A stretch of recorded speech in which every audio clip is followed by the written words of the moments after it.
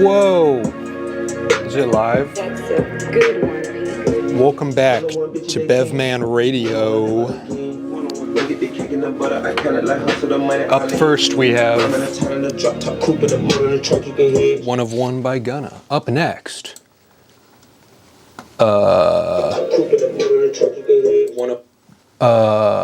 Mersbo, Woodpecker, Mersbo.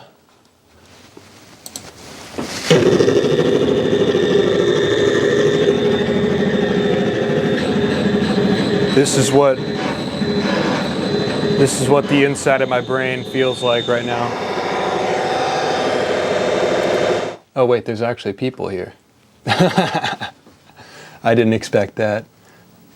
Welcome back to Bevman Radio. Next, we will be playing. I don't have anything good. I kind of want to test if there's like copyright on any of this. How much do I get screwed over? I'm just messing around on the second channel. Let's play some good old Conway the Machine.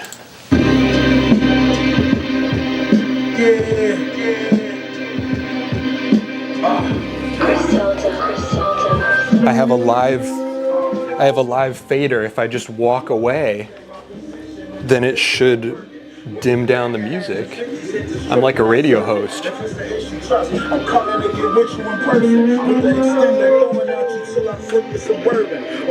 Wait, why are there 7 people here?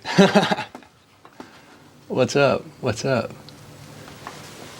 Do you like the security camera type angle? It's just like I'm in a fishbowl, the big fisheye lens. It's just 8mm lens up in the corner of the studio. I can actually make this lens go wider if I put the speed booster on it. Even on APS-C. Hold on.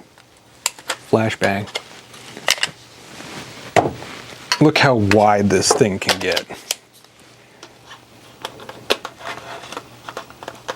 You see this? Wait, hold on. Look at this. Big old fisheye. Fishbowl Studio goes hard. I've been waiting 40 years for this upload. Yeah, sorry about that. Soon. I'm not making promises no more. At least not right now. I keep forgetting that this channel like has subscribers now.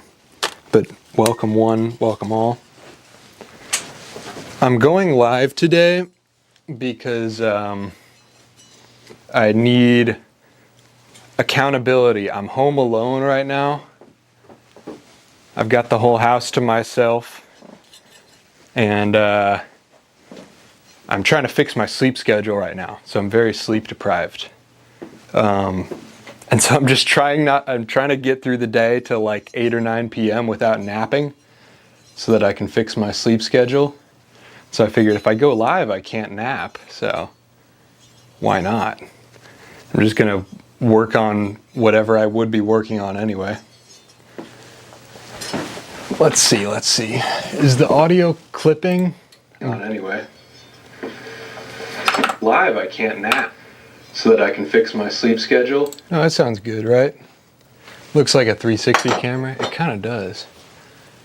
Actually, it's funny. I can plug in the Insta360 360 camera, and you can use that as like a webcam, but it like splits it because it won't do the 360. So it splits each lens, the front lens and the back lens, and it does a split screen of the two. It's kind of wonky. But it's cool.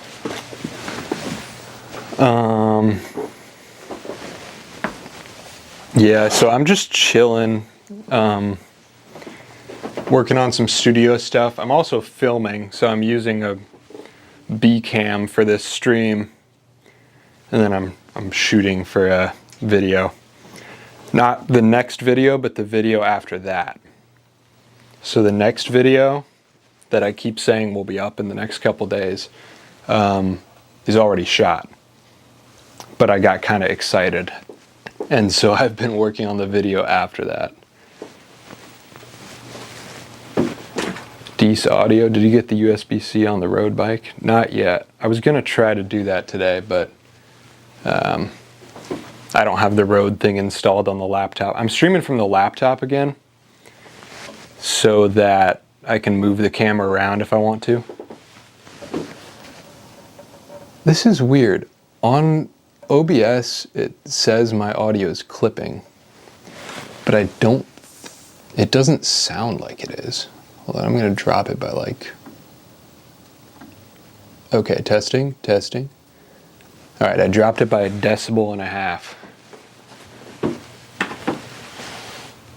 Looking forward to daily in October. I miss the weekly uploads. Yeah. Yeah, like last week I was like just working on other stuff, so I skipped. But yeah, I'm just going more freeform with it now. So like if I've got a week where I do 2 small projects, I'll just put up 2 videos that week, and that might be what this week is. That's why I'm trying to fix my sleep schedule right now, so I can actually like get stuff done. I've been working on the board game a bunch the last week,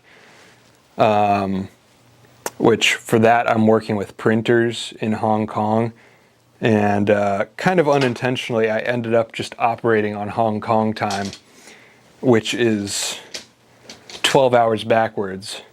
So I've been like fully nocturnal, which is not good for me because I'm a morning person.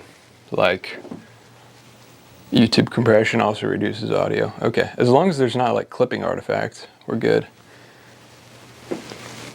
But yeah, nocturnal has not been the move for me. It's decent for like other administrative and graphic design stuff, but not for videos.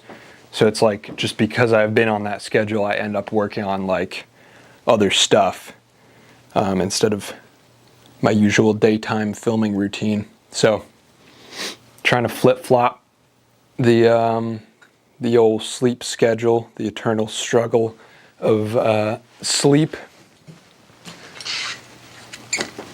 And so that's what we're here for. Just accountability to keep myself awake.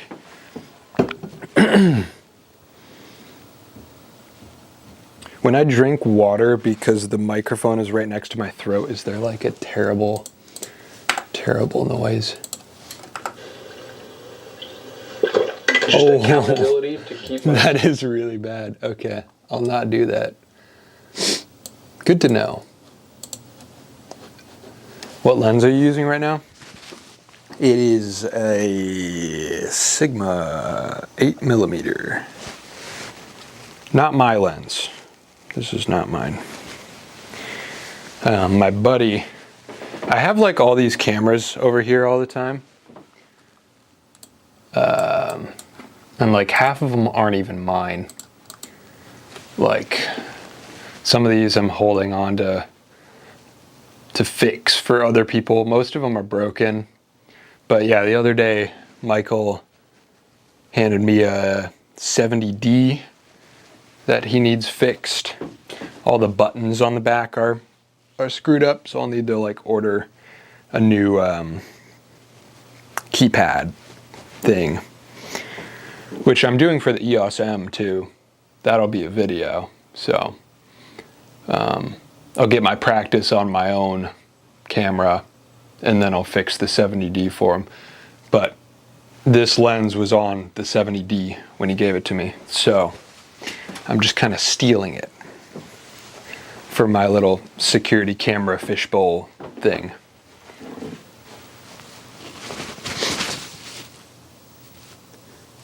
Finally a stream at a decent time. I'm from Sweden, so the other streams have been in the middle of the night for me. Well, I'm glad you could catch one, but yeah, these second channel streams are not not the same energy. Like I said, I'm correcting my sleep schedule today. So I'm just doing this to stay awake, basically. I pulled an all-nighter. So I did not sleep last night. And if I make it to like 8 or 9 p.m., then I'm golden. But yeah, I was like totally flip-flopped. 7 p.m. stream? Where are you that it's 7 p.m.? It's 1 p.m. here. I guess probably Europe or something. Your room looks very different from this angle. Yeah, this is like a very underdeveloped side of the room. This is what I'm working on right now. So this whole spray paint rack here that I built in the first studio build video, this was over here, but I moved it over here to buy myself some space here. Is that in frame? Yeah, everything is in frame.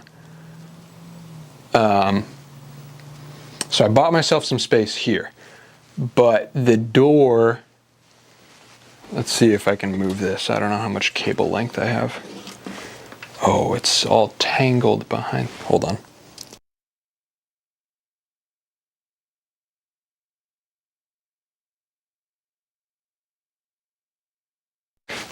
I just realized after I unplugged that the audio goes away when I unplug it as well. Let's see. So I bought myself some space over here.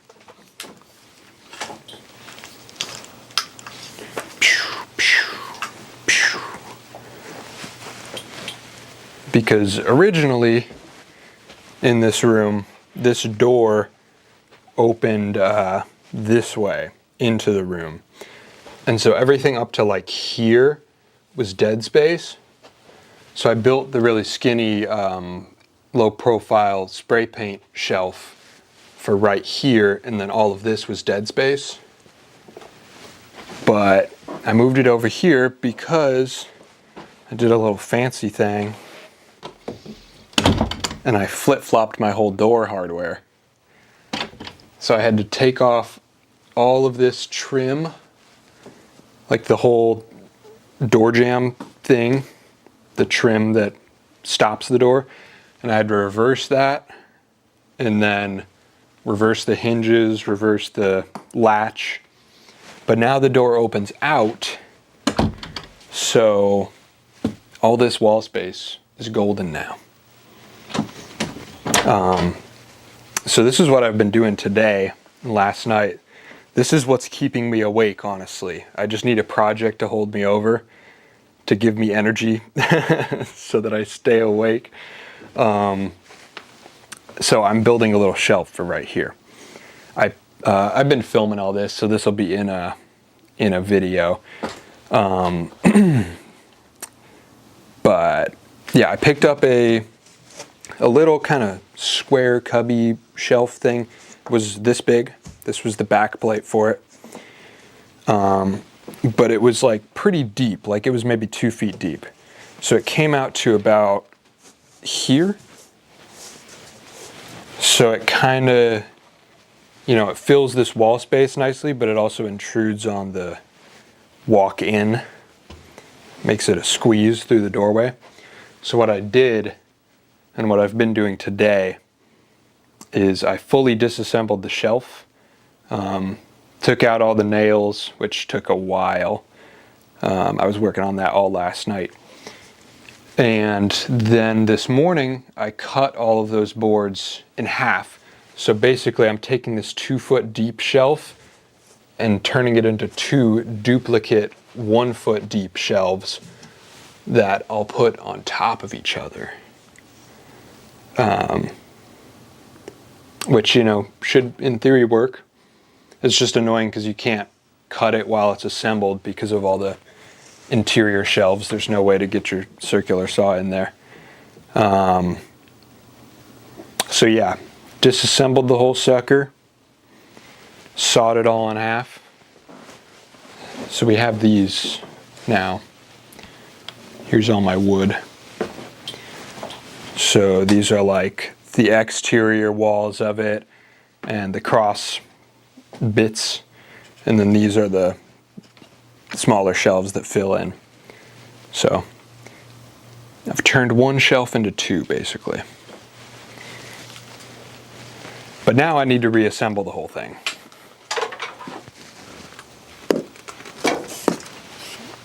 So, what's the chat saying? Just got out of class, happy to have this stream now.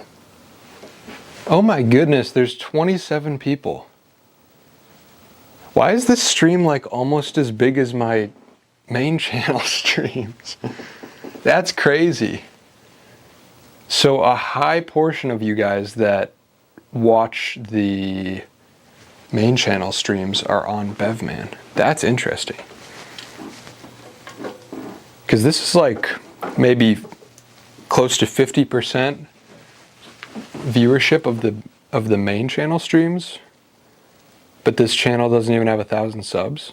That's crazy. Only the most dedicated, of course. Exactly. Feels like network television when you see the color bars come up. Yeah, yeah. With those cheap capture cards, when you have no HDMI source, it does the color bars. Flipping the door is cool. I didn't know you could do that. Yeah, technically, I'm renting the house, so I shouldn't do that. But I did. It basically entails like removing the whole trim, which is really just nailed in.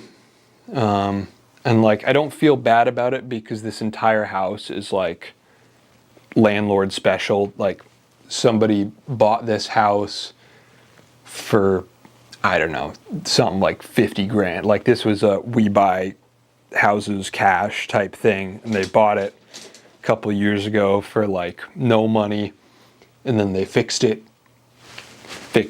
for no money, which was basically just slathering white paint on everything. So I don't feel bad about like flipping the door, messing with the hardware, because honestly, the care that I put into doing that, it's like objectively done better than it was before. So I'll just flip it back whenever I move out and nobody will know. Us Europeans are perfectly in the evening time, so it's just coffee and chill or whatever you drink. Hell yeah. I'm gonna make another coffee in a second. It's keeping me going. You basically will not get your security deposit back. Who knows? I mean, honestly, it took me maybe an hour to flip it. Longer with waiting on paint to dry and stuff, but I didn't do anything permanent. I just knocked a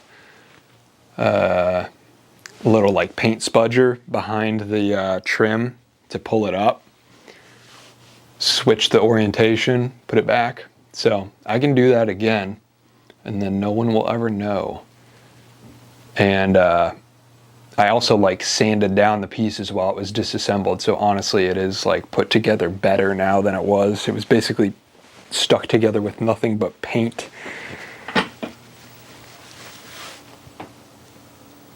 Hello, this is my first live of yours. One of my favorite YouTubers mentioned your first channel in his recent video about 3 days ago, and I binged your channel for half the day that day. Hell yeah. Hell yeah, I love to hear that.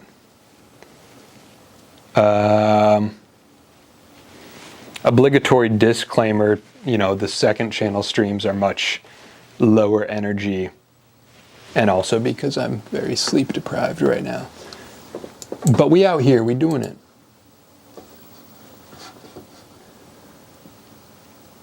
So it is a secret behind the scenes stream.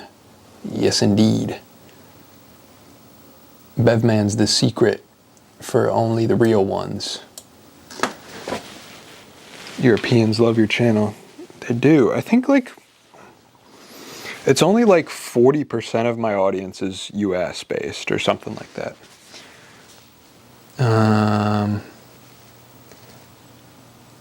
Title of this stream is Lunch with the Bev Man.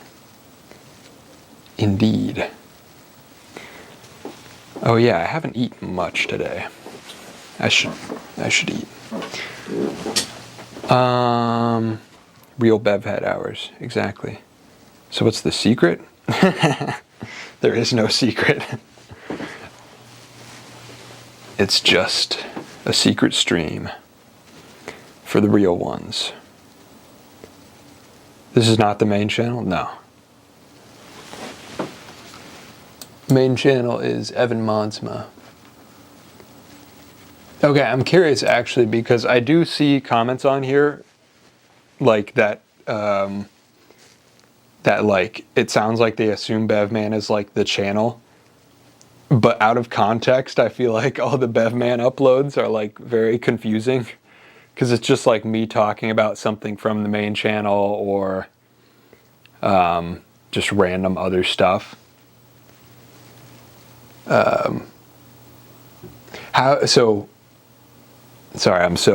My brain is all over the place. I haven't slept. How did you find Bevman then? Did you get a video recommended? Because I know there's a handful of people here that think this is the main channel. Hello from Wisconsin. Hello from Indiana. Anyway, I'm gonna start putting together some wood. That's what this thing is all about. I'm just gonna work on what I would have worked on anyway, but live streamed so that I can't nap. My room is a mess right now.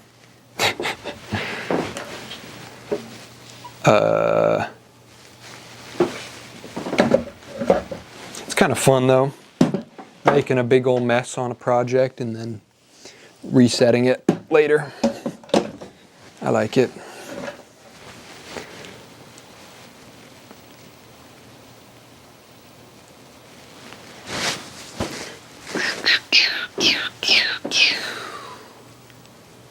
What time is it even? I have no idea. 1 p.m. Cool.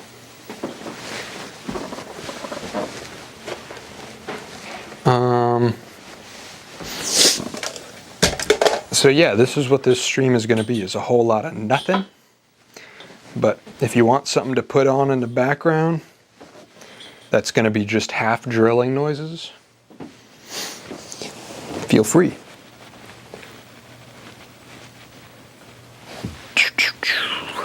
Okay, so when I took apart this whole shelf, I marked on it with a paint marker the locations of each individual slab so that when I put it back together, I can use the same pieces in the same orientation so that I know it'll fit properly. Which I have neglected to do, doing similar things in the past, and I always regret it. So, wanted to do it right this time. Especially because the shelf is so complicated. I had to pull so many nails last night. So many nails. I got a whole cup of nails here. But I think I missed like 2 or 3 that I noticed when I was sanding these down. And I need to find those. Okay, there's one.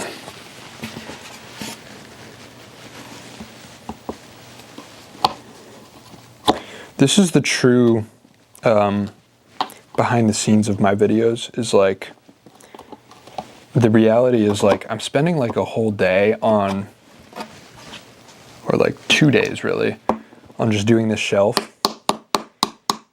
But the shelf isn't a video. The shelf will be in a studio upgrade video. And it's like this, this whole like 2 days of building stuff is gonna end up being like a minute or 30 seconds in the video. Gosh, this nail just keeps bending. You are being a nasty little sucker.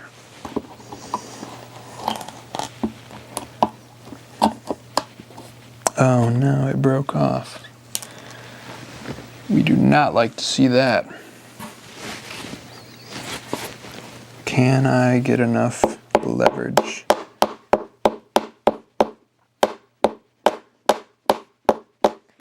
I was on such a good streak, I didn't break any nails the whole time I was pulling them yesterday. And this is literally the second to last nail on the whole shelf. And of course, I break that one. I'm trying not to leave any metal in here. Not that it really matters.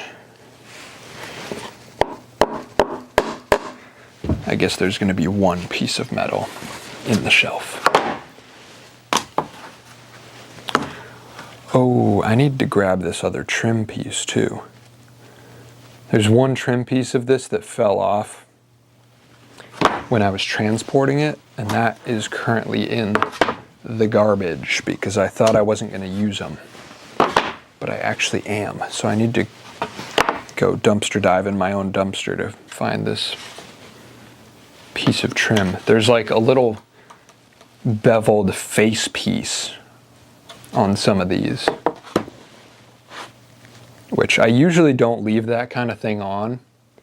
Like any veneers, anything like that, I always take off. I don't like that stuff. But on this one, this is like a really old, like well-built shelf. And these things are like actual wood. It's not like fake wood hiding particle board. It's like, it's just a nice beveled edge. So I think I'm gonna keep those. What are the people saying?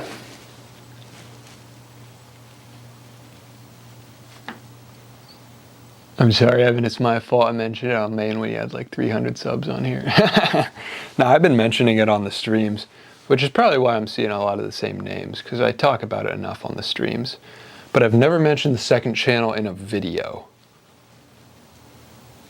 which I kind of like. I kind of like keeping it small.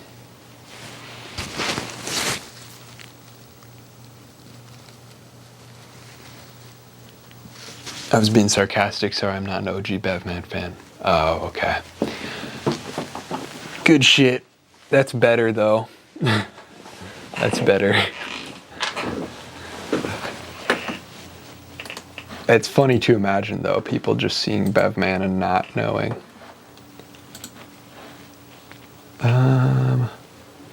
Bevman walking in his studio for 2 hours straight 480p. That could be the title of this stream.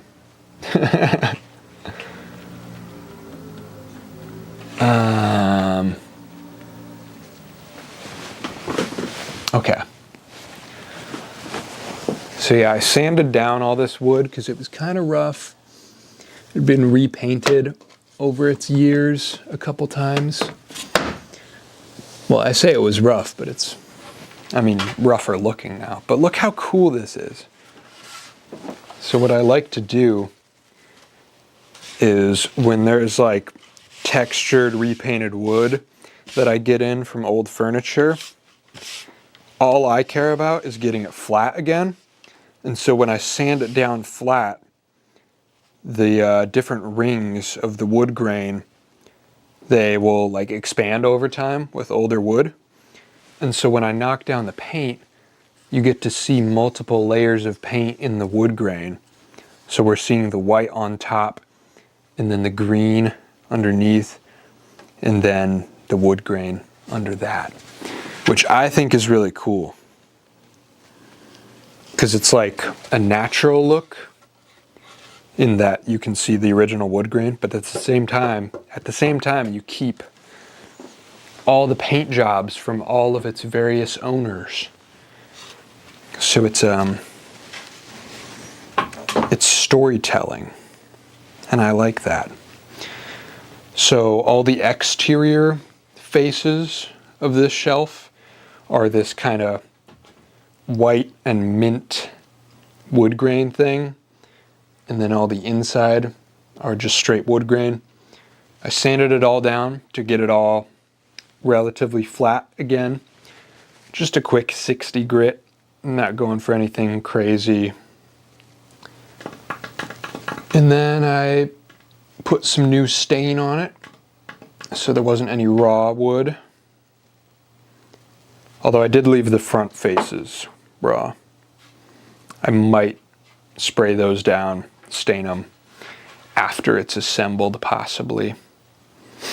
That's the nice thing about wood stain in an aerosol can, is unlike brushing it on, you can kind of do it after it's assembled and you don't have any problem getting in all the cracks and places. I love that wood, the way it's cut. It's great to build a boat with. Hell yeah. That's some texture to be jealous for. Yeah, I always like end up on it accidentally. It's just any wood that's been around for long enough after it was originally milled. I think it's like the rings in it, like it's something about each ring has two segments. There's like the summer growth and then the winter, or something like that. And so it'll be every other ring is like somewhat of a different structure. And so over time, as the wood sets, you know, originally it gets milled completely flat, but then over time, every other ring like shrinks a little more than the other one does. And so you get texture in it. And then when you sand it down, you can see that. I also think it's cool on some of these. You can see, this is just some old furniture craftsmanship stuff. You'll never see this in IKEA. They don't even use real wood. But you can see these little leaf shape patches from where the original slab of wood had a like a knot in it or something. And so they use a special tool to cut out this shape. And then they stick in a replacement piece of wood to fill in that area where there was a knot. And so in this one you can see 3 of them. So there's one leaf here, there's another one here, and another one here. So I guess the knot was big enough that they needed 3, so they put this one in, drilled part of that out for this one, then drilled part of that out for this one. And I think it's just cool that you can see that. I know the lighting isn't the best on that angle, but whatever.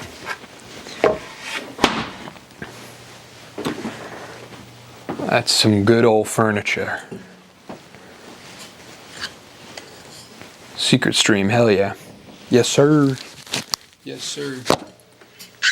I'm taking my mic off to drink water this time, so I don't get any noises.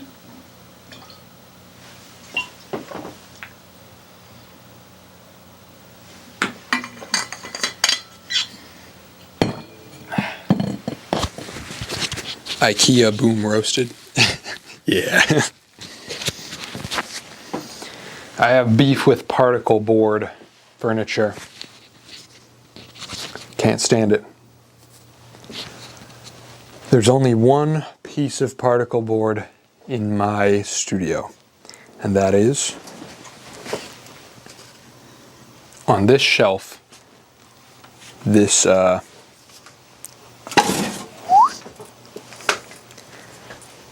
the central piece of this central shelf in the studio. So this board, this board, this board.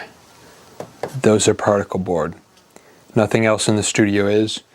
And that is that way because that was my childhood desk. Early 2000s, cheap furniture. So that's particle board. And this was the desk topper for the desk that was in me and my brother's room as a kid. And I have, the desk is long gone. I kept the desk topper as a shelf, and it's been modified over the years. Put these bits in, these are real wood. And then reframed the whole thing with 2x4s. So now it's just a couple boards left of that original that original set that I filmed YouTube videos on my iPod as a child.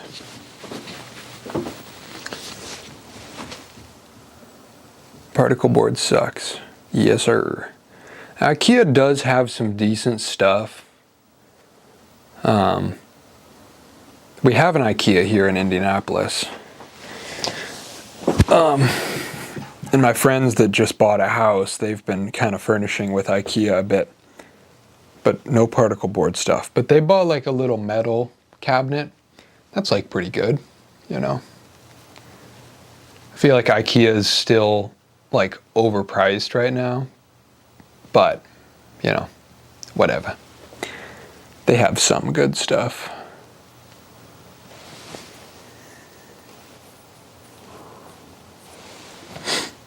I got 7 more hours. I need to stay awake for 7 more hours. But I can't drink too much coffee because at a certain point, you know, coffee just gives you jitters and it doesn't actually help. So I'm spacing out my coffee intake. Okay, so what are my steps here?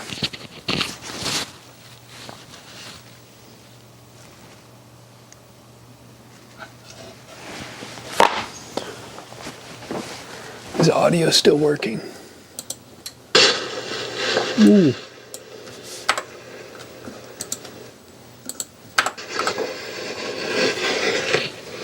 What are my steps here?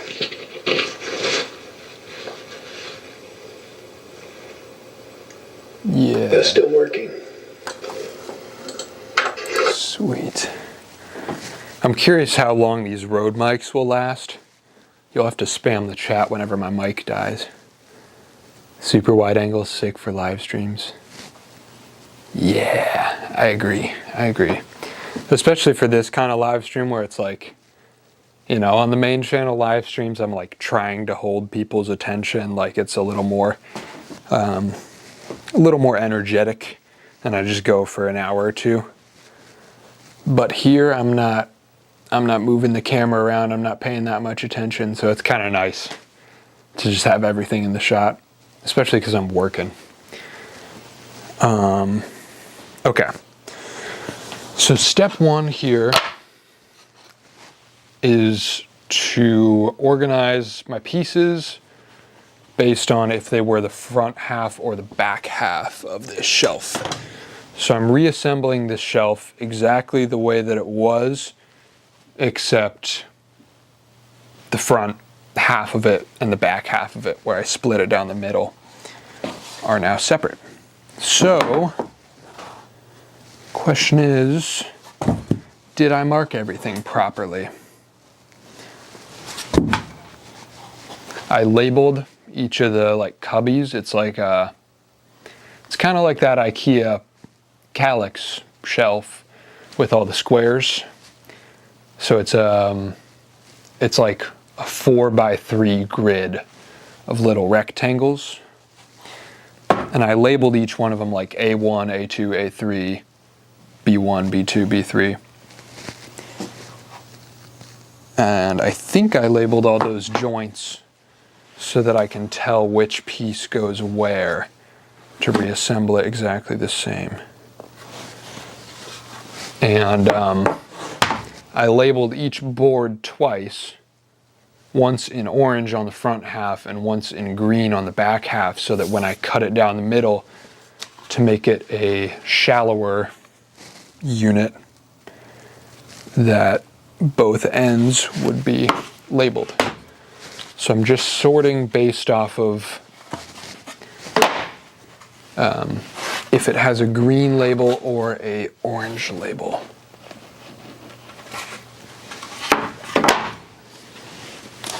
And we should end up with 4 external boards for the box, 2 slightly shorter running boards that go vertical, I think.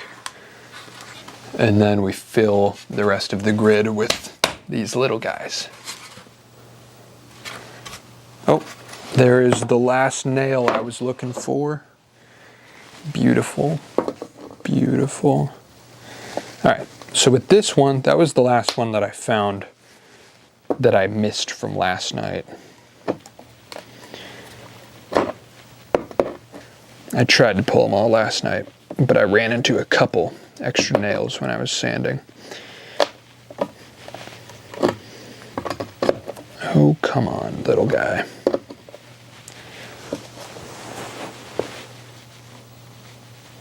Cactus emojis, I like those. So now the reassembly of this thing is a whole nother beast. I'm just organizing my boards right now so I know what I'm working with. But my method of reassembly is somewhat up in the air still. I'm putting it back together with screws instead of nails. I know technically with certain woodworking things, nails are better because they deal with the natural warping of wood better. Like if you're putting together a house, like I think like standard framing for a 2x4 house, if you're doing a roof, you want it to be nails so that with humidity changes and stuff as the wood shifts, because wood will like, I think it's expand in the summer, contract in the winter, or the other way around. And at a big enough scale, you know, that can be significant. And if you have screws, they won't deal with the it's not shear force. What is that force called? They won't deal with it as well as nails will, because nails can deal with some pushing and pulling, where screws will just kind of rip out and lose their strength. Can't tell if this one is marked green or orange, because at one point I kind of mixed my markers. So it has some green and some orange on it. Oh, which one was that?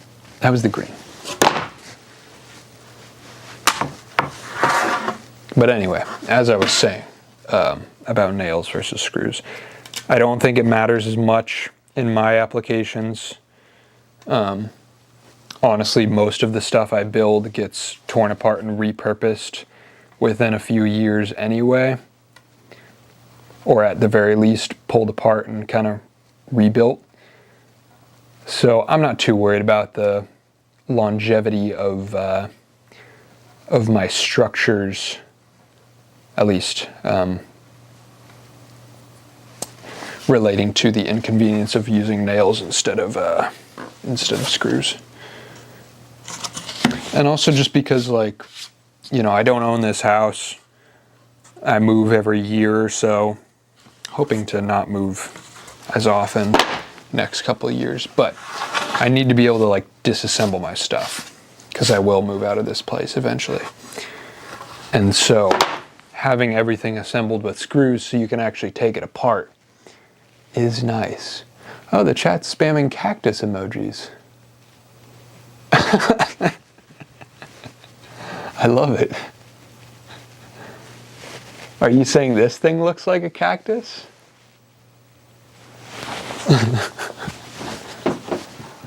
How dare you? Oh, they're having a cactus fight. Okay. I have the same number of boards in both piles, which is a good sign. That's better than if they weren't that way.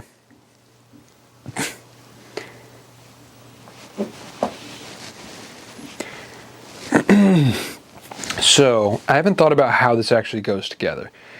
Because the thing with nails is,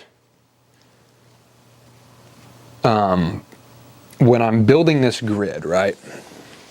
I don't know how well you can see this, but when I'm building this grid, I'll angle it this way so you can see. So if this is my running board that goes vertical, and I need to put in these horizontal shelves. So I need to build this T. If I have nails, I can, obviously you can nail or screw in the first one, but then for the second one, you don't have access to the other side of that to put it in.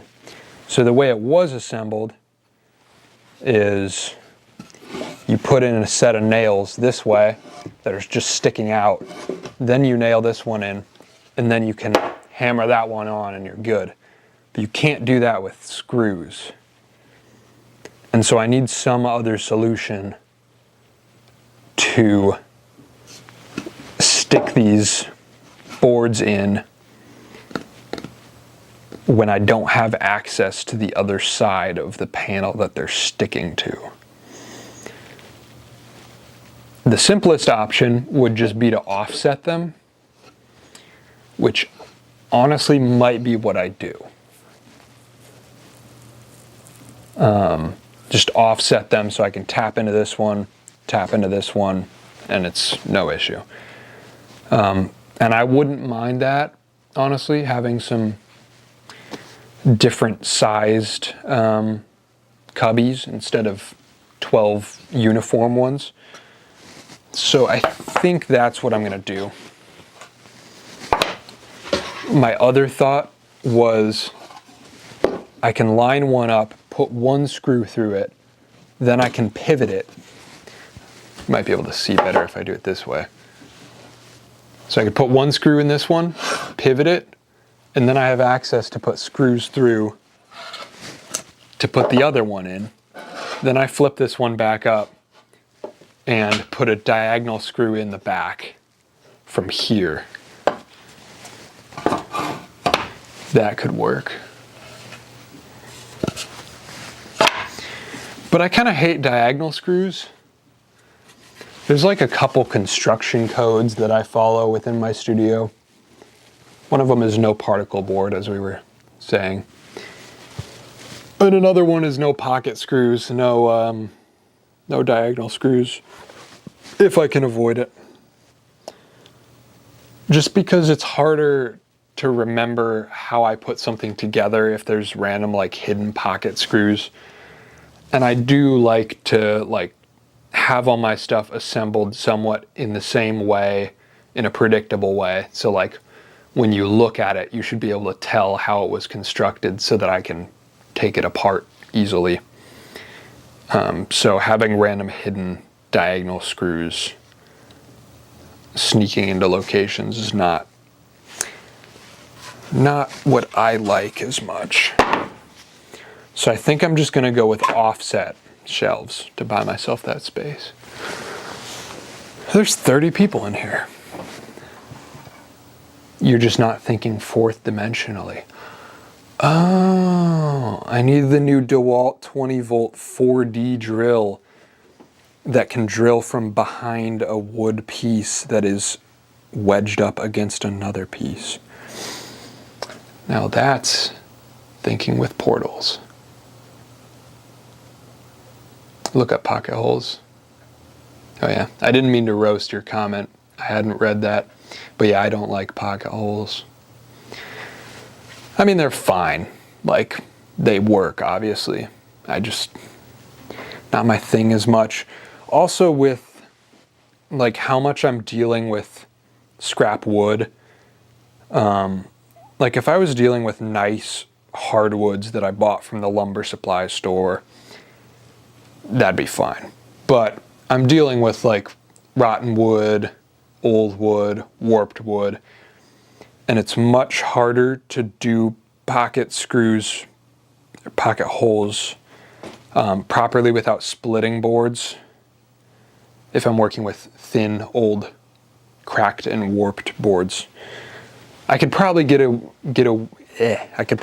with it here, but I don't think I will.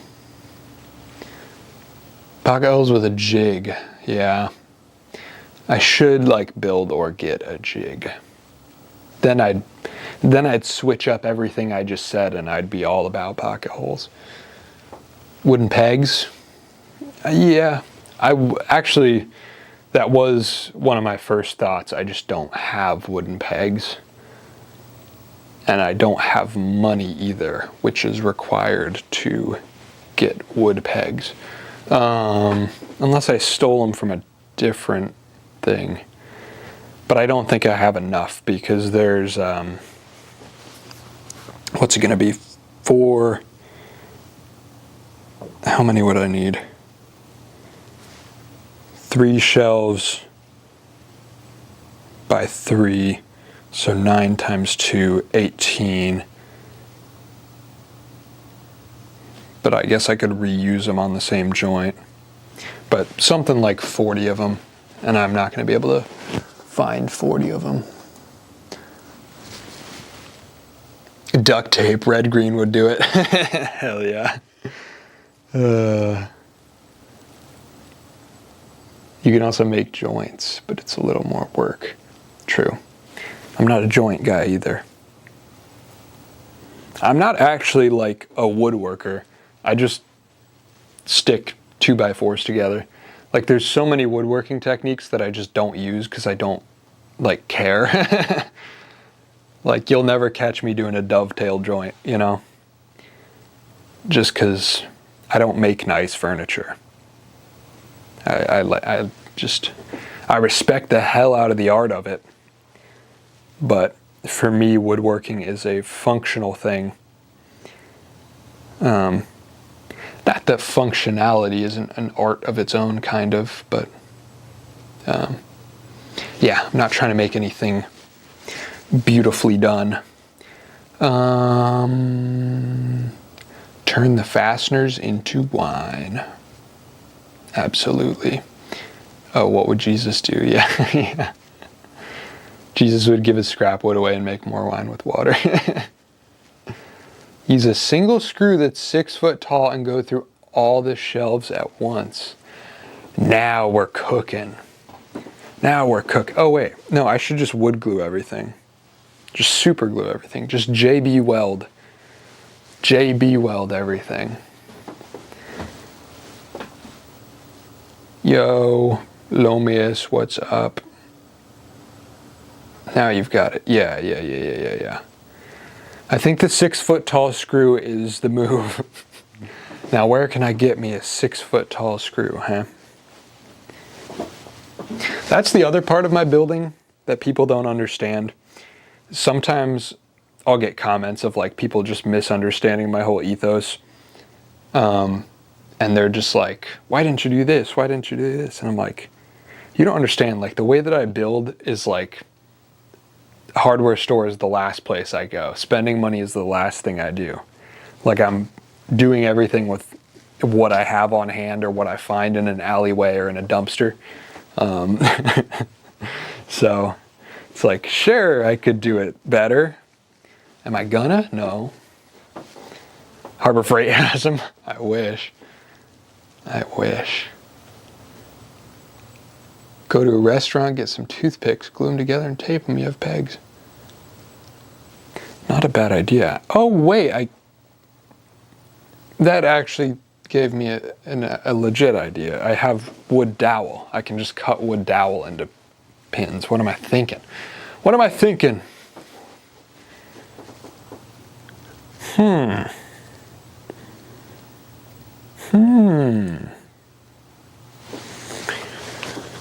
Do I want to do pegs?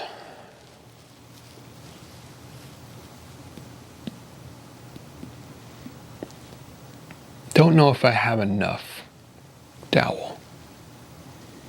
I've got 2 different thicknesses, and I don't know if the like chopstick thickness would cut it. But it's not like these are holding much weight.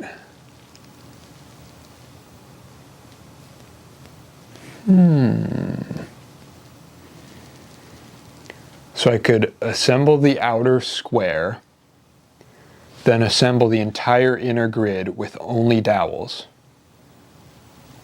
then stick that into the square and put screws in from the outside. I like that. Okay, so I have 2 valid strategies to go forward with. If I want the grid, where the shelves are perfectly aligned next to each other, dowels or pins. But if I want them skewed, then I just do screws. So the question is, what do I actually want?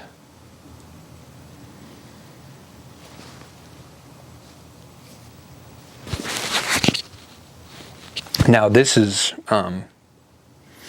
just behind the scenes of my thought process of how I make things is cut first, measure later. Instead of making that decision of which method I'm going for, either way, I need to stick together the 4 pieces on the outside for the 2 sets. Either way, I'm doing that, whether I do screws with offset shelves or dowels with aligned shelves. So I'm just going to do that and not make the decision, because then I can visualize the thing. This is another thing about the way that I work, is I don't sketch that often. I know there's some people that, like, when they build furniture, they like entirely CAD model it out and they get the exact dimensions of every piece they need, and then they just basically CAD design a plan and then follow the plan to a T. But for me, I like to just start building and then kind of sketch in the process. Because like with sketching or with CAD, you never really know if you're going to like it until you see it in front of you. And that's why I like building the way I do, is so that I get to see it in front of me as I'm designing it.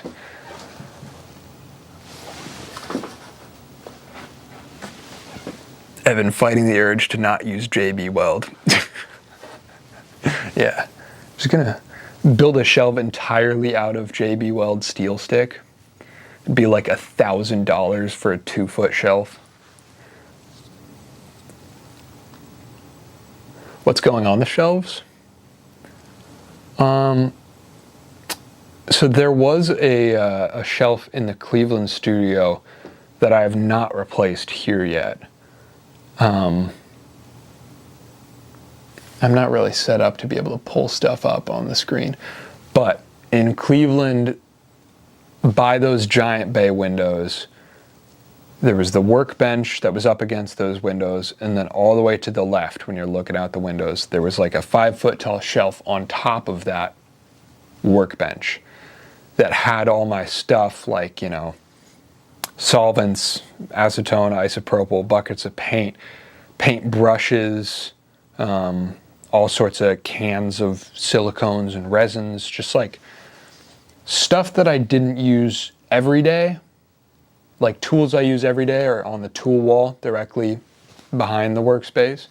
But there's this other shelf of like stuff that comes up for specific projects that doesn't live in like the ammo box kits up there, or the metal cabinets there, or the filing cabinets.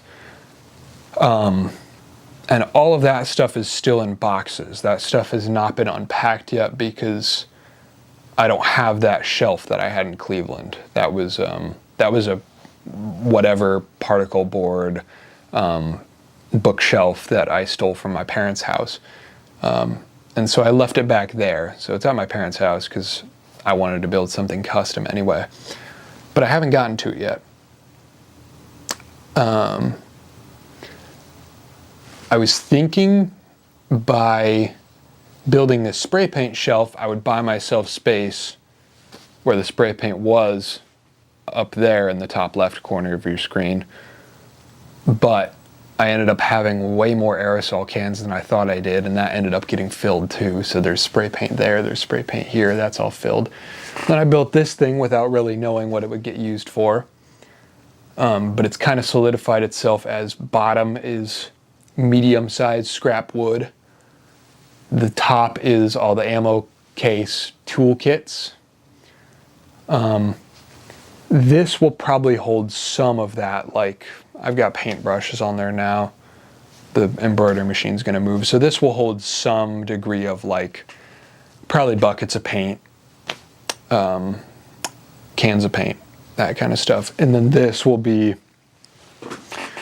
music production stuff. So this shelf ended up not actually resolving that missing shelf that I thought it would. So now this thing, to answer your question, this shelf that I'm building will hold a lot of that stuff. So just random, like one of the cubbies will be silicone and resin stuff. One of the cubbies might be embroidery thread. One of the cubbies might be like my box of various tapes, like painter's tape, stuff like that. So it's like stuff that's a bit too big to be in one of those toolkits, but that's not big enough to warrant a filing cabinet shelf.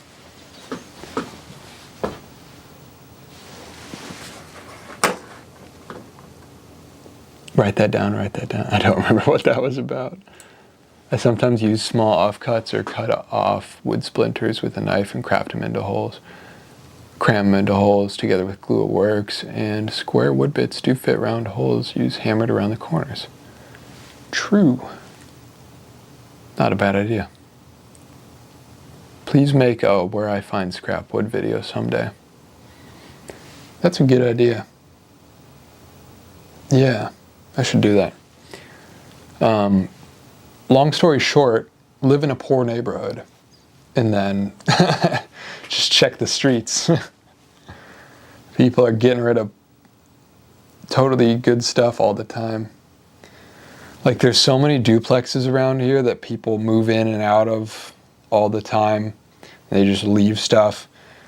And funny enough, the furniture that people leave on the side of the road in poorer neighborhoods is better than the furniture that people leave out in upper middle class neighborhoods. Because those people buy new furniture from IKEA and it's junk.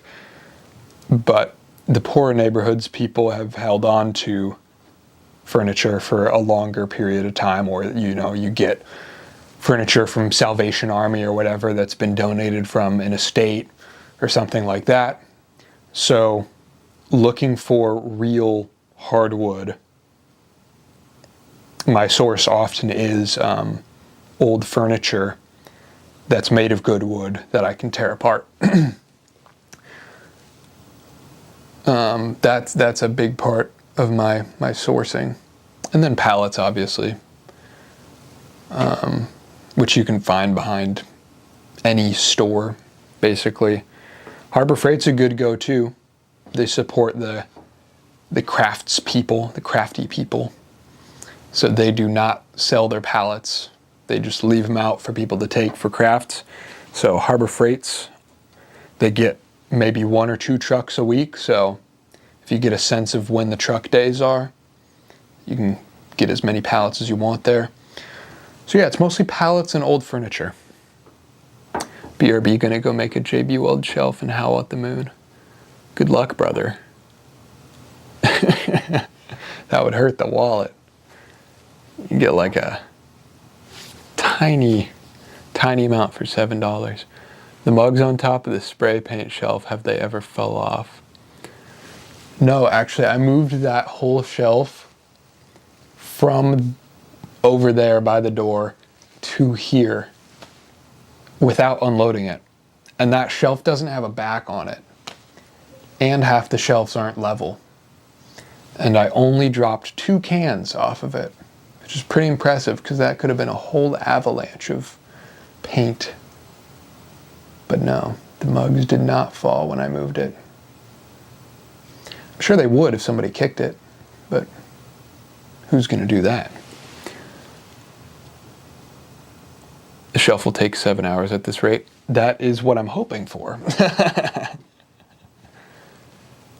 My only mission for today is to stay awake until 8 p.m.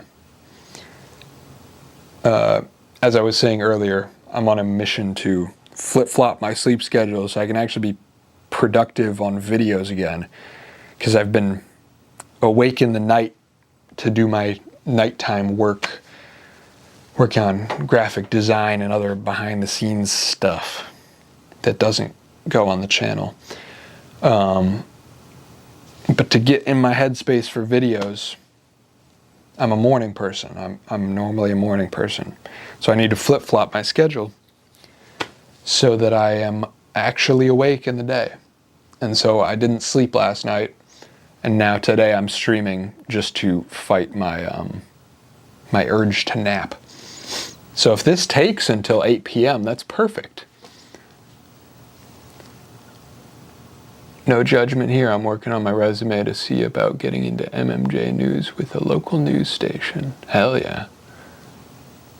By the way, I want to support you on your website, but I can only pay by credit card, and I don't have one. Can you put another way to pay up there for the Europe peeps? You don't have like... I didn't know that. Does it not have PayPal or anything? And it should take like debit card too, right? I did not know this. I don't program the payment portal for the site, so I can't change that. But if that's true, that's kind of an issue. Okay, I'm opening it in incognito so that I'm not logged in. Okay. $5 a month, blah, blah, blah. Blah, blah, blah.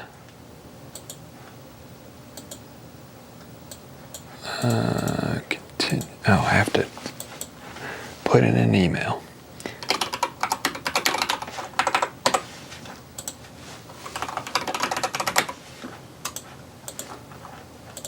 Continue to payment.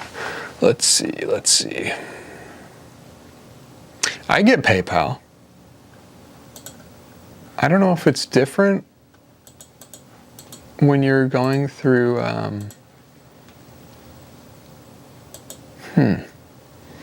if you have, if you're on the Discord, I think you are, right? I feel like I've seen you in there.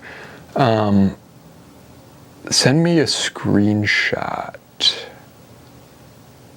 of what you see when you get to the payment method screen, because I'm seeing credit or debit card or PayPal. It does take debit cards as long as the debit card has a Visa or MasterCard logo. Huh. I also paid via PayPal. Okay, good.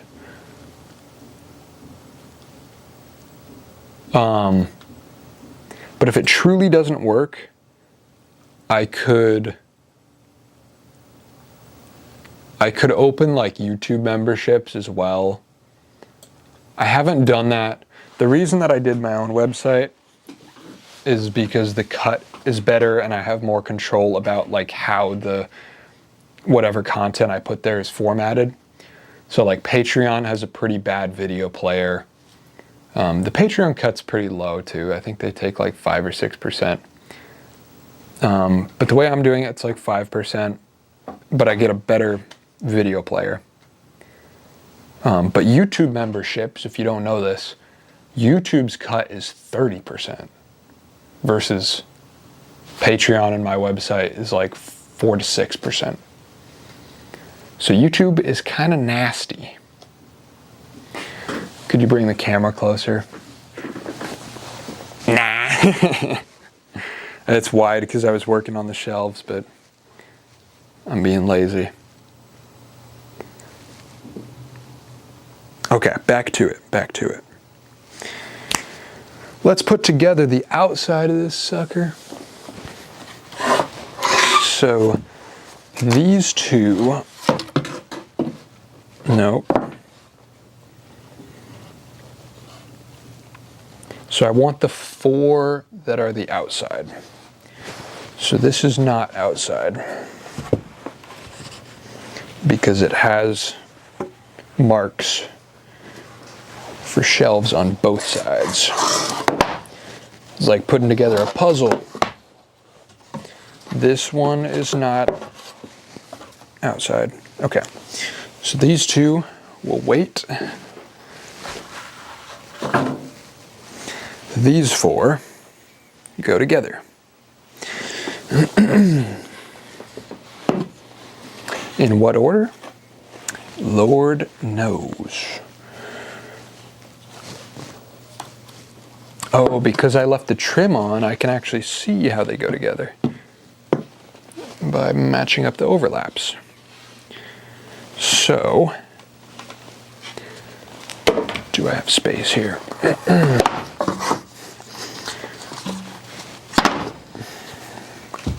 That is the top, we'll say.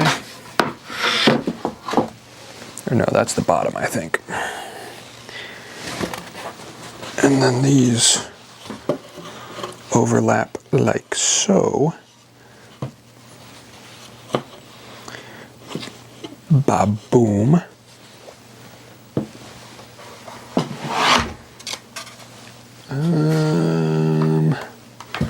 Oh, no, that was not the top. This shelf is structured kind of weirdly. I don't know why they built it the way that they did, but like normally when I build shelves, I have the long piece on the top and the bottom, and then shorter pieces that bridge that vertical, or the other way around. But on this one, it's like a long piece, and then it overlaps to the corner here. I'm not explaining this well enough. I would need a visual. But it like, the corner structure is not symmetrical. The way that the pieces line up with each other. It's really weird.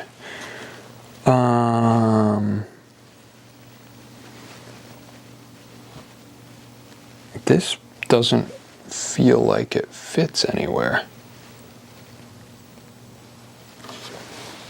What? Okay, so this goes here, but then that feels like it's backwards.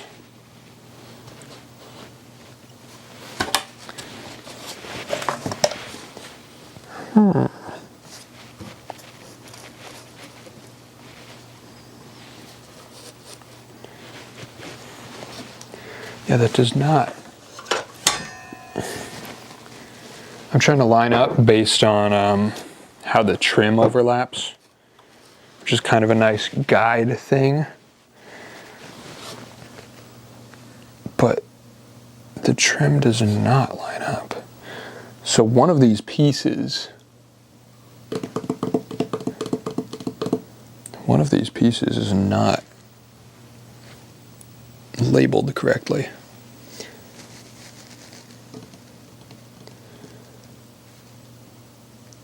Unless I've gone full stupid mode, which I have because I didn't sleep.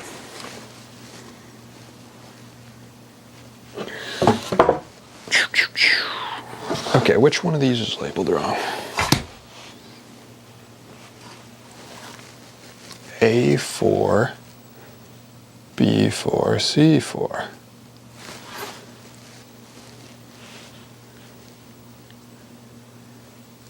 And nothing on this side.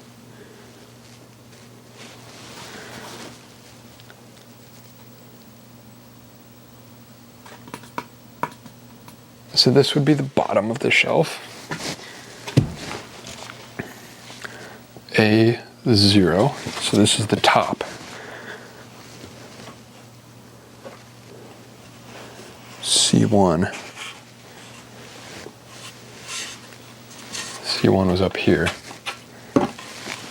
So this is supposed to go like that. And then like that. Okay, this does fit. But then my other piece, is my other piece correct? Or is this mislabeled? Yeah, this is definitely mislabeled. Or I read it wrong. A1.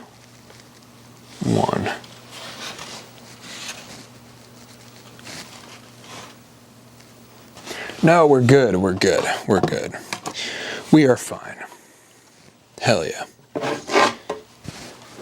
I know this isn't very intriguing because I'm not doing close-ups, but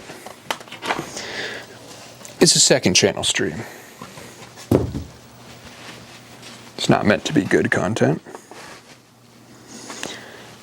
All right, so let's start putting screws in these suckers. Get to the fun part, you know? All right, let's find something that's roughly square shaped to hold this up. How about you? Ooh. You're a square. Ish. Boom. Boom.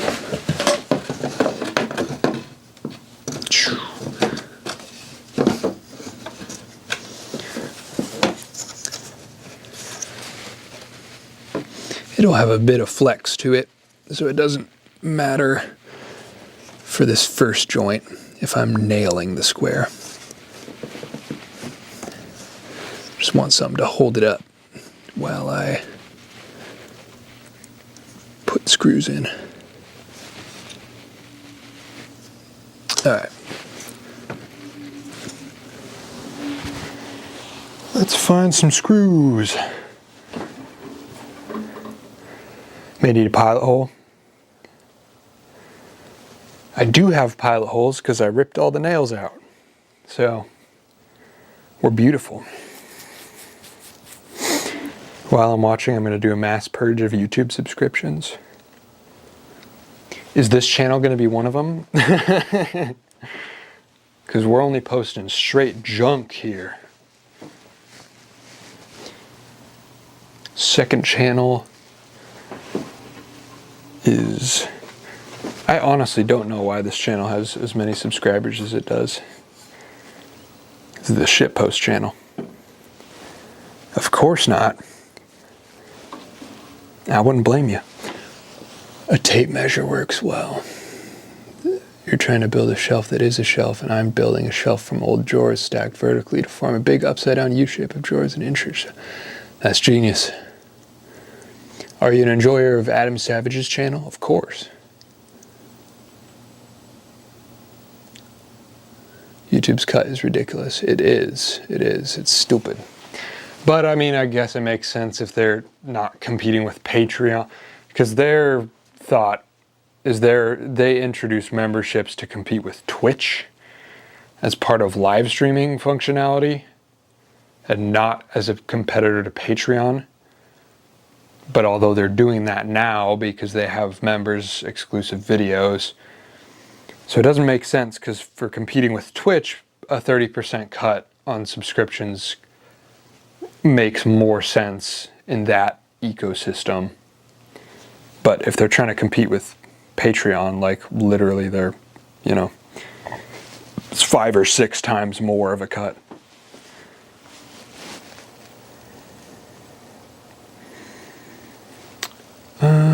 Where did I put my screws? Where did I put my driver? Where did I put anything?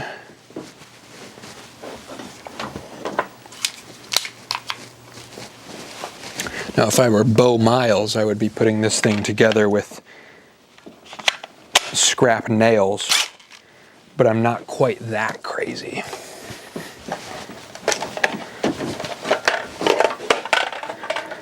Scrap nails found at a roundabout.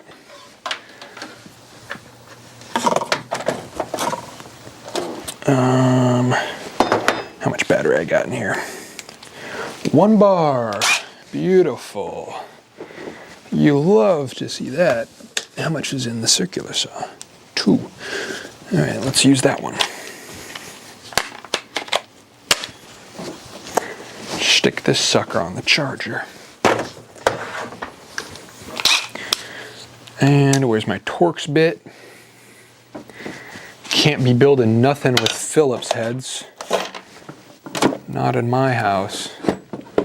We use Torx bits only.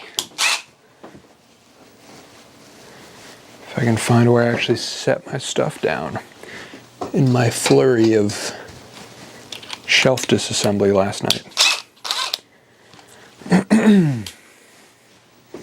Should I be filming this for the video.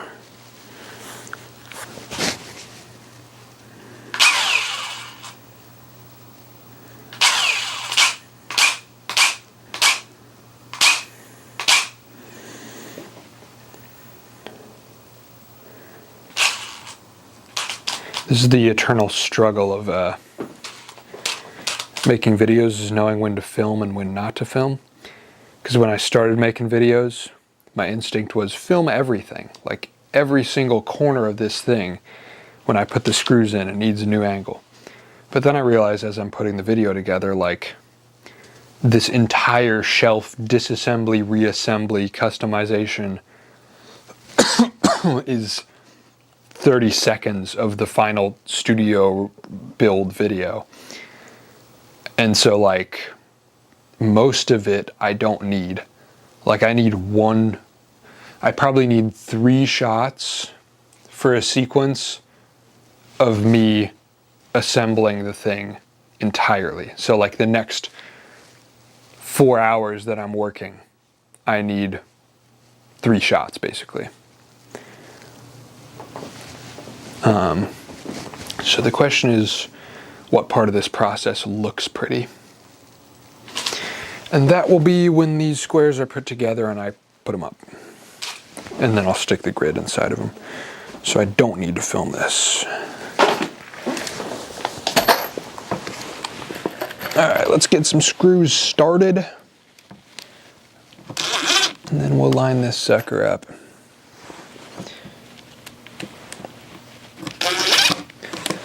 This part is lovely. It gives me the same vibe. Doing this kind of thing gives me the same vibe of like taking an old truck, an old Ford truck with a lot of patina on it, a bunch of rust. Taking it apart, cleaning it up,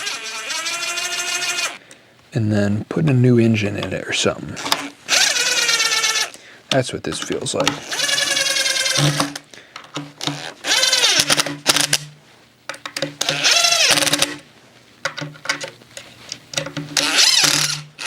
Oh yeah, it'll kind of naturally align itself to square because I'm following the holes of the drill, or I'm following the holes where the nails were. So it's kind of aligned for me. I'm basically building an IKEA shelf here.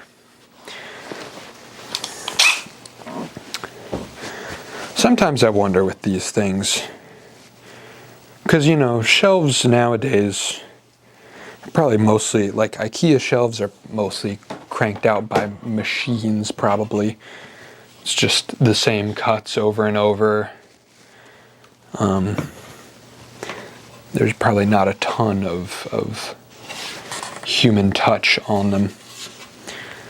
But these old shelves, you know, as I disassemble them, I get to see choices that the person who built them made.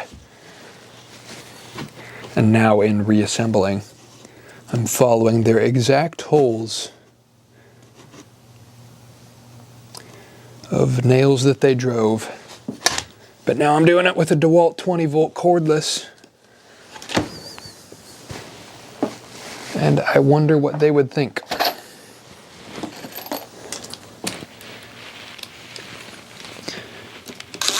I have no idea how old this shelf is, really.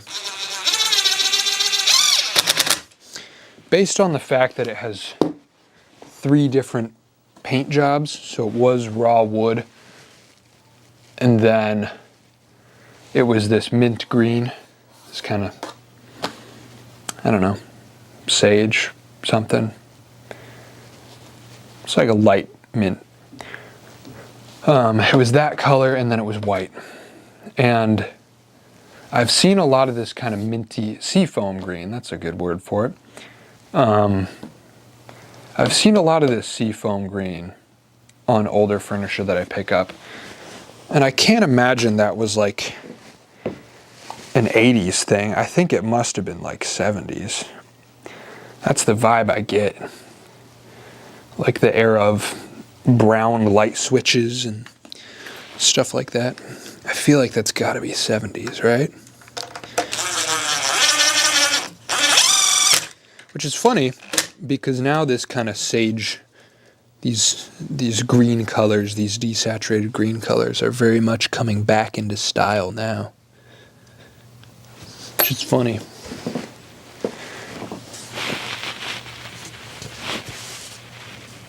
Is there not a third hole here? Well, if there's not, I'm gonna make one. Or is that overkill? Nah, I'm gonna do it.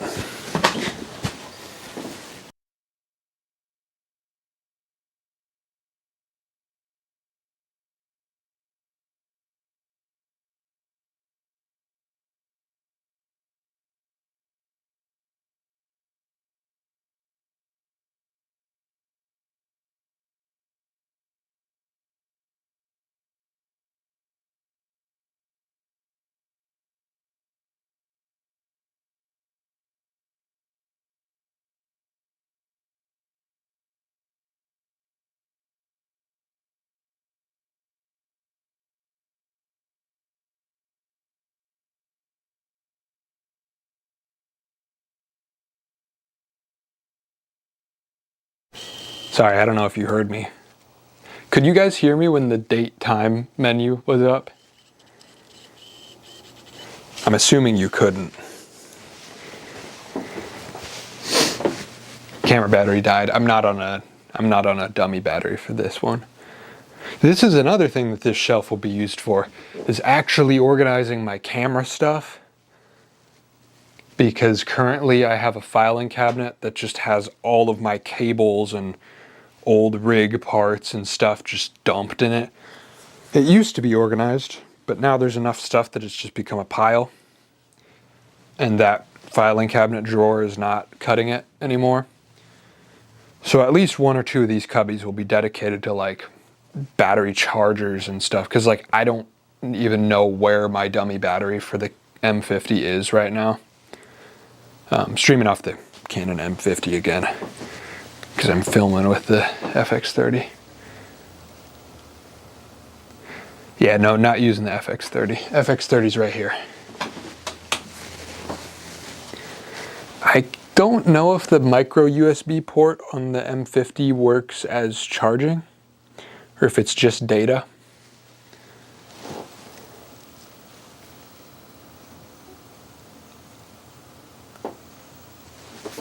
No audio for... Wait, are we still running no audio?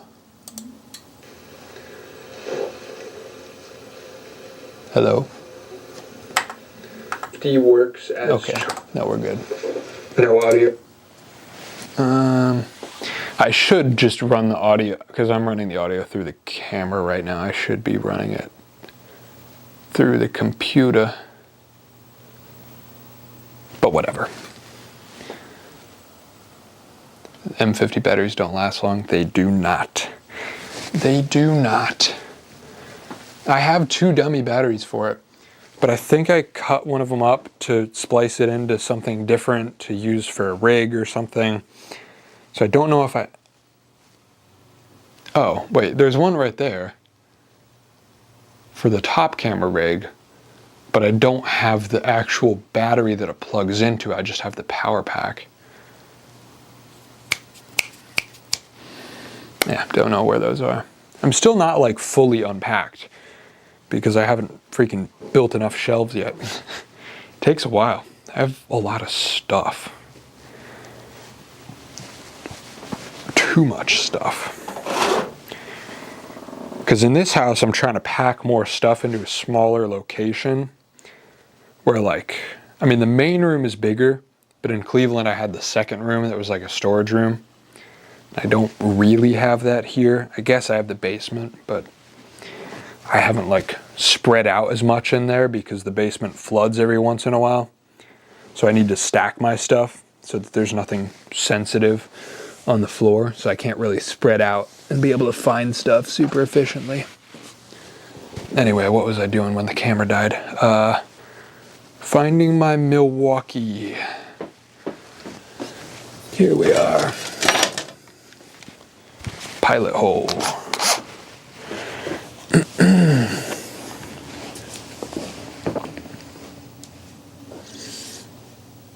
So yeah, this is what I was talking about earlier with how weird this construction is.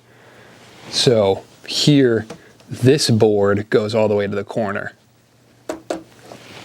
So you would expect this board to also go all the way to the corner, but it doesn't. So this board is skewed this way.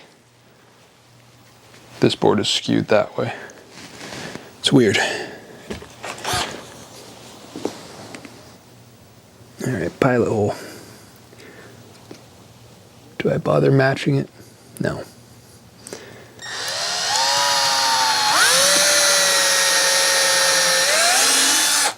Beauty. Now let's hope this doesn't split because I'm not using a very long drill bit.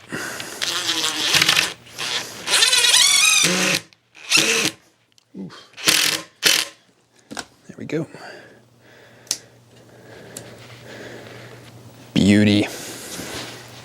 All right, time for number 4.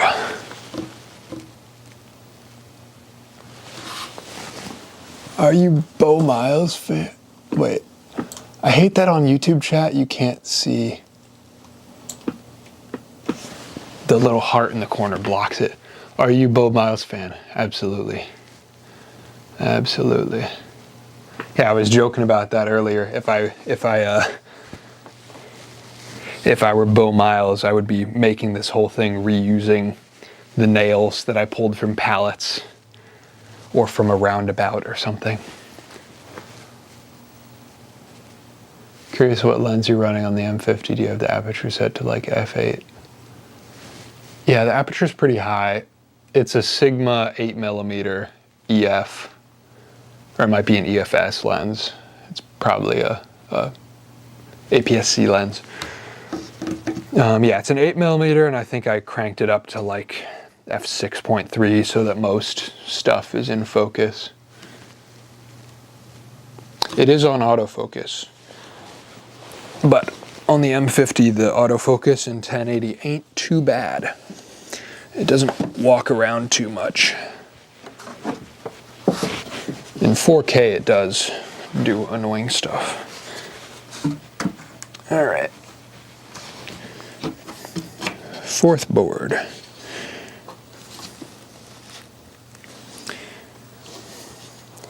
Ooh.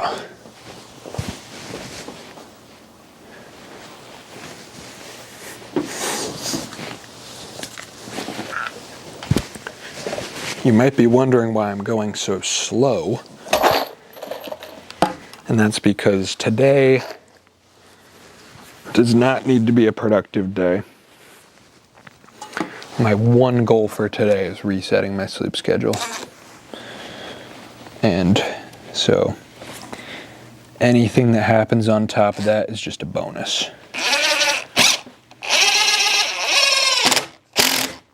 A lot of these pilot holes where the nails were driven are very sideways.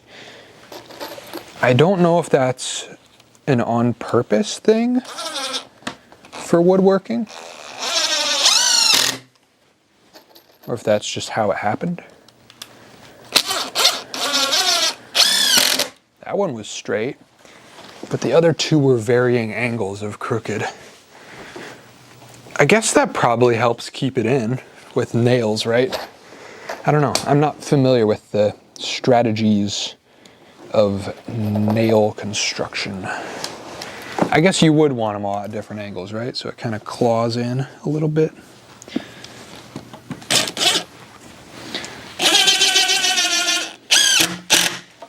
Oh, this is so nice that I just have all these pilot holes. This is lovely. Well, I say that, but now I actually don't have any. Oh, Mr. Milwaukee, come back. Ooh.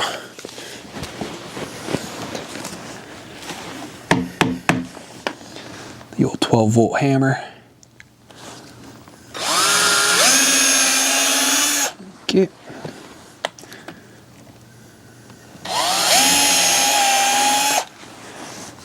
Does anybody know, when did air nailers become a thing? Like nail guns. how long was it before, like how long was the average woodworker just hand driving nails for everything?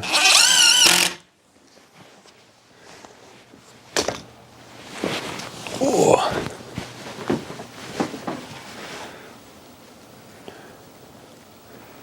I was guessing a high aperture because the focus seems okay. Yep.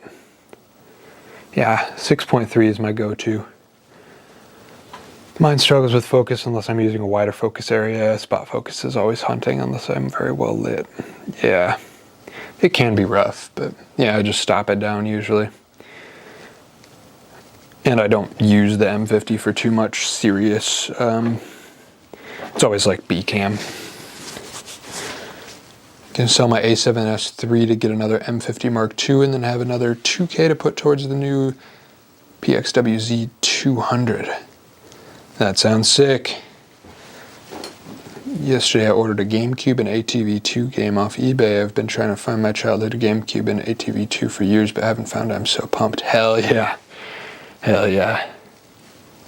I kind of want to get some old game consoles, but that's dangerous. I can't be gaming. Because if I get into gaming, I'll be gaming too much. I'm an all or nothing kind of guy. Air nailers came out in the 60s. That makes sense. That makes sense.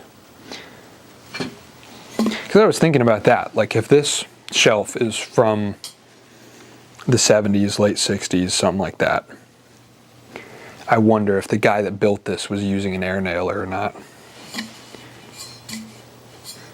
Like if this was just some mom and pop furniture store type thing. I don't know how the business worked back then. Were there big furniture distributors? I don't know.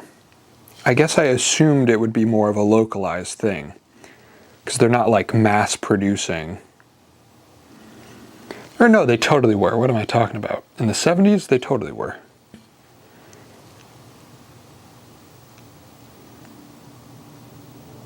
But I wonder if that's what this was or not.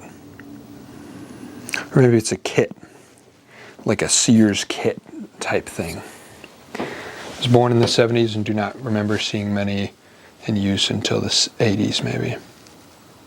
Interesting. Yeah, I guess it probably wasn't widely used right off the bat by your average Joe. Did I put all the screws in here? I don't remember. 3 there. 3 there. We have a structure. Whew. Look at that. So now you can picture what I was talking about. So when I picked this shelf up, it was this size, but twice as deep. Is this a good angle? No, it's not. So it was exactly this size, but 2 of these deep. So when it's over here, which is where it will live, now it can be all the way back here and hardly block the doorway. But before, it would have come out to all the way out here and really block stuff up for walking in. So I'm happy as hell with that.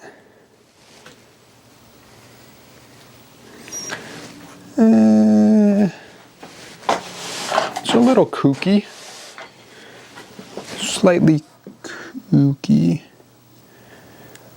The stock nail holes didn't line up as well. Maybe because the nails bent as they were going in, possibly. This joint's goofy. Too goofy for my standards. I'm redoing that one. This one's slightly goofy, but fine in my world. I'm just gonna redo this one. And I will not follow the nail holes. Get back in there. We're making new holes.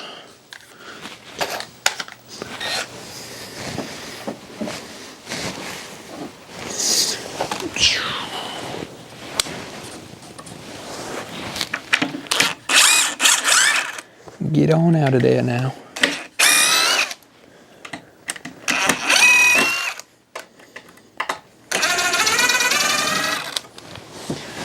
Okay. Now line up properly, please.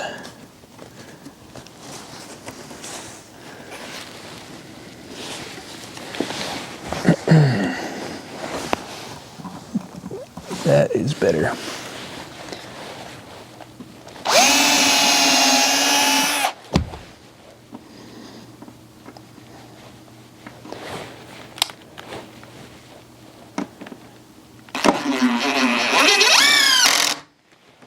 Yay.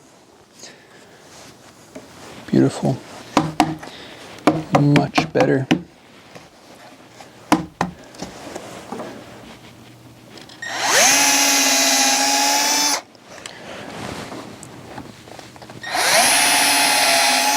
And one there.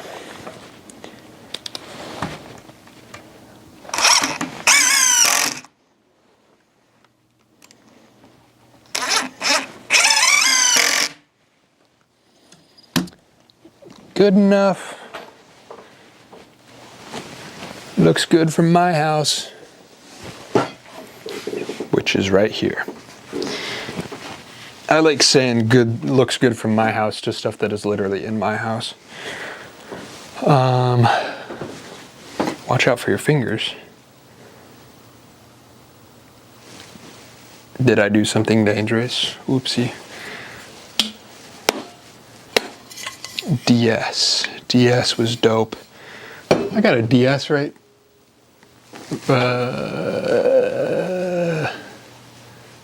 Never mind, I don't. Thought I had a DS right here.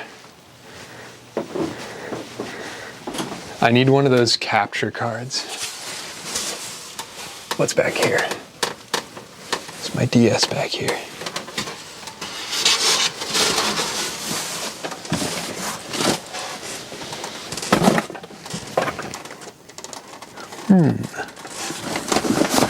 Don't know where it went.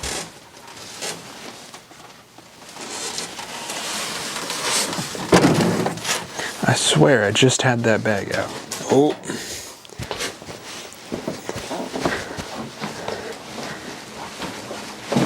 Check this out. Can you still hear me? I'm walking down the stairs. Oh yeah, here it is.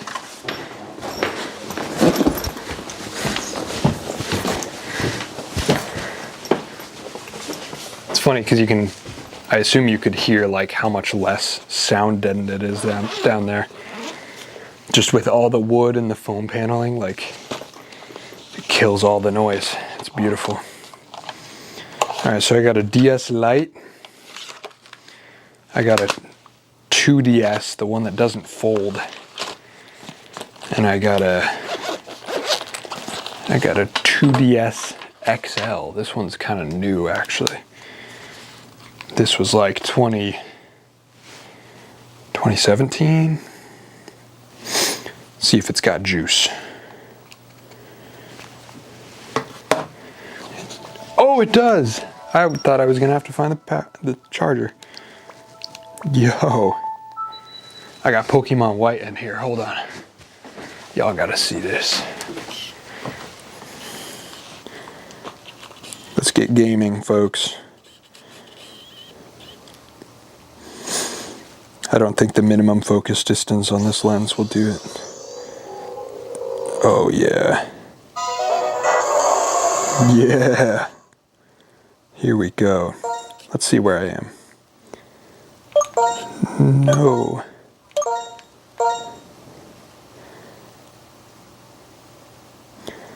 See if I can get somewhere cool before the battery dies. Oh, we're at the transfer station.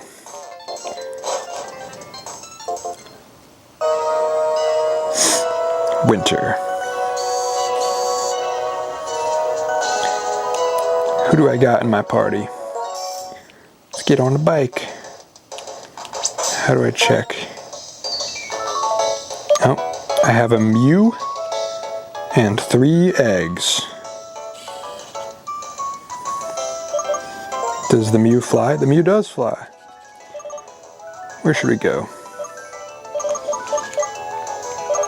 What's a place I like?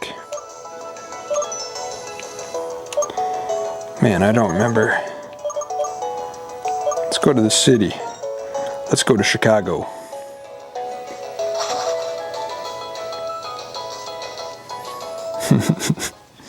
I can't read chat from over here, but we are in the city, folks. We're in the big city. Wow, it's so beautiful.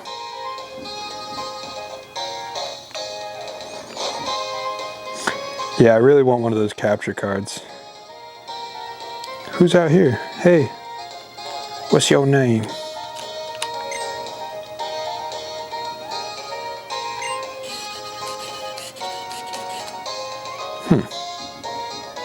What about you?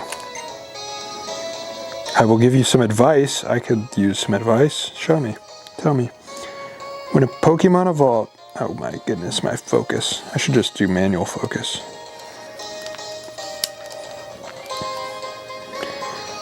When a Pokemon evolves, it will be more powerful, but it will be slower to learn a new move. That is especially true for Pokemon that evolve with stones.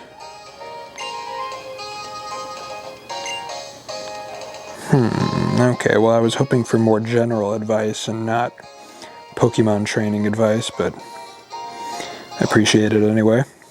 Thank you.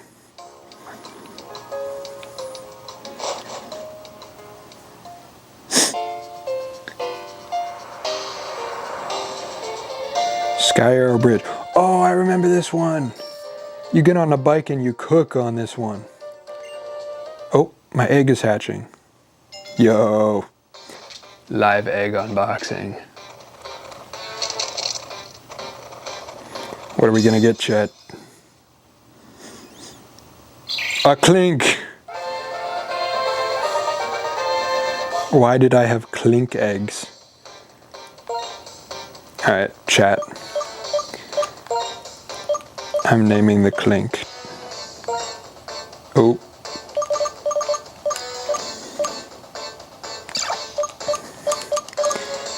I'm naming him Chat after you.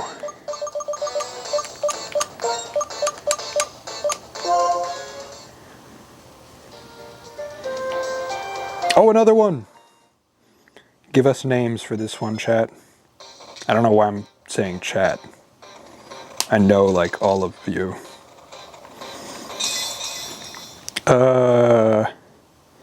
Another clink!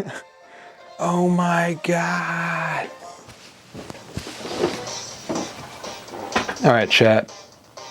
What are we calling this clink?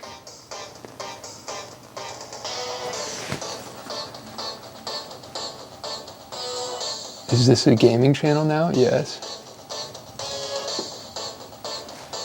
Ratchet. All-nighter. I like Ratchet.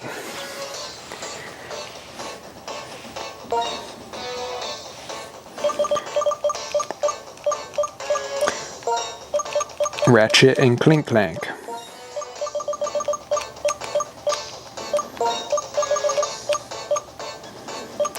Ratchet. Did anybody else say anything? I think we got one more. Ooh, I like screws too. I bet you the other one's about to hatch too. Boom, boom. All right, place your bets. How long till we hatch the next one? Are there battles on this bridge? I hope there aren't. I don't think there are. Look at us, we're cooking. This is what living in Cleveland was like. Just biking on bridges all day. Alright, we gotta go back. I want to hatch that third egg. I'm hatching the third egg and then turning it off. We'll just see if I can hatch it before the battery dies. So cinematic.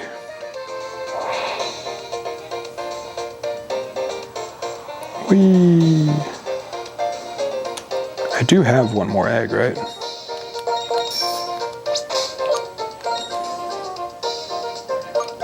We got Chat, we got Ratchet, and one more egg.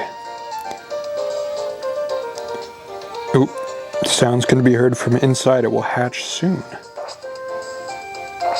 Very good.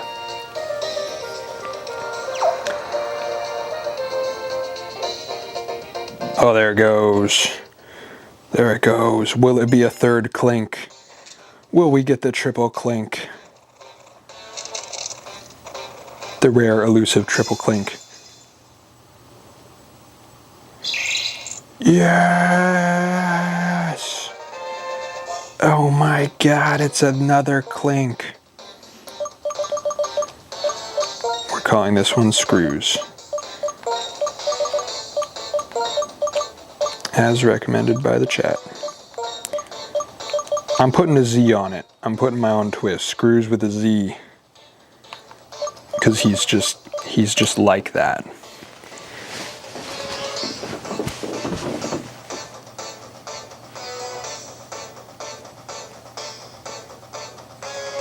He is Screws. Oh. Boom. Screws in the house. Alright, now I gotta save the game before the thing dies. It says it's 2016 right now. I have 116 hours in this world. Ah, the good old days.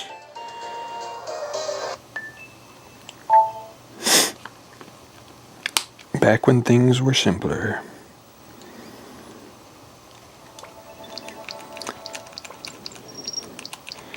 But now, instead of playing Pokemon on my DS, I'm playing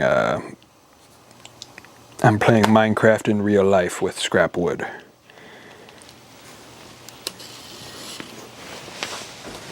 Which is better, honestly. I have a lot of Pokemon games. Look at this. Look at this.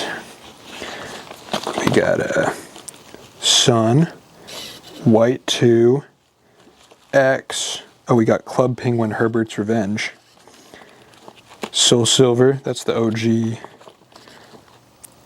Alpha Sapphire and Moon. Oh, and Pearl, Ultra Sun, and Ultra Moon. I was a big Pokemon guy. Pokemon on the DS was my whole thing. Big Nintendo boy. I never had a PlayStation or an Xbox. Nintendo only. Alright, that stays up here. 2016. I'm hoping to purchase a CRT TV within the next few months or so. I looked in our storage, but guess we don't have ours anymore. RIP. Check Facebook Marketplace. Watch the curbs. Sometimes people just throw them away for free. Both of my bigger ones were free on the side of the road. The tiny one was Goodwill. But Facebook Marketplace, if you're willing to pay like $20, they're on Facebook Marketplace all day. At least here in the US. I don't know about anywhere else.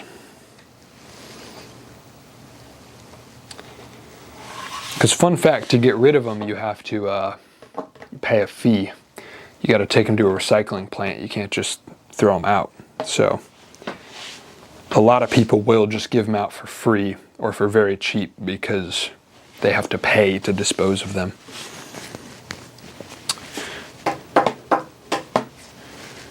All right, we have a shelf and shelf. My trim is kind of coming up on the corners because I pulled it earlier when I was being indecisive.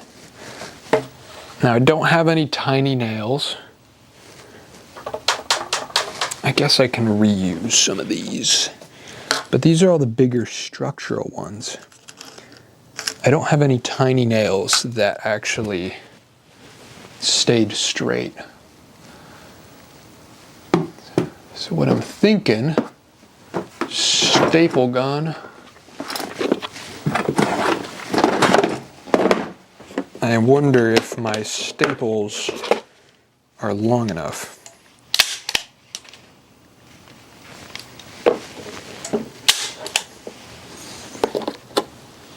No, those are pretty short. Okay. Well, there go those. Yeah, I do have longer ones. Sweet.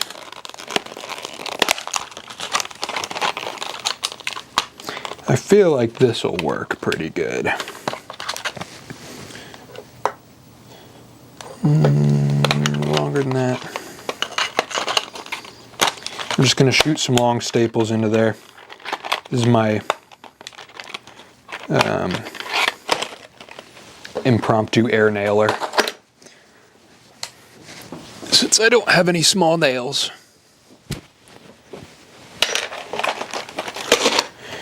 Alright, get up on in there. Is that how they're... No. Like that. Beauty. Sick. Alright. Let's see if this works.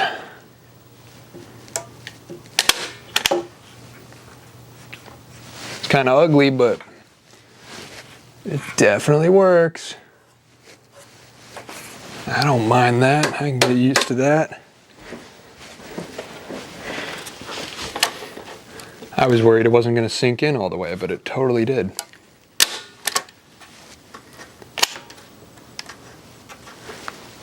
Yeah, that one's a little off. A little off position. Let's pry that sucker out. Should I just play Pokemon for the rest of the stream? Funny thing is, I have no idea how long I've been going. Because I'm sleep deprived enough that I'm just floating. Ooh.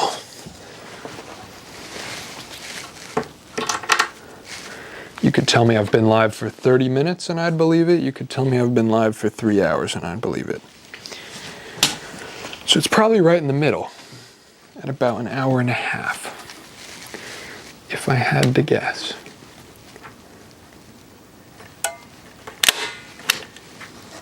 All right, that's better. And one for you. Boom. That one's a little out.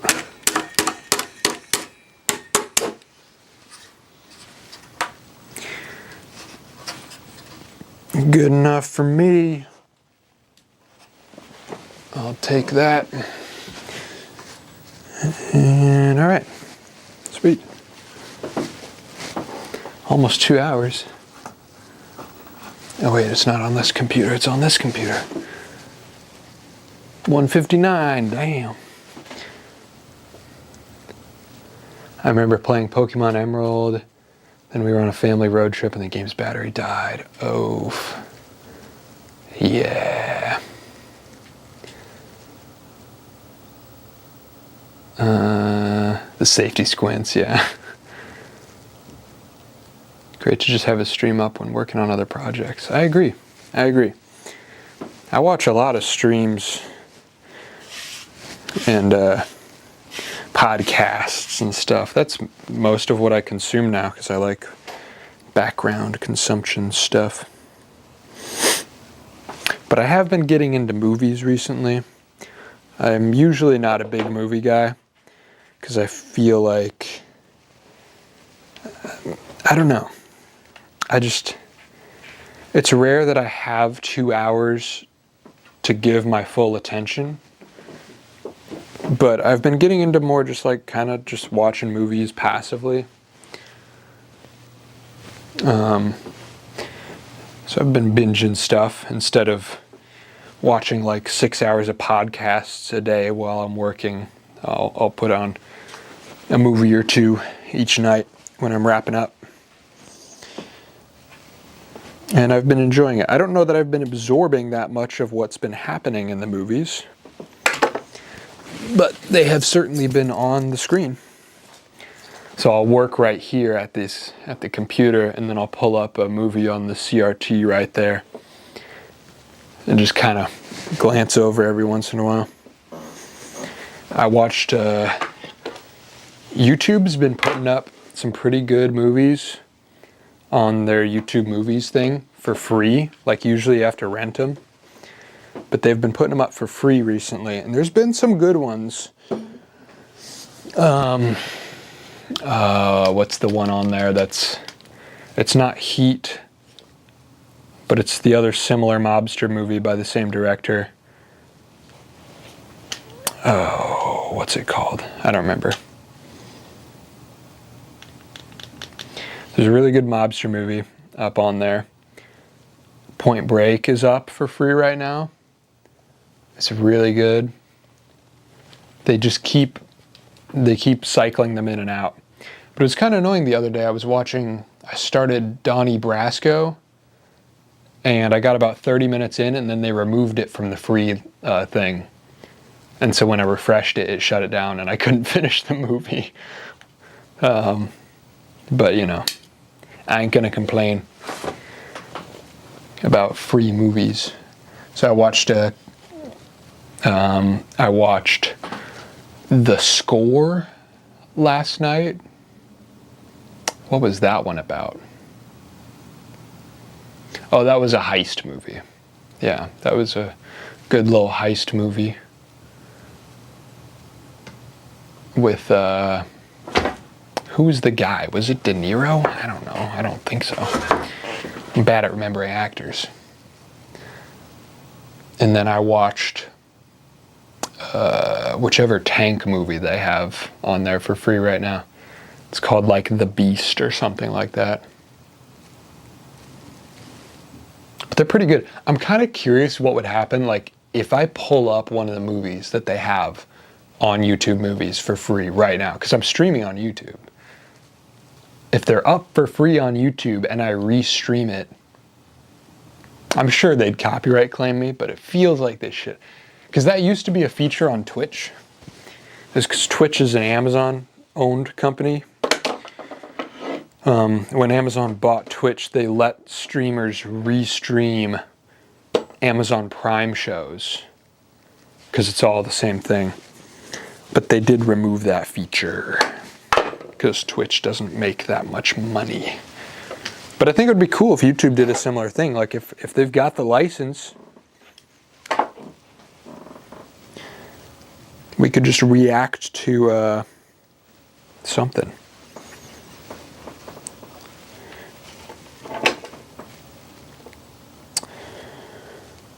Okay. That's shelf number 1 down. YouTube has a decent amount of free kaiju movies like Godzilla. Yeah, I saw the Godzilla one. I scrolled through all of them the other night. They've got 2 old Teenage Mutant Ninja Turtles movies up right now too. But I'm mostly into like westerns, war movies, and like mob movies. Just like classic Americana stuff. I don't know why. That's what I'm into.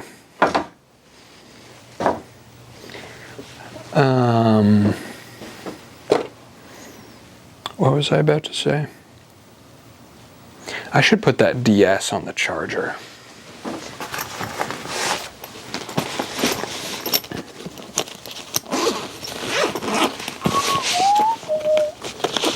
Get the Pokemon music stuck in my head now.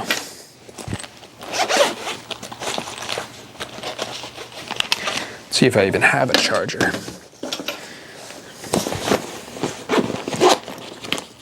Yes, sir.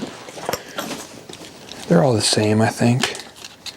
Can't remember if they changed it at some point.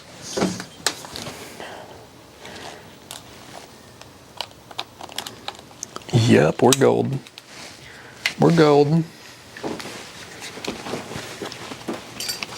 Okay, let's plug it in over here.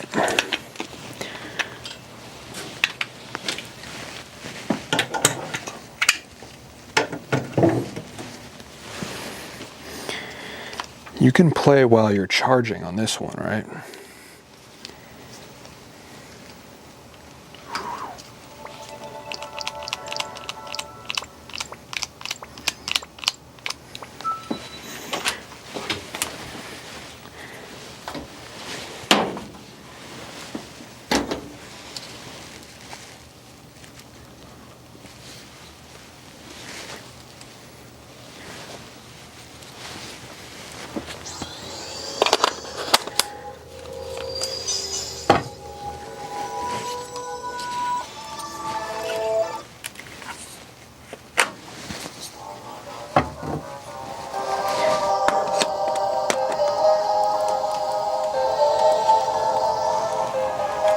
Oh, come on, get on there.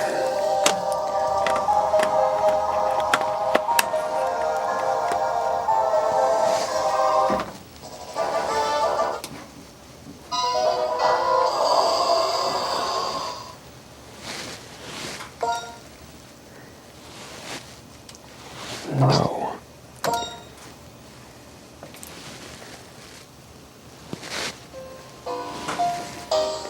Why is it winter in the game? It shouldn't be winter. Alright.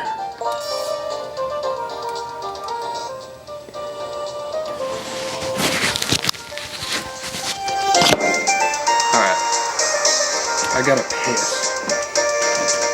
I'm leaving this with the music for a second, so there's something on the screen.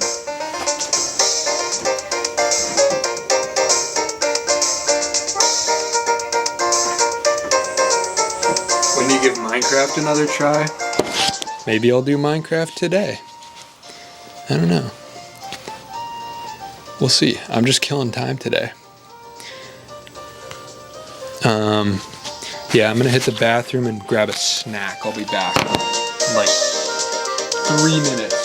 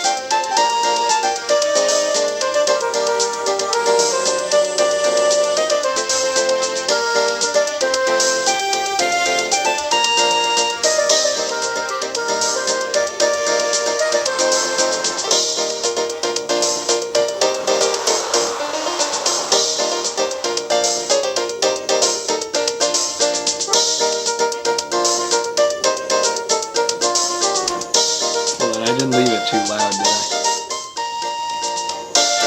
I just realized I put the mic next to it. Alright, I'm grabbing a snack. Hold on.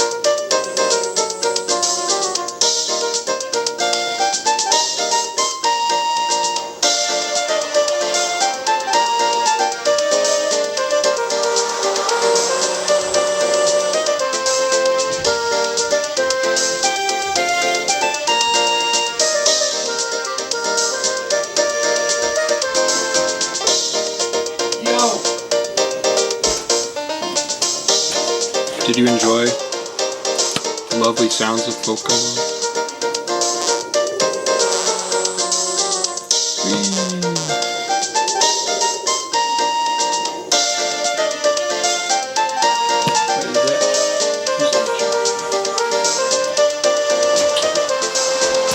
I just realized I didn't pick up the mic.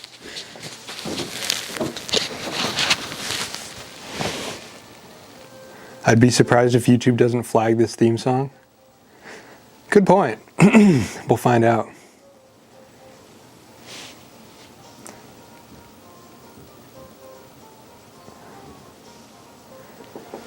He's gonna quit making, then he's gonna make Let's Play content. That's my retirement. It's just Pokemon Let's Plays.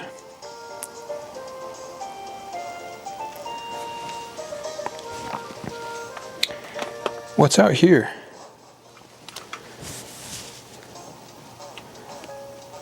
Ooh. Ooh, this is pretty. That really reminds me of Cleveland. There's a spot like this that I would go to all the time. Just a kind of overlook on the bridge.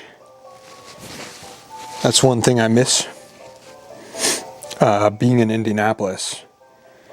There's not any there is a small river that cuts through Indianapolis, but it's not like a big water feature like Cleveland has. Like being right on Lake Erie, you get some views, and there's some big old industrial bridges.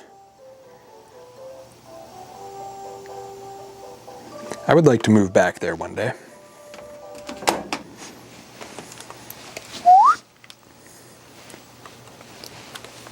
Ooh, we're overexposed now. Flashbang, hold on. Phew. Back to the fisheye.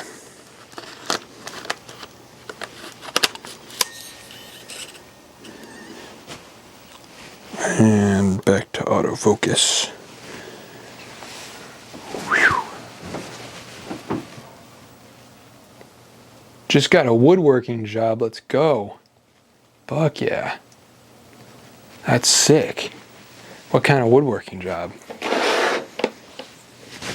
My cousin does cabinets, like cabinet installation. I don't think she installs them, I think she builds them. Like some custom stuff. Is it anything like that? That'd be a cool job. I'd take a job like that. All right. Number 2. Let's make number 2. We have one shelf frame and 2 hours of yapping. Okay. So I need to find which ones are... Okay, so this one's harder to figure out because there's no trim on the back half. Okay, so that's a centerpiece.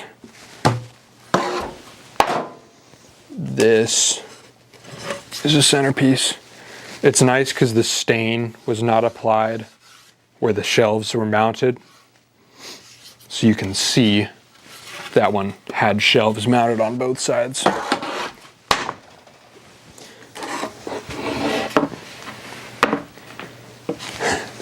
This piece has some extra flavor.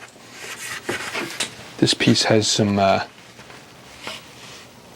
orange on it too. Because I was using some of that spray aerosol wood stain. All those old cans I have. Like all this up here. Oh, it's not in frame anymore. All these racks are full of these old wood stain. And a lot of them are like the valves are stuck. And so I shot one off And when I pressed down the cap, the valve broke and it just started kind of like what happened in the car headlight video when I smashed open the bottle of primer. And so it was just going. And so I just went ham on everything. And I ended up with a lot of orange wood stain overdone on some stuff. And so it's stuck on top of the paint. But it kind of looks cool. I don't mind it. Oh, there's one more nail. Missed a nail. Where's my pliers? I need those.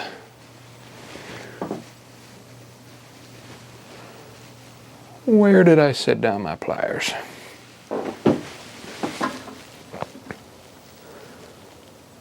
Today was my first day, just sanded for 5 hours. Cabinetry, hell yeah, hell yeah. Good stuff. Just wear your respirator and all that. I'm sure they make you do that, but that's how you die young, is doing that job without wearing a respirator and breathing in wood every day for years. That's a sick job, though. Where did I put my pliers? Oh, they're hidden. There they are.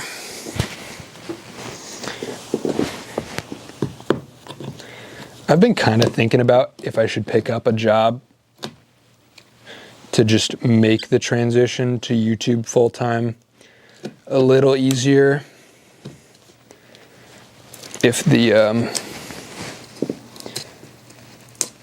membership site money isn't enough.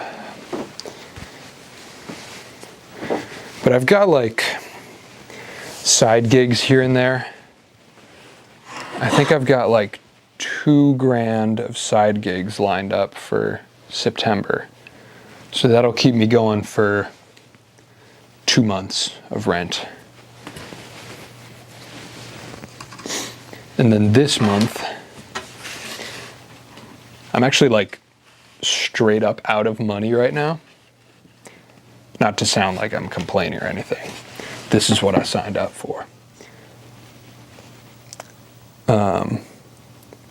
But the membership site has actually saved my ass this month. Because it comes in at the start of the month. And one person signed up for $50 a month. And they paid the full year up front. So one very generous soul sent me $600, which without that, I straight up would not have rent this month. So huge ups to that guy.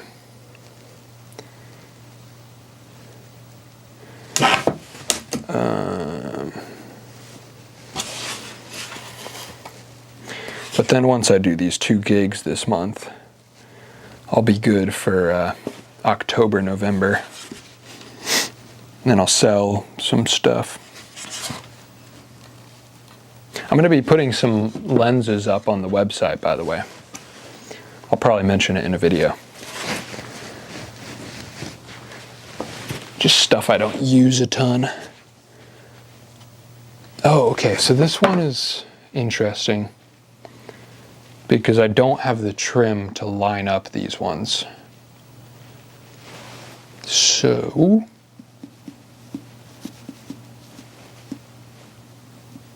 how do I do this?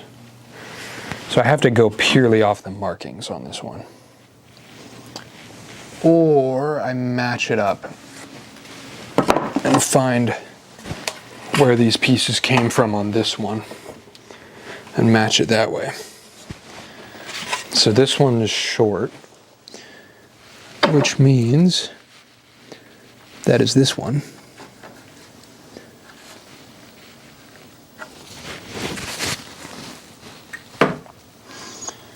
And this is the back. That's my cut. This is the stock cut. So this goes like so. Or we'll leave it here for now. This is one of these.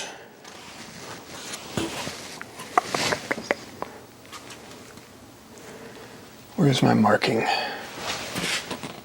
Oh, there we go. It's a very vague marking. I think that's A1, which is huge. Where's my A1 on here?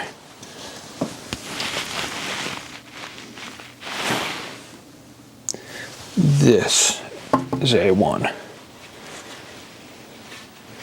So this is my top piece.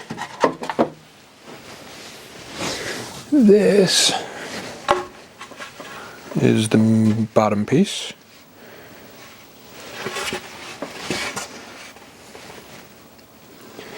Must go like that. And this is the last piece. Where is A4 marked? A4 is marked there. And so this is like so. That's my structure. Beautiful. Beautiful.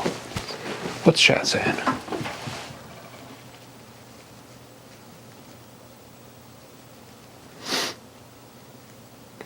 Chicken tendies. Hell yeah. So excited to watch you build this. It's a very low energy build, but I think by the end of the stream, something will be standing up right there. Character, indeed. All of the flaws of all these pieces of wood, it's just character. Since I found you, I've been wondering what you do job-wise. Yeah, so the past almost a year, I've been running off of savings from my previous job. So I did YouTube editing for a different YouTube channel, and I lived off of roughly half of what I was earning. So I worked there for a year, lived off of that for 2 years. And this month, like literally rent, like right now, like today, is the month that I ran out of that. Because that job, that company went out of business last year in September, October. So I did manage to stretch that money for 1 year.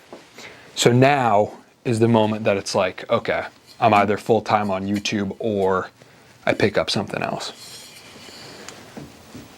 What are the gigs? Just videography gigs.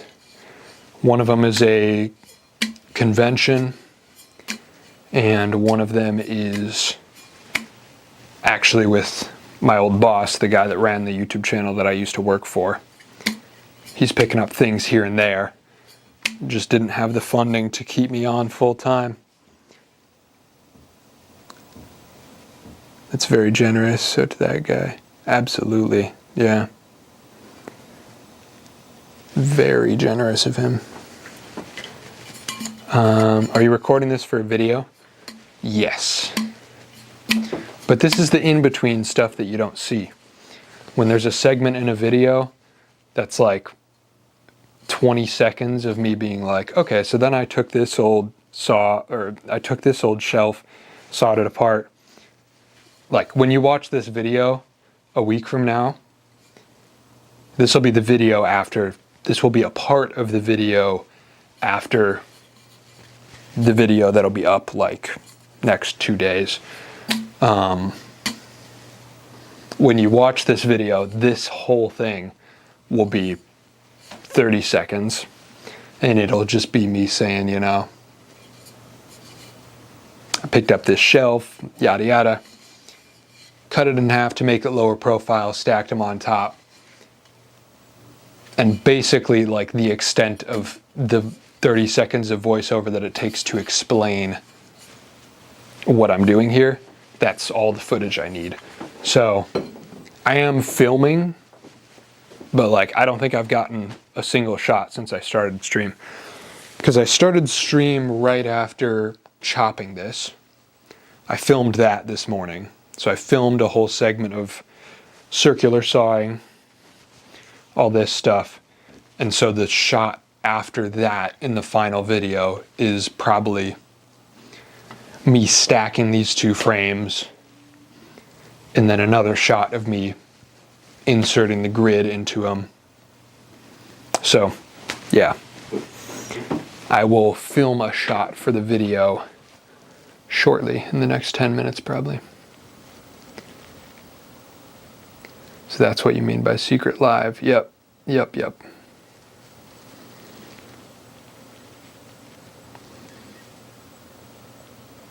Please like the stream, everyone. No need. It's the second channel. I appreciate it though.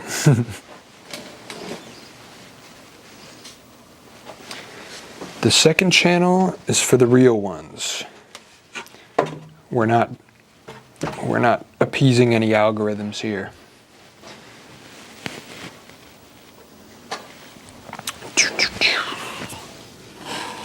Okay, so now let's transfer this to the ground where I can build it. Boom. How does this overlap? Like that. Ba-boom.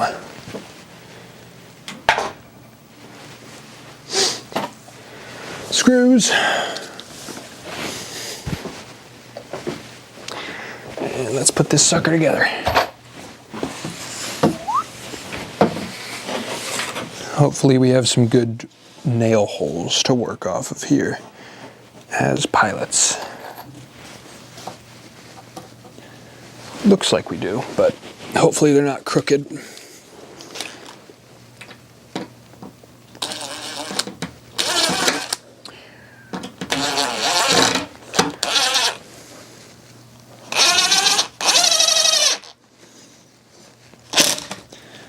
Sweet. That lines up how I want it to. Roughly.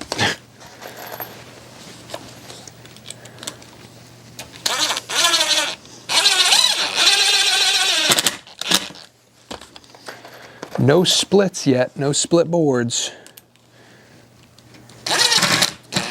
That is very good.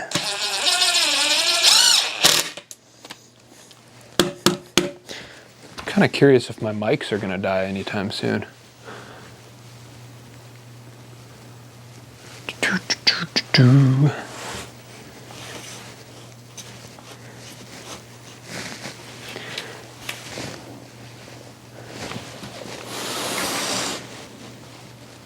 On the main channel streams though, do like the stream on the main channel streams.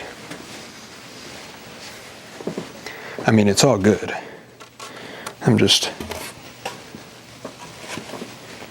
don't usually ask for that kind of thing. I love the support though.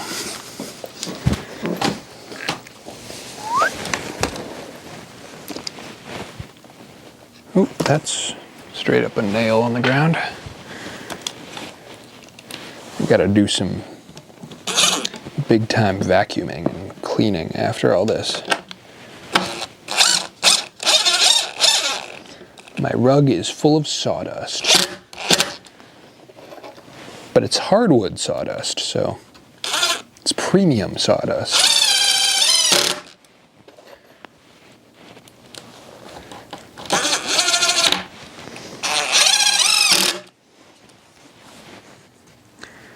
My room isn't dirty, it's full of premium sawdust. Oops, did I put that on backwards?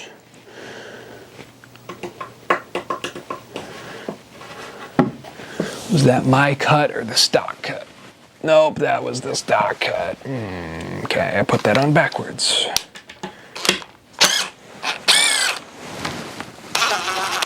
Wait, no. Oh, I see. That's why I got more resistance on those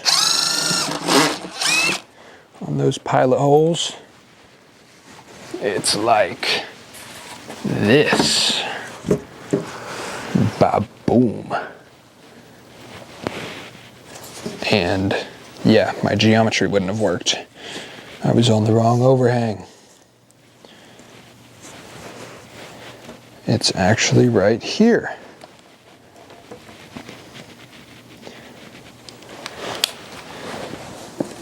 Okay.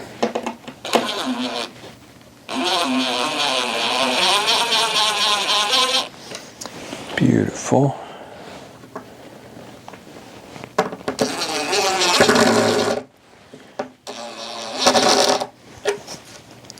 Come on now.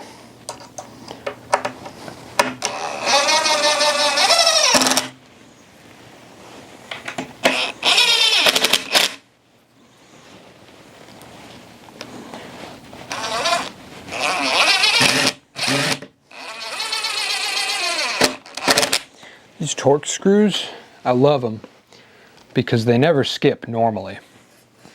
But every once in a while, like 2 or 3 screws per box will be kind of duds. The molding will be off on the top and they will not fit the Torx bit very well. Those ones skip. Premium man glitter, exactly. Where do you get all the lights on the shelves? Like right here. This light, it's just like an articulating, like, I don't know, reading light kind of thing with just regular light bulb sockets. And then I get these really low lumen, super dim LED bulbs, just whatever I find at the hardware store for pretty cheap.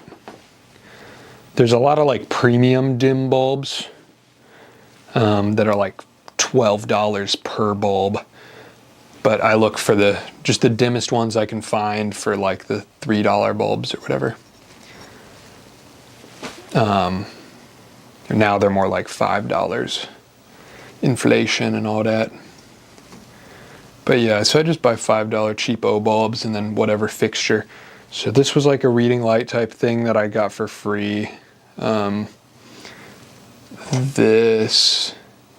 These I found at an antique store. These are like old movie lights. So they're just simple fixtures with two regular light bulb sockets.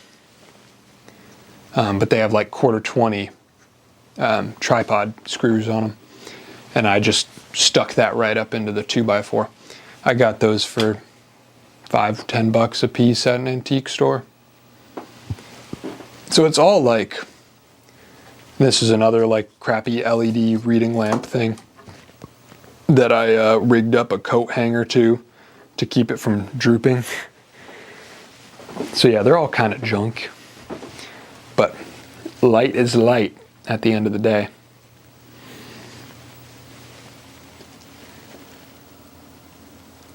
How many lumens is low?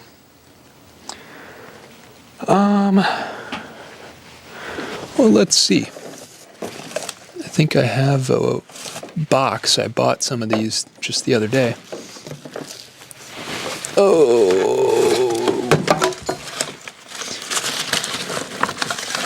Digging through my trash. There's the light box. What were these? I want to say $350, $450. So these lights here on my overhead setup are $450. That's a little brighter than I want them. So I feel like if you can get like $350s, like I want to say these are $350s. These are, ow, those are not LED. Those are the kind that get hot. These are maybe $450 or something.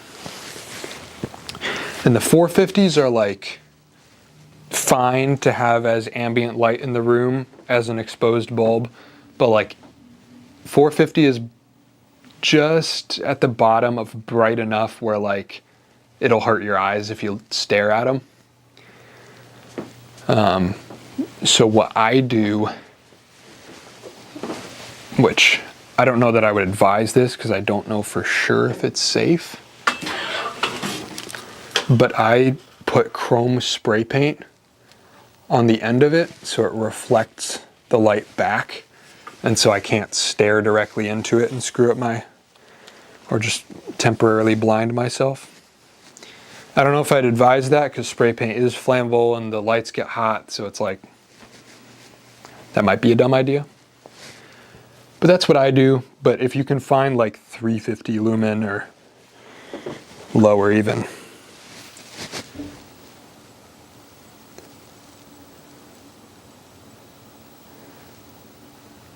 But if you have fixtures that are dimmable, then any LED light can be dim, you know?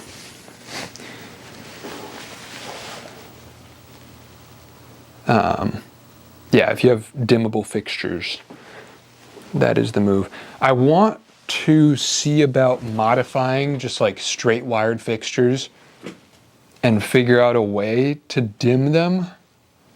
Like not even putting a dimmer switch on it, but just like straight up sending less watts into it or whatever it is. I don't know about electricity, but I don't know if there's a simple way to wire that up. Flammability should be gone after the paint has dried. That's my theory. I just don't want to make that claim and, you know, have somebody's house burned down because of something. But I do it and it hasn't blown anything up yet. That's either really smart or really dumb. We'll see. It works pretty nice because it reflects all the light back. Just wire up a resistor. Does that work? Just like straight up put a resistor. Does that get hot though? Like the resistor overheats after a time and melts your wires? I don't know. Or if I wire a fixture that has two light sockets in, I don't know if it would be parallel or series, but wire them up so that they're each getting lower wattage. I don't know if that works. Isn't a dimmer just a variable resistor? It maybe is. That's probably what it is. Yeah, I just don't want to, you know, burn my studio down in series. Yeah. So wiring two light sockets in series on a single fixture, I wonder if that would dim them. I don't know. Stuff to experiment with. Not all bulbs can handle being used with a dimmer. Yeah. I was just saying for budget, low light, ambient lights, there are a lot of most of these LED lights are dimmable now. Like the ones that I just bought, I'm running at full brightness because I don't have a dimmer on any of my fixtures, but they are dimmable. I think most of the LEDs do that now. But I ain't no expert. I'm hardly knowledgeable at all when it comes to anything electronic. All right, so I would bet this is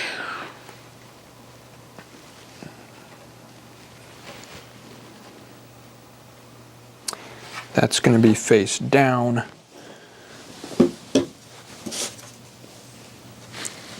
Wait a minute.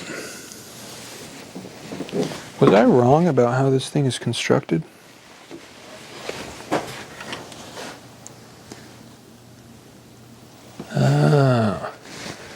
So this bottom piece is sandwiched between these two, but then this one lays on top of these two. It's kind of weird.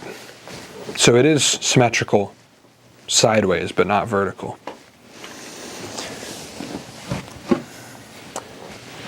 Wonder if there's a reason for that.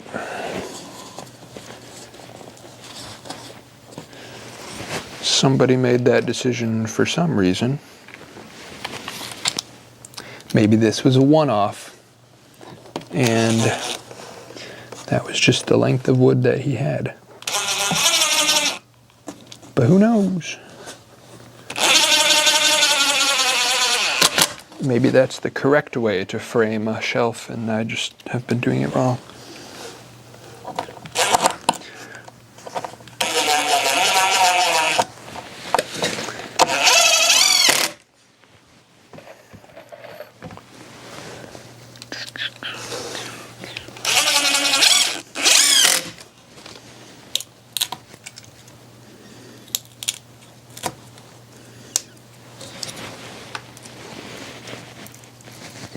Get off there, splinter.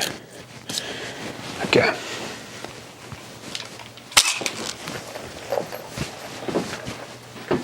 Don't mess with lamp holders in series. Advice from me being an electronics professional for 20 plus years. Word. I will take your word.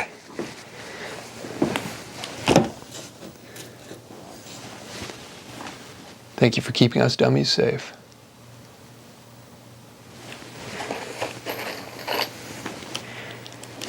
Yeah, I'll get experimental with the ways I put my shelves together, but I don't mess around with electronics before doing enough research or asking people.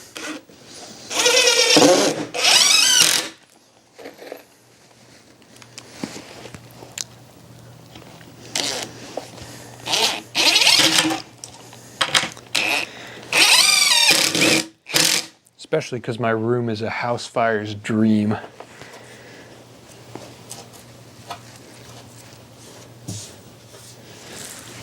All right, that is shelf number 2, frame built.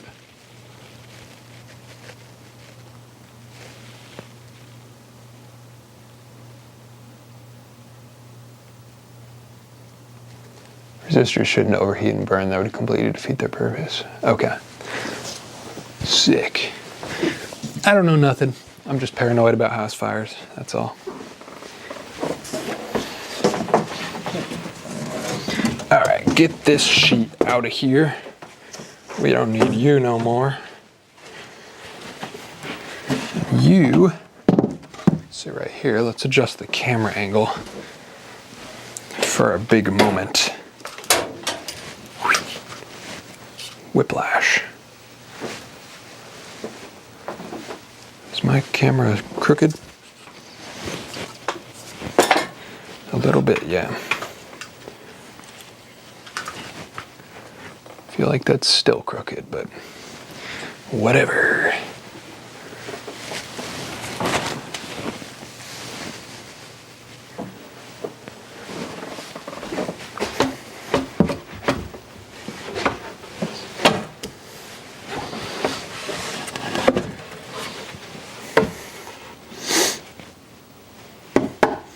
That's nice. Number 2. All right, so this might be a shot for the video.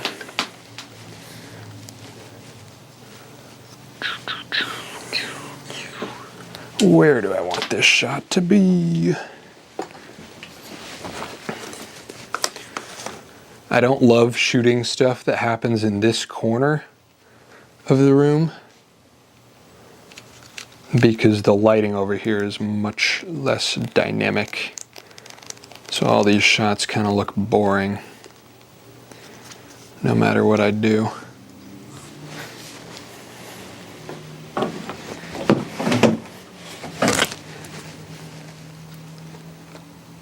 I gotta switch to the wide lens for this one.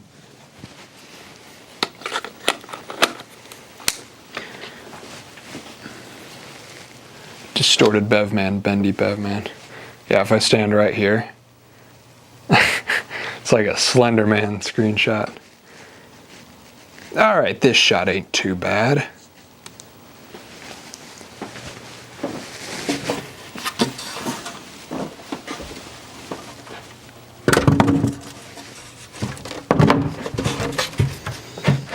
I like that. That's a good height.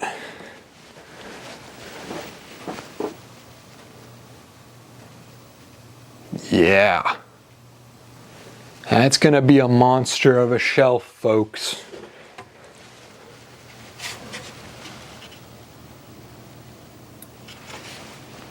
about as tall as me.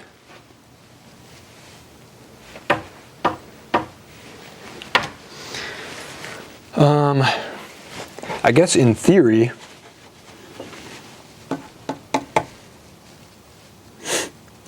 theory, both of these sheets don't need to be here, both these boards. I could take this out and run this piece straight into this and have it all one. And they don't need to be separate units. But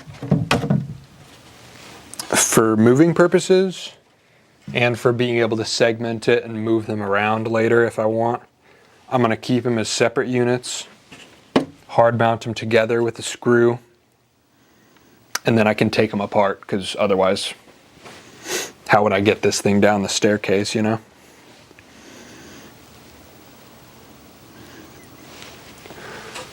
But yeah, dude, this versus how it was. So this is what it was. I know it was probably harder to visualize before, but this is when I picked up this shelf, this is how it was. Just super deep, and it restricts the walkway. But by cutting it in half and stacking it, we have so much more shelf space, and it does not impede the walkway. That's good stuff.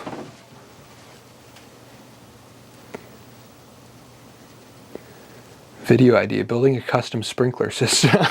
Yeah, I need a DIY fire suppression system.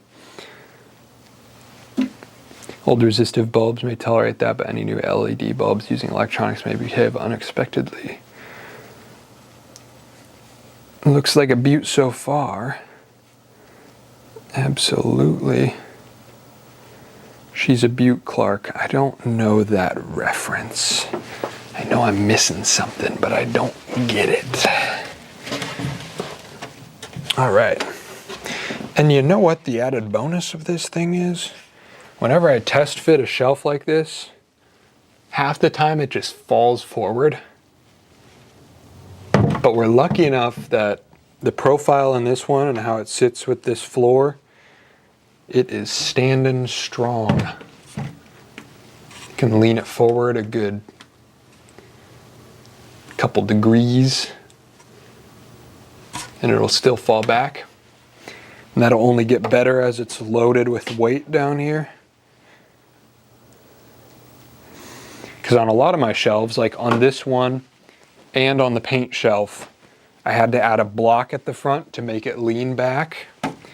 Because, you know, the houses or the floors and the walls and everything in this house are not straight. Like this wall actually comes forward.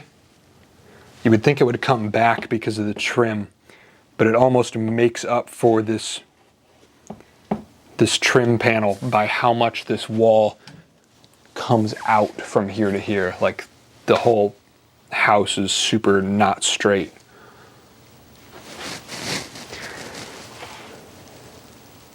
Yeah, no, this is great. So now it's decision time about my structure.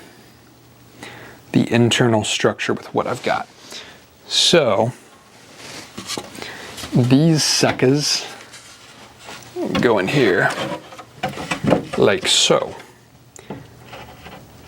So those I have to mount where they were. But then the pieces that follow in here, those can be wherever I want them to be.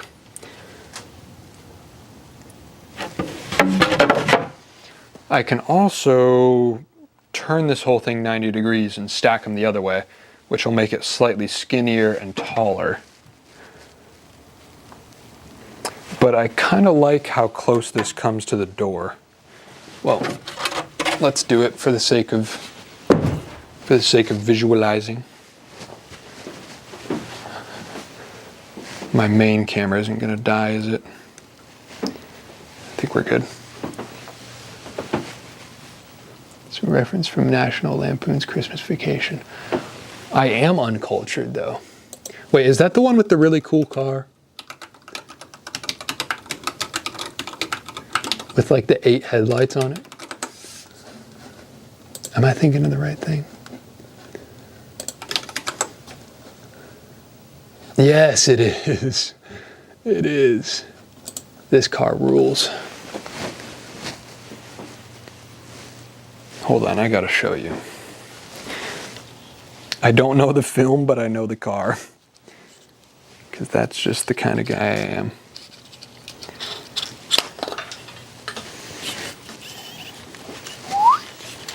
We're going handheld, folks. There's the car. This thing rules. Wood paneling, 8 headlights. It's very me. I would drive that car. I want to buy this goddamn racing car. I would buy that.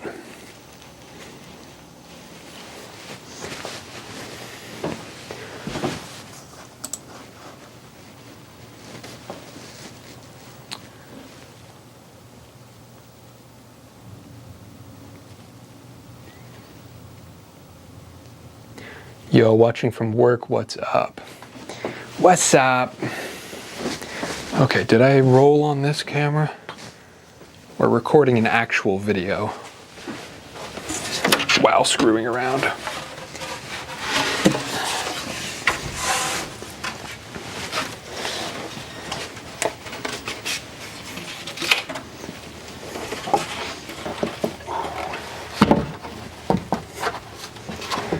Okay. So this is taller orientation. Will this be too tall for the house? No. It's actually about perfect.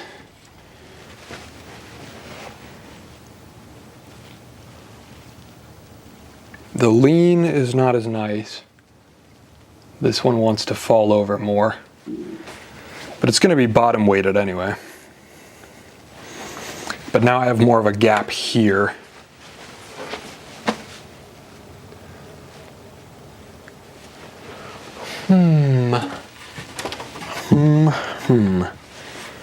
I don't know.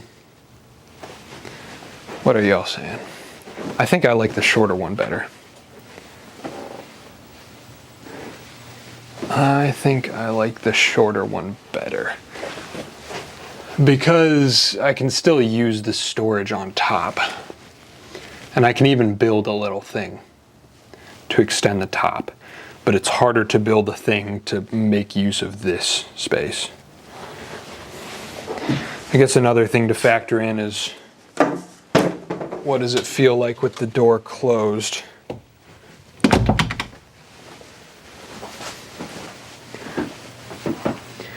Yeah, it's just more of an awkward gap that way. I think I'll take the shorter one that's a little wider. I think that's my pick.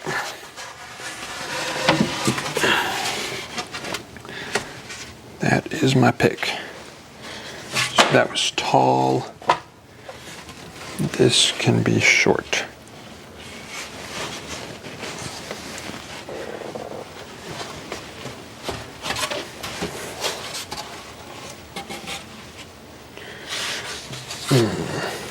But my prettiest sides of wood are going to be obscured in this orientation, which is such a shame.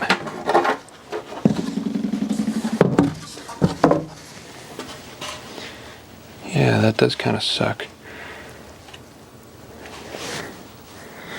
I guess I could pull the trim off and flip it so that that wood is on display more. Same with this one. Except there's no trim to pull here. Which side is the prettiest? It's so hard to pick. Or I just flip both of them.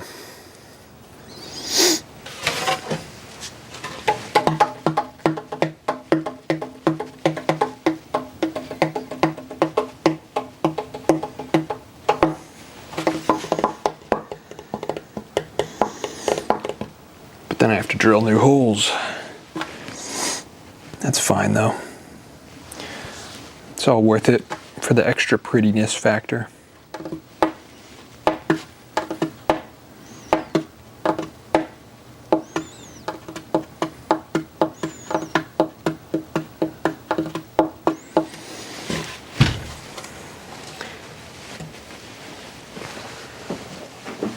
What's the chat saying? Evan loves having his pretty wood on display. Hey, yo. Pause. How long have I been streaming? 3 hours. I'm kind of thinking about shutting it off so I can eat a full meal and then turning it back on again. Because I don't really, I kind of want to keep going for another couple hours.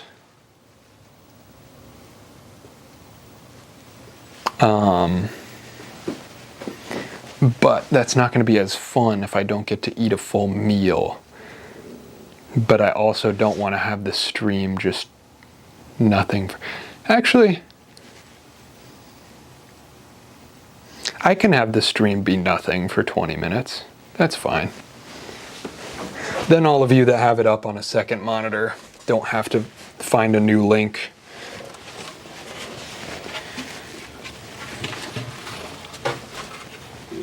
But I do need a meal.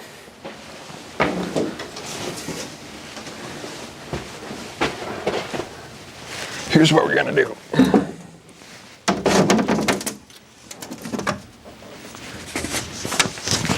I'm making a sign. I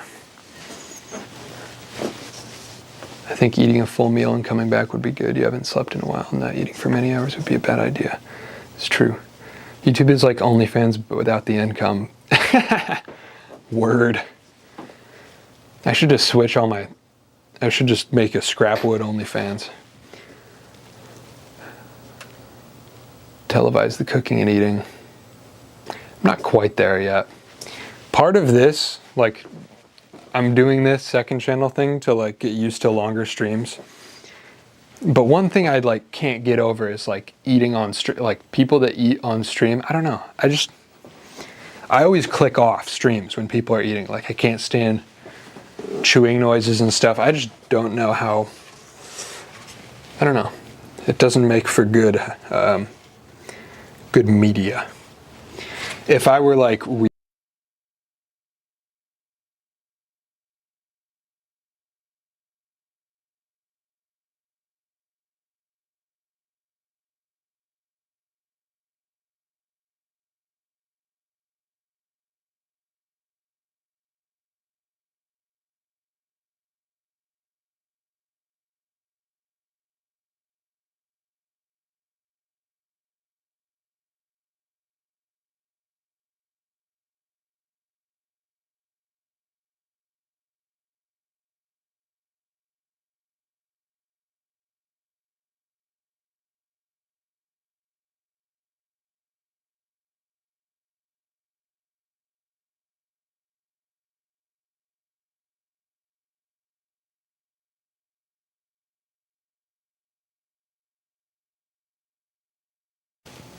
oh, my HDMI cable came unplugged while I was putting the battery back in. Sorry about that. Longer downtime than necessary. I really have to find that battery pack.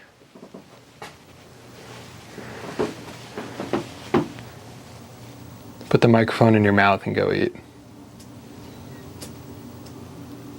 If I were like, is that where I got cut off?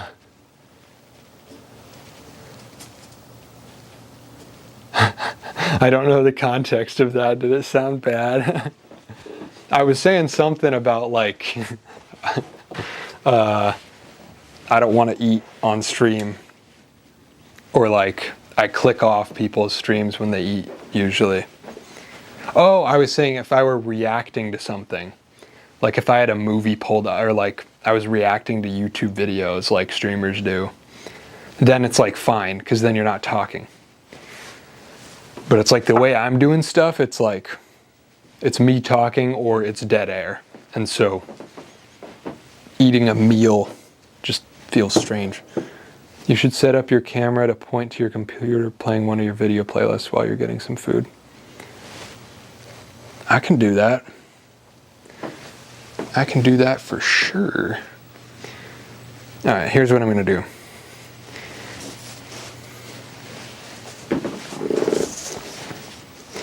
Here is what I'm going to do.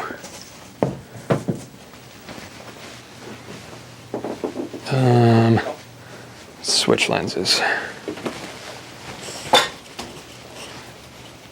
Or we'll keep it on this for a second. Where's a good can of spray paint? Which ones do I like?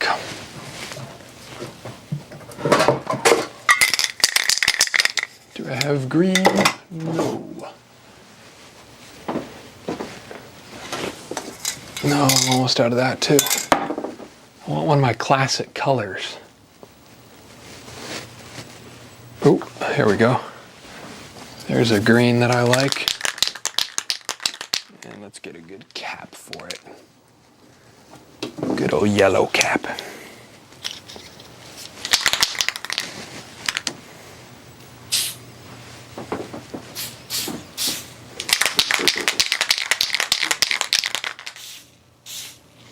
That cap's screwed up. Let's find an unclogged cap.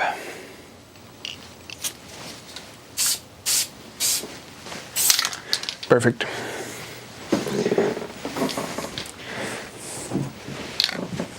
We're making a sign, folks.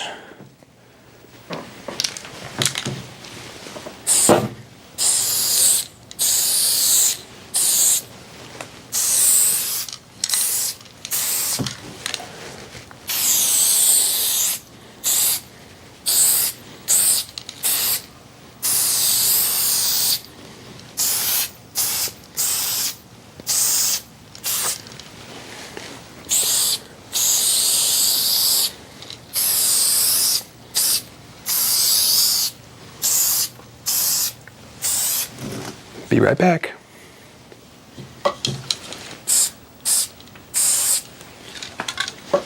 Smiley face. And now we put this by the TV and we play a little video. Do you like it? Could you see it?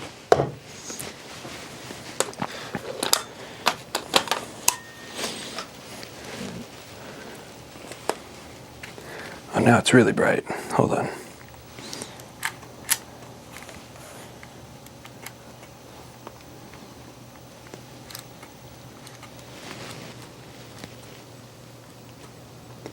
Yeah, I could have chose a better color. Oh well.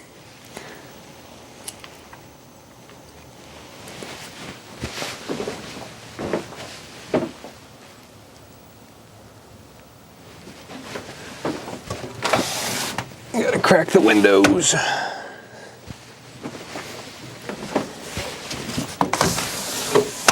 Turn on a fan.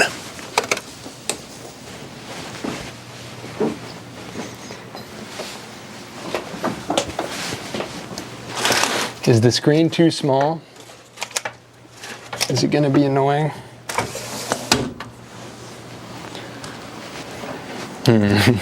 Maybe I should have made my sign smaller. I'll put it up on blocks.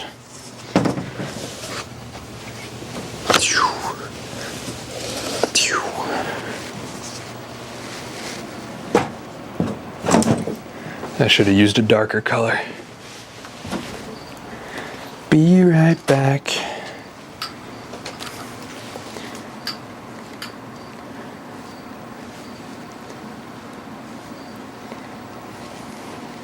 With the window open, my white balance is kind of different.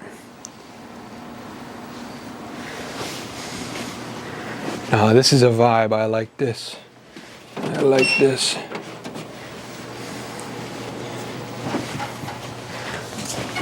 Okay, okay.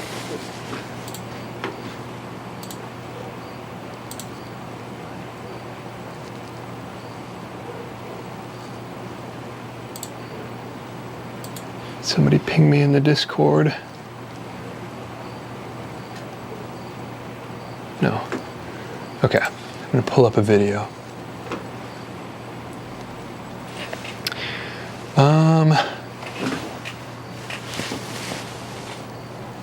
Wait a minute, I'm not running the stream off of this computer.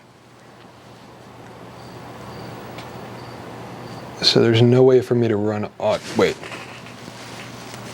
I can probably HDMI out. My HDMI is pinned under a bunch of wood. There's too much scrap wood in my bedroom. Hold up.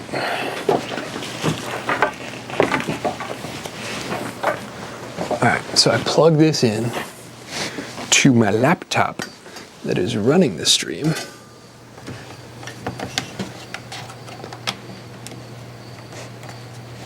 Hopefully this doesn't break anything. Alright, here we go. Oh, it just made a duplicate of the stream. Display. Actually, no, I don't need to do that. Okay.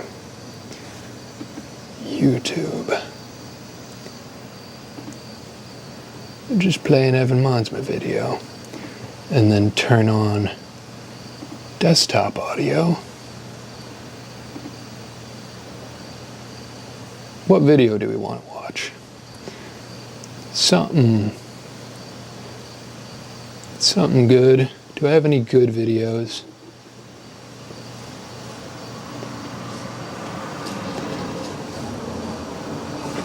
What's the chat saying? Do you take well care of your plants? I do my best. That big one that you see in the frame right now, I took, somebody left it outside for trash about 2 weeks ago, so I'm kind of rehabilitating it right now, which is why some of the leaf tips are brown. Could you do a video on how you connect your CRT TV and your computer? Not a whole video, but I could, I'll mention it in a video for sure. It's literally just a box. Just look up HDMI to analog converter. It's like a $15 thing. Very demure. Very demure.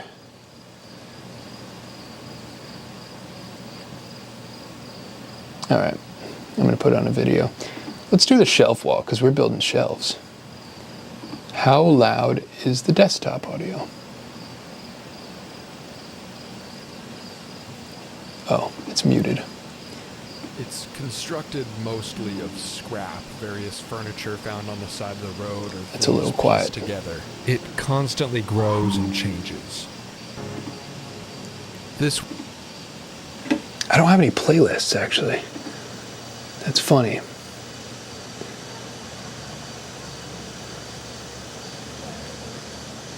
I don't think there are any playlists of my videos.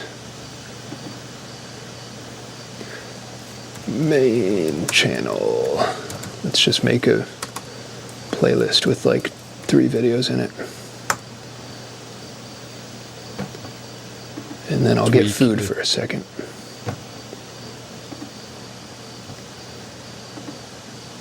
Save to playlist. Main channel. We'll just put a bunch of studio stuff. Save to playlist, main channel. Okay, now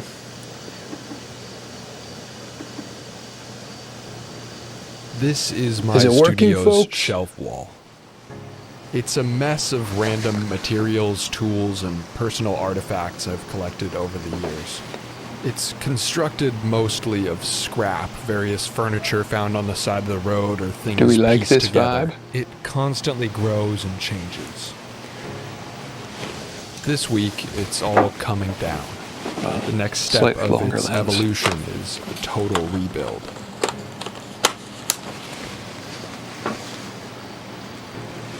Basic 2x4 construction is one of my favorite things.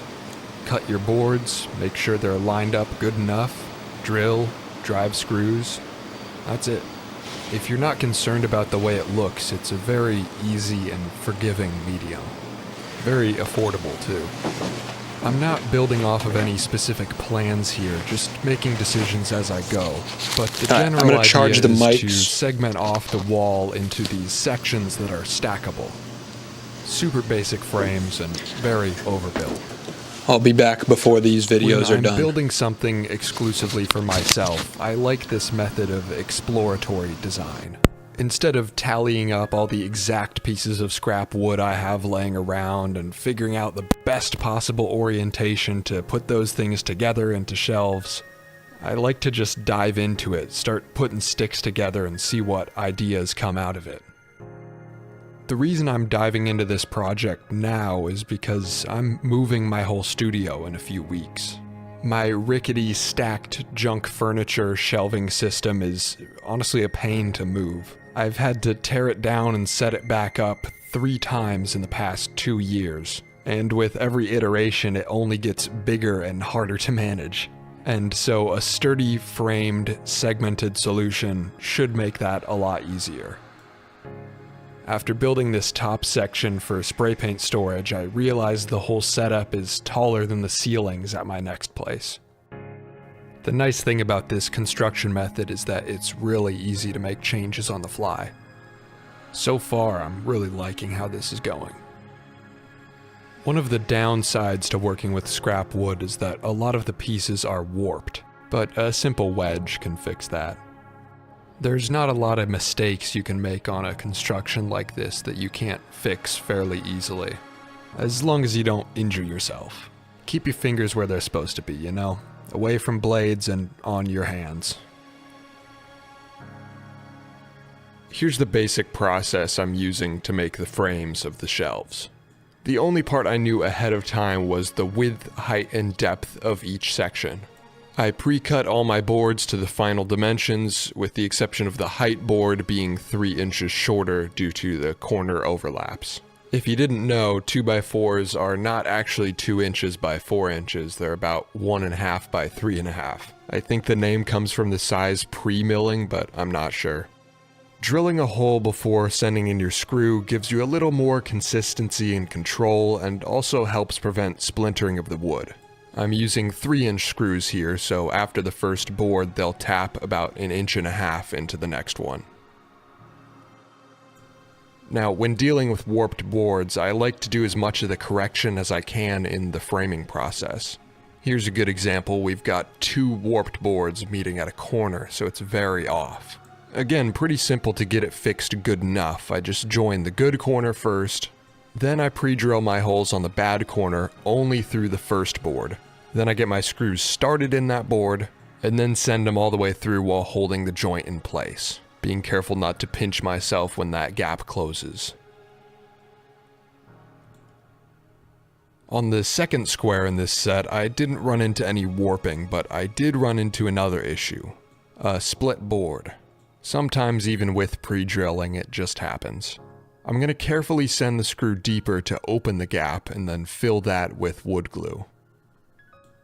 Once I feel I've applied enough, I can pull the screw back out a bit again and everything comes back together.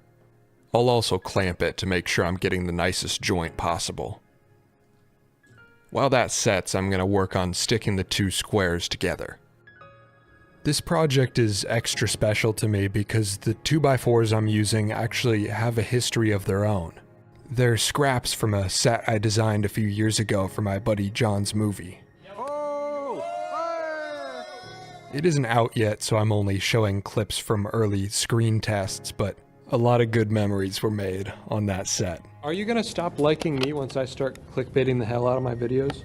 If you do it ironically, I will still... So it's a pretty special full circle moment to be able to use the 2x4s from that set years later on my new setup. My design for the stacking shelves is to have them sort of interlock to keep each other in place. The braces at the bottom of each section are closer to the center so they can kind of nest between the braces at the top of the lower section.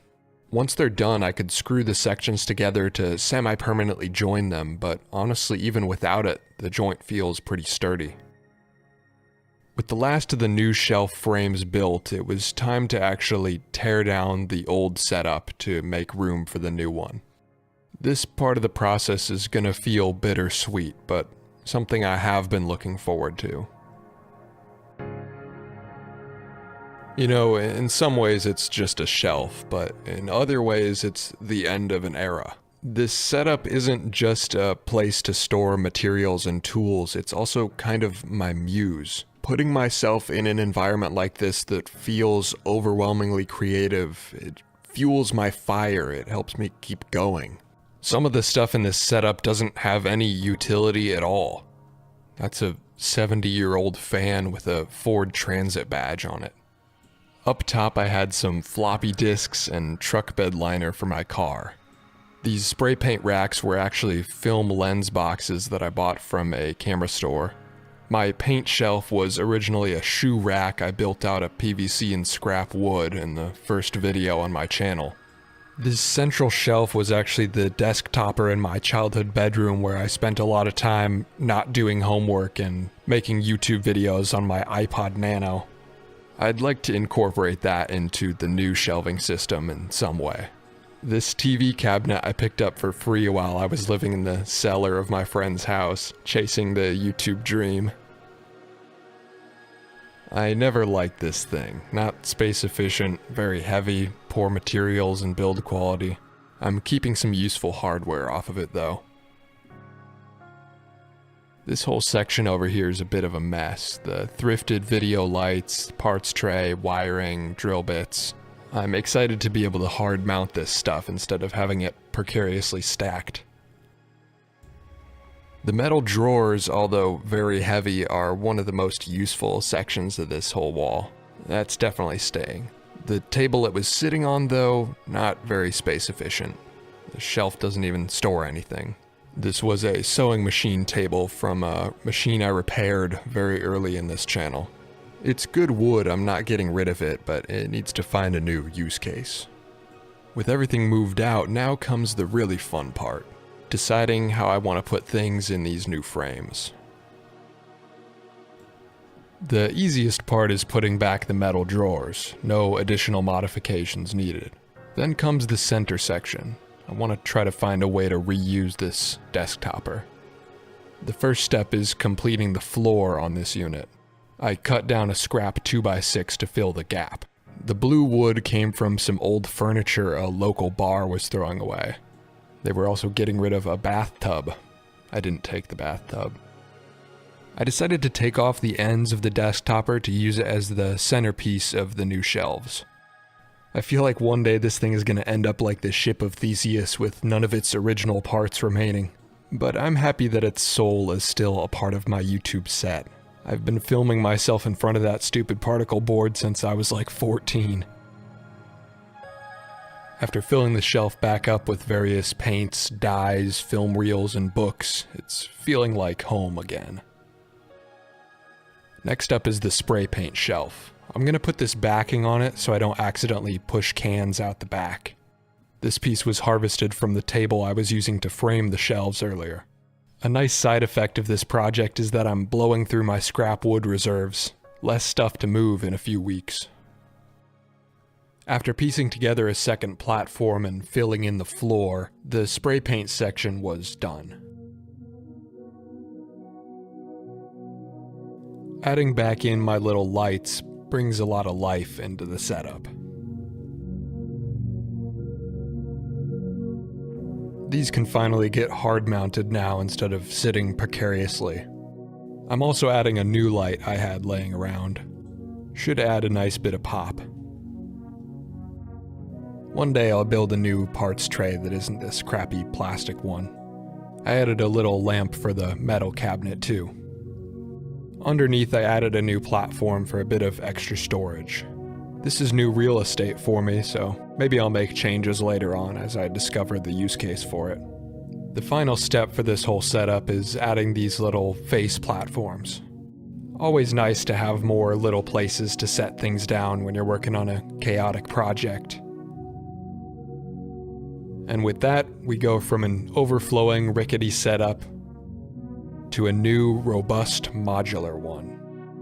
Overall, I couldn't be happier with how these look right now. There's definitely improvements that I'll make over time, but this is a really solid base to build off of. For about a 3-day teardown and build up, I'm very proud of this, and I didn't even have to buy any new wood. Now, it is pretty fortunate that I had access to a bunch of random 2x4s laying around, but even if you were buying new lumber, this is not an expensive build at all. The total usage of my setup is about 70 feet of 2x4, which comes out to like 14 8-footers. The price has been fluctuating all over the place, but it's about $3 right now, so that's like $50 of wood. I've never bought anything from IKEA, but I can't imagine you can even get a particle board shelf this size for that much. So, all in all, I'm very pleased with this project, and I'm happy to have my childhood desktopper still at the centerpiece of it all. I'll probably build more of these too since they're stackable and modular. I've got this 36-inch segment, this 24-inch segment, and I'm probably going to build another 24-inch stack. So when I move in a couple weeks, I can build more of these, choose to stack them in different ways depending on how I want to set up that new workspace.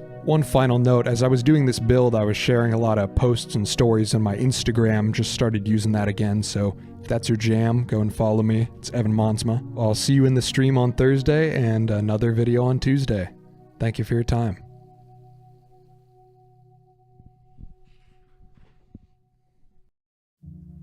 This is my workbench. It gets a little chaotic in the whirlwind of making things, but I do my best to keep it clean and reset after each project.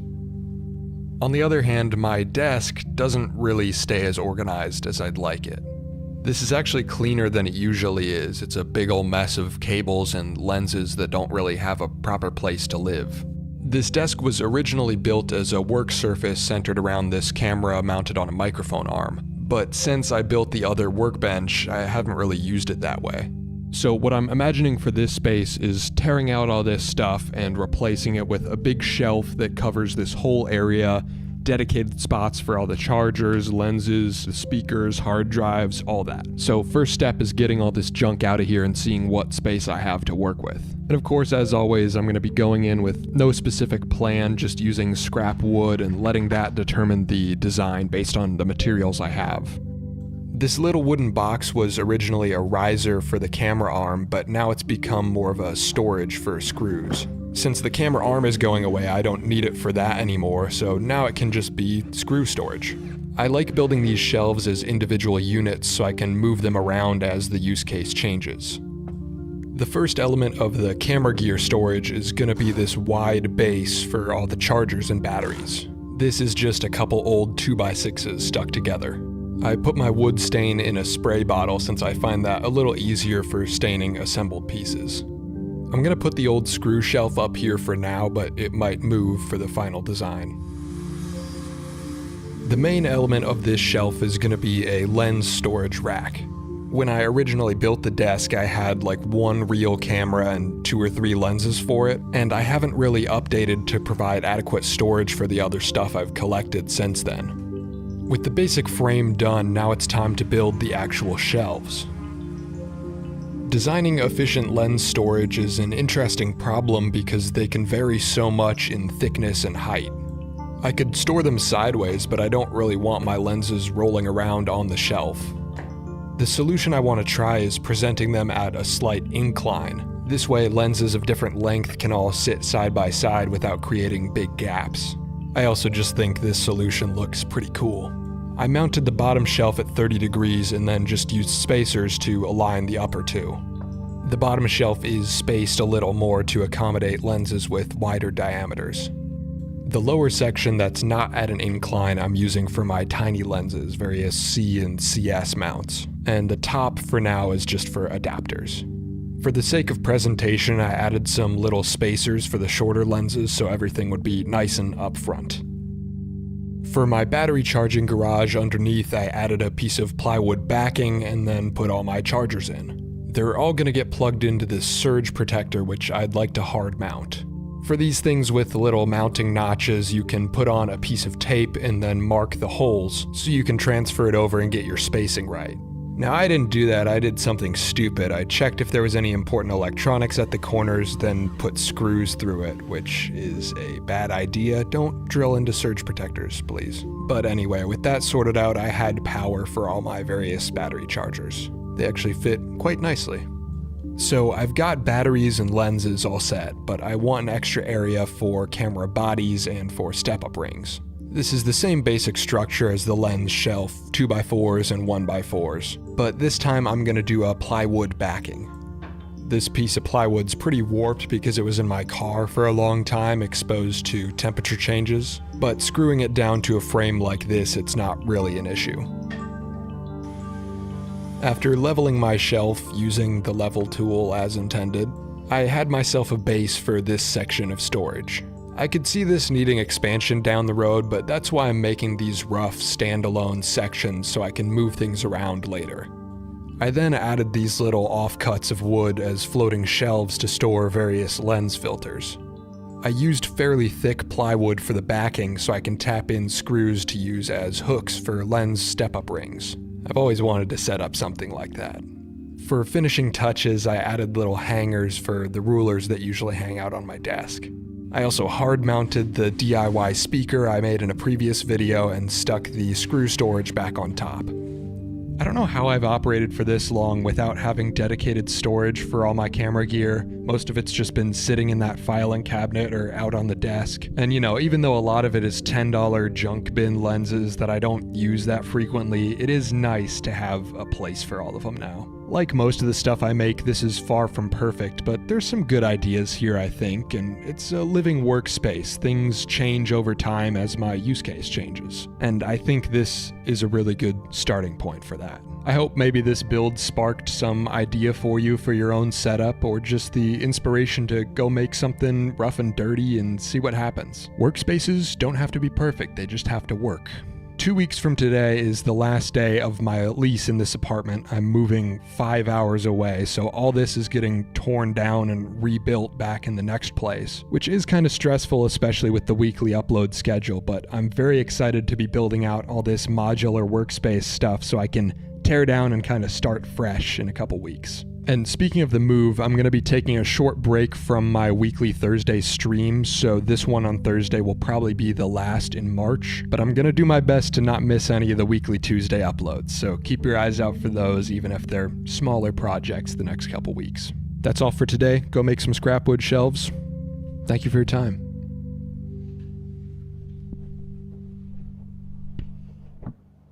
Hey, how's it going?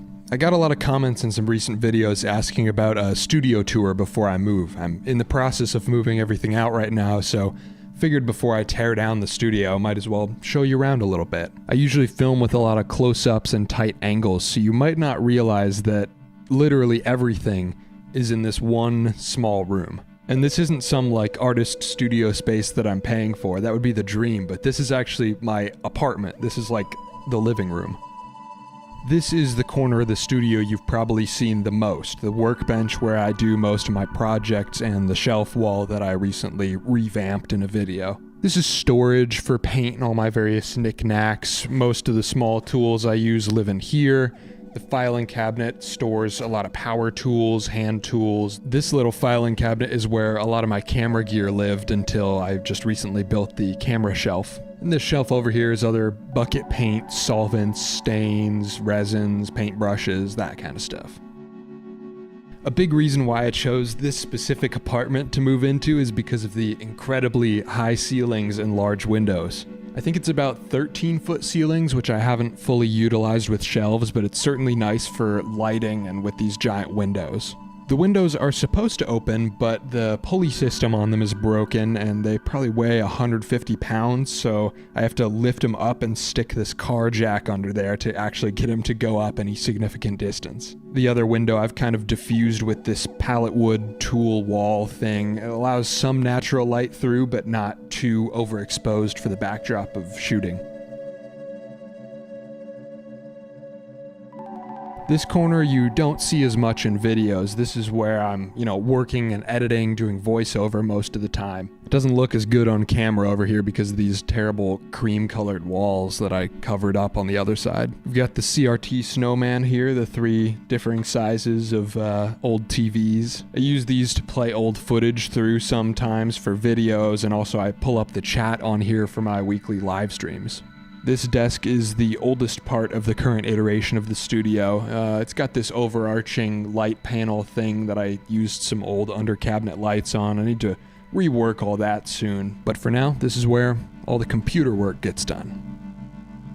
Here's a literal fourth wall break. This space is also my kitchen, right here, next to where I'm using the circular saw and Dremel tool and angle grinders all the time. The entire apartment is under 600 square feet, which is pretty small. The majority of the square footage is in this one room right here. I think it's about 15 by 15 feet. So the reason you've only ever seen the shelf wall, the workbench, and the desk area is because, yeah, this is my kitchen. And yes, if you're wondering, I do get sawdust on my cookware occasionally, which is not the best, but, humble beginnings.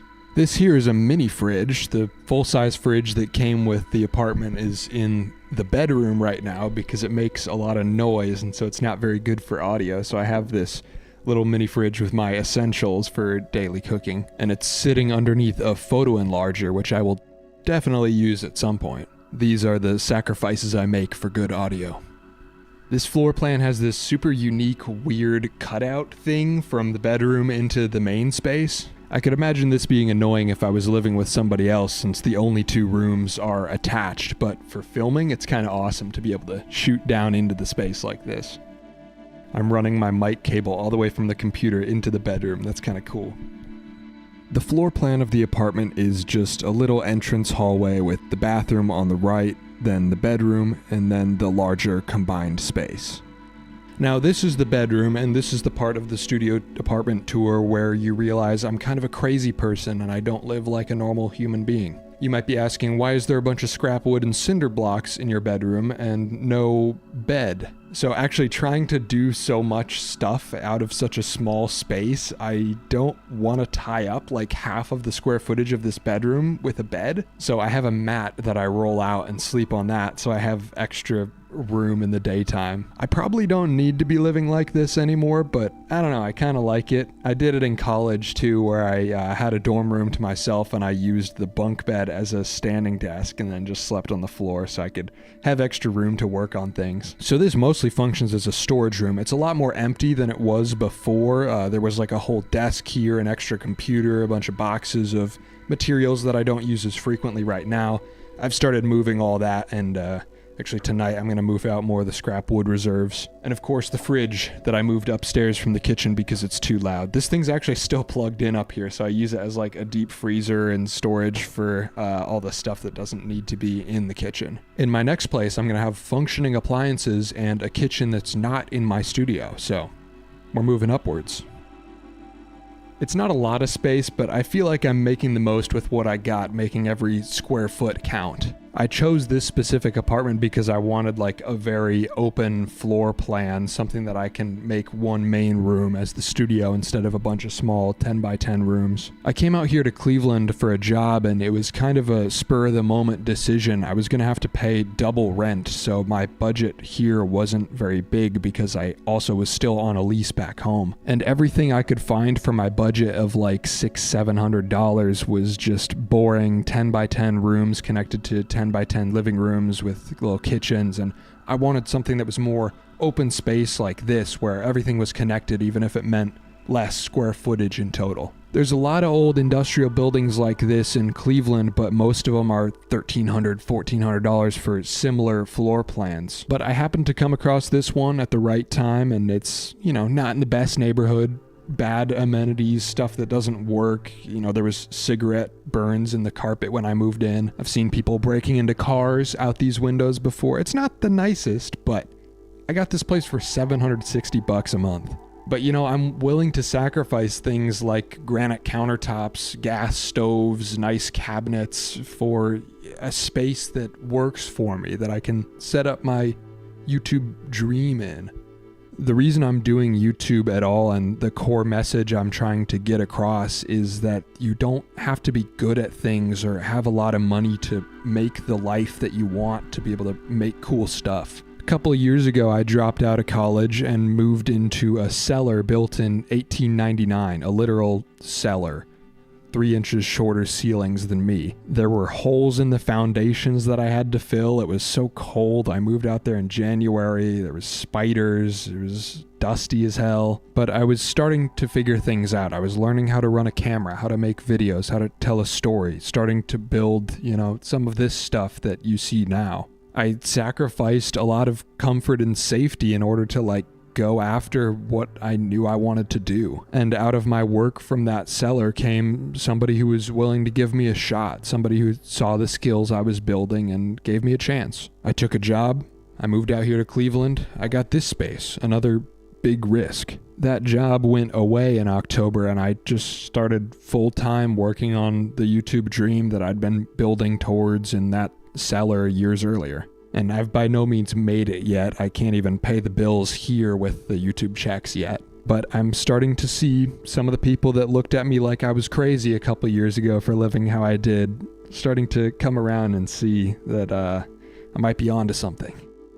All that to say, what this studio represents for me is sacrifice and taking a leap. Setting my life up in a way that's maybe less comfortable in the short term, but puts me in a better position to seize the opportunities when they arise. This kind of turned from a studio tour into a rant, but I don't know. This studio means a lot to me, and I would be lying if I said I wasn't gonna miss it.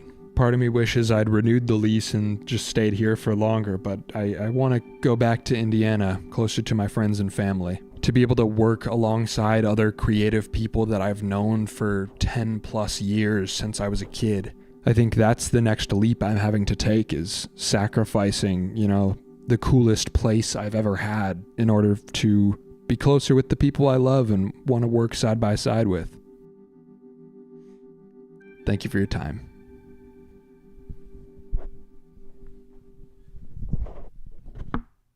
Hey, how's it going? This is the workbench that I do most of my projects on, and there's a couple little tweaks I want to make to it. The big things I'm going to work on today are this top camera mount and cable management. There's never enough outlets.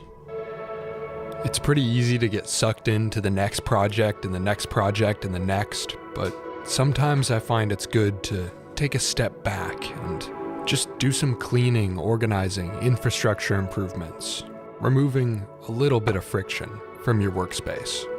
Whenever I feel overwhelmed or burned out, this usually helps out a lot. It's been a while since the workbench has been this clean. These power bricks should definitely be hard mounted. That's been bothering me. A lot of camera gear and outlets have overflowed to this main power strip, so there's not many outlets left for power tools. I want to make this box dedicated to just my overhead lights, and then I add another one for constant power to cameras and the CRTs.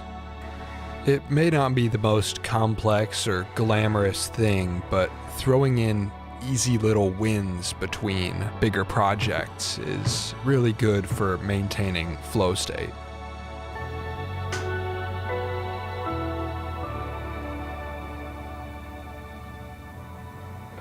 This is one thing I don't like about this setup. I have these colored light bulbs that I use for green and orange accents, but they're these stupid Bluetooth things that you have to hook up to an app, and sometimes they randomly unpair. I would like to replace these with something that is not connected to an app and doesn't do this. Ow, it shocked me. I cut off the diffusers to make them more like projector bulbs, but apparently I can also shock myself with that, so don't do that.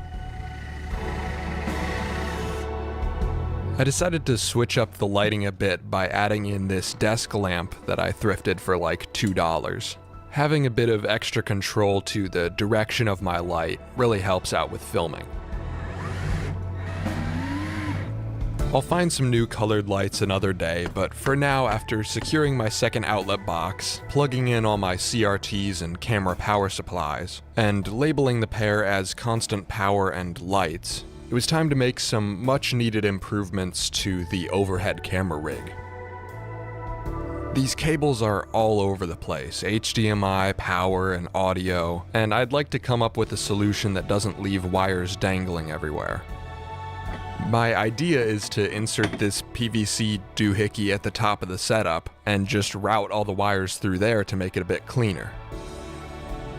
Now, this is by no means a permanent solution, but it definitely keeps things a bit more tidy than they were before. It's not ideal, but for sure an improvement.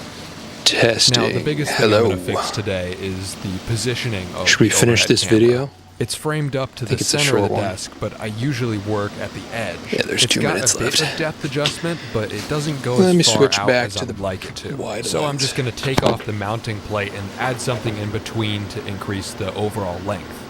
I have this extra ball joint from a tripod that I took apart to use the mounting plate on a different setup, so I'm just going to take that and add it to the whole overhead rig. While I had the old stand taken apart, I took off some of the old chipping paint and rust and made it a little bit nicer again.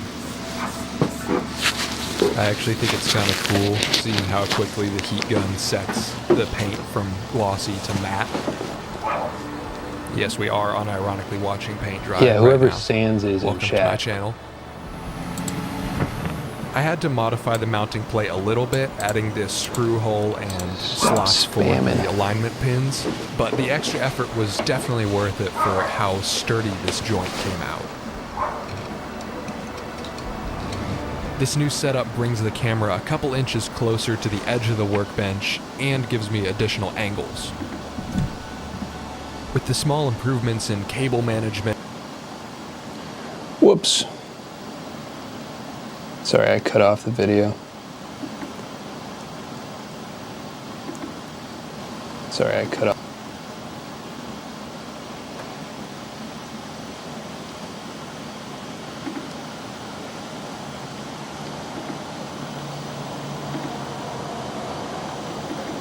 Putting Sans in timeout for 30 minutes.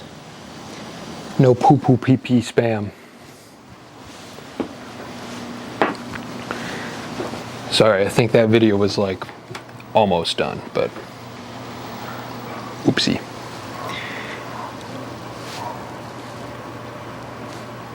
Evan, what's your recommendation on an affordable audio setup for run and gun shooting? Well, I value compactness a lot. So my favorite mic is this one. Oh no! My camera wasn't locked in. Did we lose HDMI?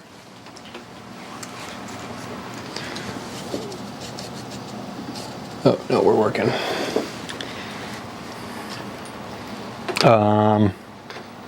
Yeah, the mic that I have on my camera like 95% of the time is this sucker. The Sennheiser MKE 200. It may not be as good if you have the budget, I would go for the Sennheiser MKE 400 or 800, one of the bigger ones. But I like the compactness of this one, and it gets really good audio for how small it is. I prefer it to like the Rode Video Micros, because those ones are like so much more obvious and big, and the big fluffy thing on top. So I like the Sennheiser MKE line. That's my pick. I have a Rode Wireless Pro Plus. I'm not familiar with that one. Is that like one of these? Or do they have a bigger wireless one now? I made some coffee. It's a little late for that at 4:30 p.m., but you know.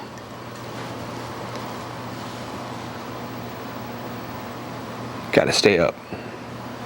4 more hours. 4 more hours I need to stay awake. I think I'm good at this point. And I should have my sleep schedule reset.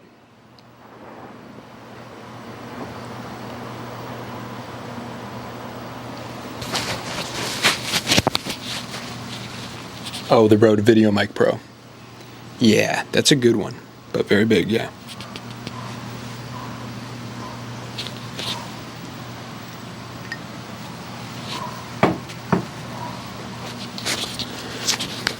Welcome back, everybody.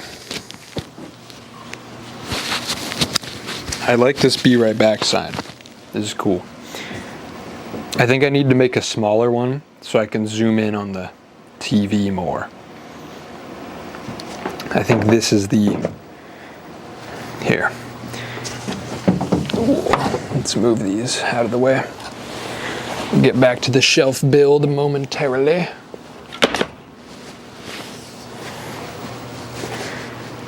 I think this would be ideal.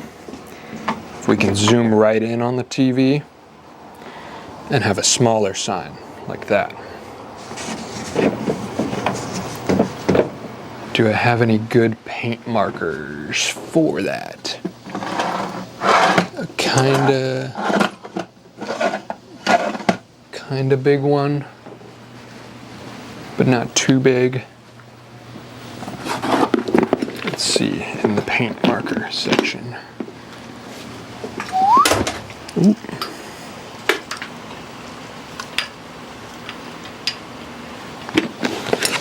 Oh, what do we got in here? Ooh, this would be perfect if it works. Actually, that's not going to show up very well. This could be good. Just looking for a decently sized paint marker.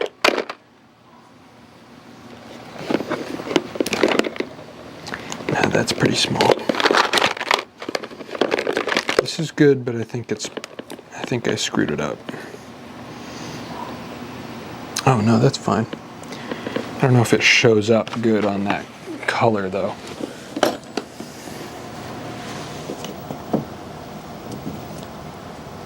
Yeah, that's not going to show up. What I should do is stain this whole board darker so I can write on it with light colors.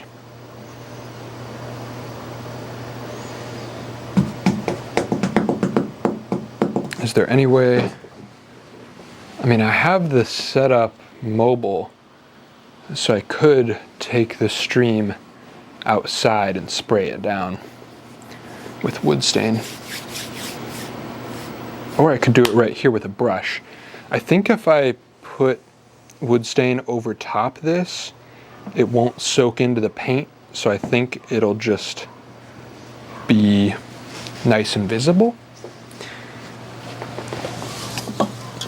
But we're gonna find out. We're gonna mess around and have fun.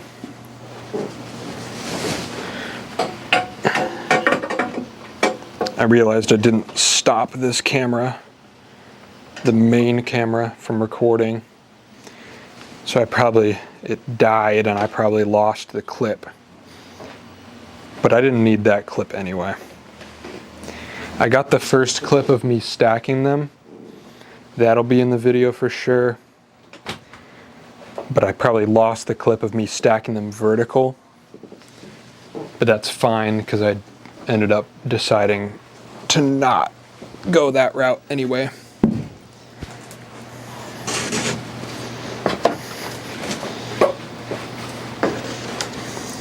Just laying down some wood so that I don't get wood stain on my rug.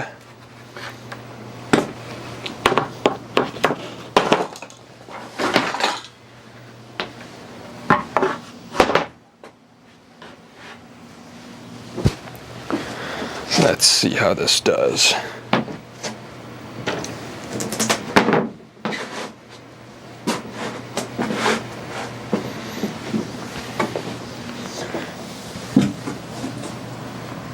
Bro's doing side quests again? Yeah, I'm all about my side quests, you know.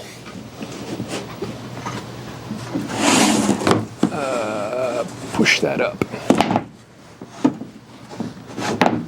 Just giving myself a little canvas to wood stain upon.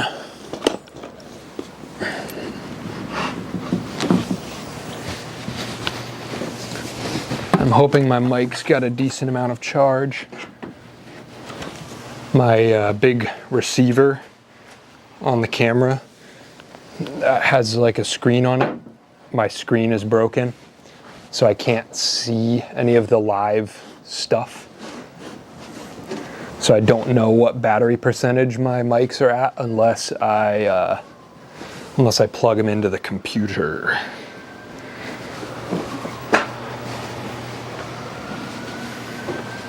Yo, I'm back. The food was delicious. What have I missed?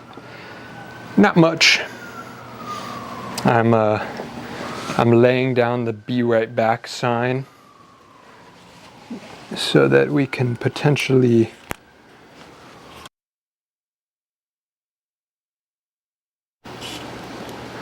so that I can put some wood stain on it and make it a little more visible.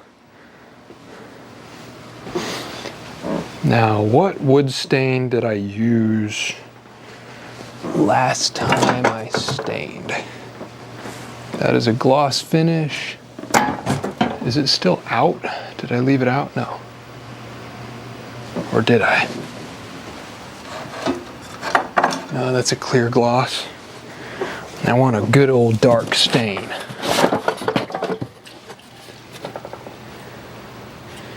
I keep checking over out of habit to see if I'm in frame, but it's kind of sick with the fisheye. I'm always in frame. That looks pretty dark. Dark walnut, that looks even darker.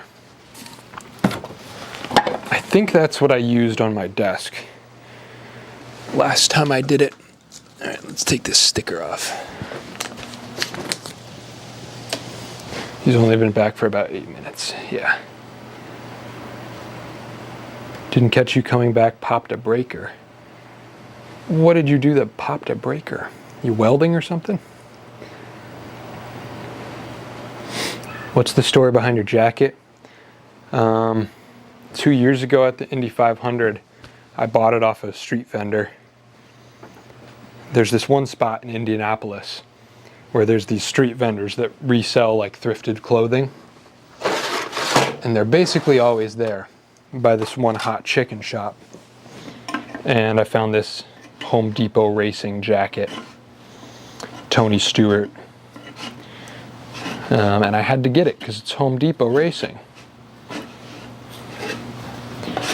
So I paid like $40 for it or something. $40 was what he was asking. I happened to have $39 in cash in my wallet, and he took it. And that's where the jacket came from. I'm an everyday uniform kind of guy. I like my uniforms. So, I don't mind spending a little bit on a jacket. And honestly, $40 is not a bad price for a jacket. And I've probably worn it 80% of days since I bought it. All right, let's see. Will this soak in to the paint? That is the big question.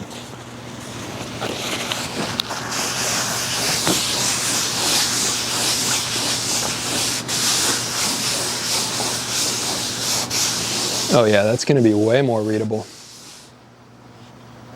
Can you see it on the screen? Yeah. So, I guess with the current exposure settings, you basically can't see it. But when I put this on, you probably can.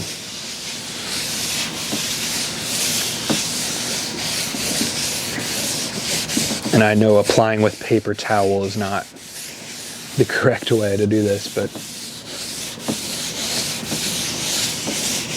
I don't have any brushes. I'm fresh out.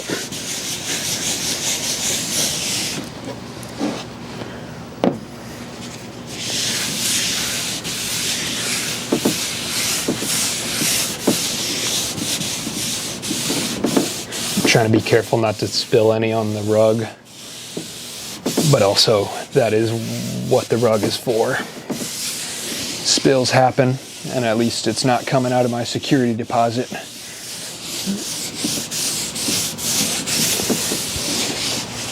How's this looking? Oh yeah, it looks way better on screen. You can see it way more. I reassembled a power supply incorrectly. Ooh, scary. We can see it. First time in a live stream of yours, do you have any M42 lenses? No, not yet. I never got an adapter, so I never picked any up. I know they're pretty good. I'm like, I don't need vintage lenses right now. Like, I don't use vintage lenses that much, aside from C-mount for compact rigs. So like when I buy vintage lenses, they're usually compact ones.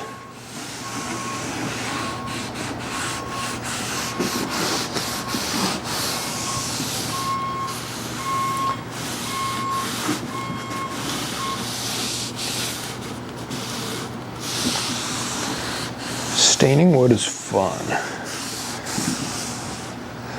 All right, let's get the other side.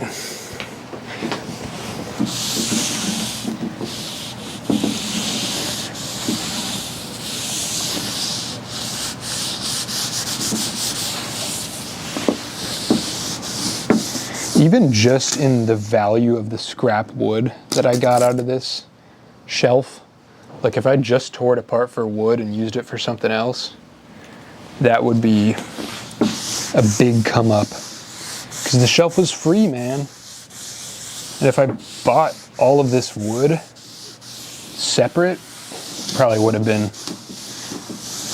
easily $100, I think,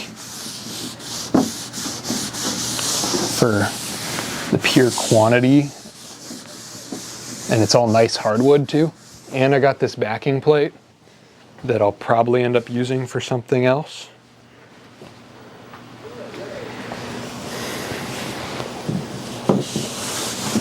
I need to get another screen for chat because I can't see chat from here.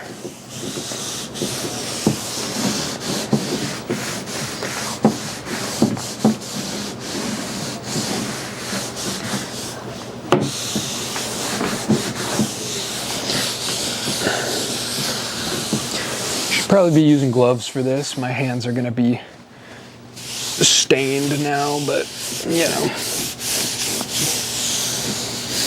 Whatever. All right, just a touch more.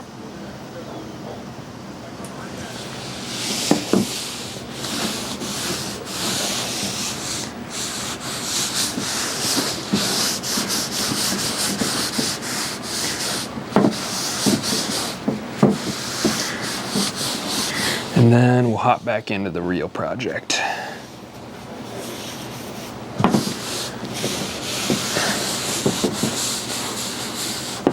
Honestly, I'm thinking now I should have done this stream on my main channel. It's much lower energy than usual, but it's been fun, I think. I just feel like I can fool around more and experiment. It's lower pressure on this channel. Wow, this slab actually has a really cool grain pattern on it. I did not notice until putting the stain on. Pop this up a little bit. Wait, this isn't a veneer, is it? No, those are just patches, I think. I think if this was a veneer, I'd be slightly annoyed.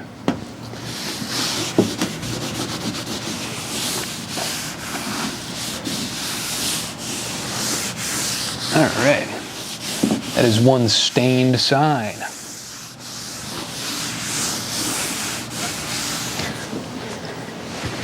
That's a job well did in my book. Let's find a spot to put this that it won't drip anywhere. Boom. Boom. What's the chat saying?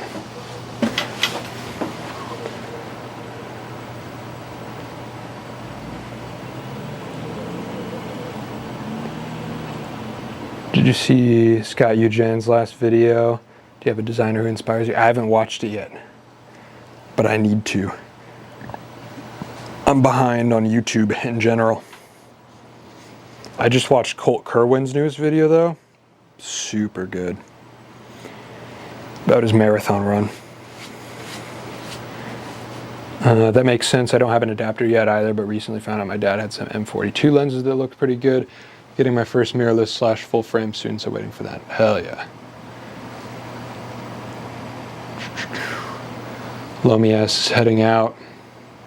Good to have you here. Thanks for hanging out. Have you decided what to do with the ceiling fans motor thing yet? Nah, not really. I don't know that it's going to be that functional, but I might make a little meme out of it. Stick something funny on it to spin around. All right, that is one sign. Stained. I like it. Bit stuck on there.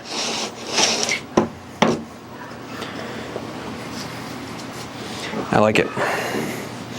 I'm gonna wait for that to dry, but then I want to do a smaller be right back right here, so I can use it next to the TV. Okay, I need a piece of wood to put this on, so it doesn't put a giant line of wood stain in my thing. Drop cloth. There we go. I'm messing around setting up a new FS5 II for live streaming to get a raw video from the Atomos converted for a stream. That's sick. Place the sign on the fan motor. Yeah. Dude, the FS5s are sweet. I want one. I don't know why, but I want one. I gotta wash this wood stain off my hands.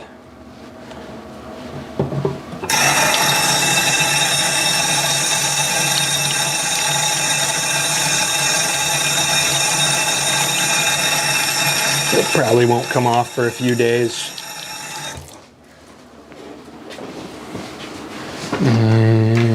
Acetone might be the move, or alcohol or something. I should have just put on gloves.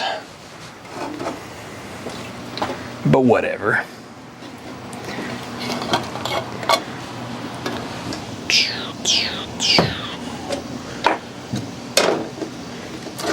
Oh, I stuck a marker to my desk with wood stain. Not just now, but when I was messing with wood stain last night. I'm a messy guy.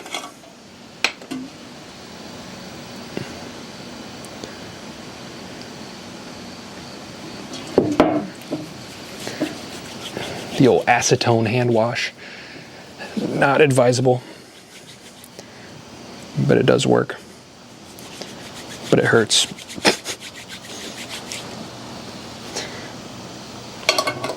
All right, now I wash that off. Ooh.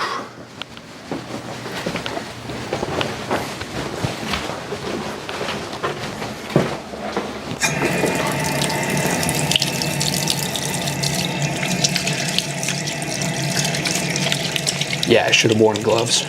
Oh well.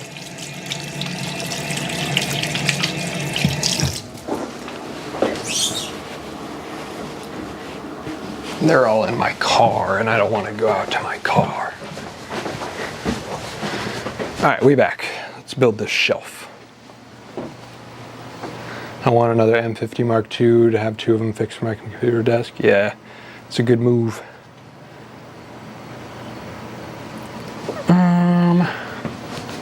All right, sweet sign.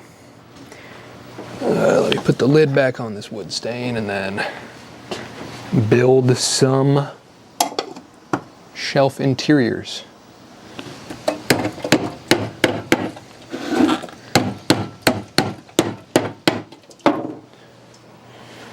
So, it's gonna sit like this.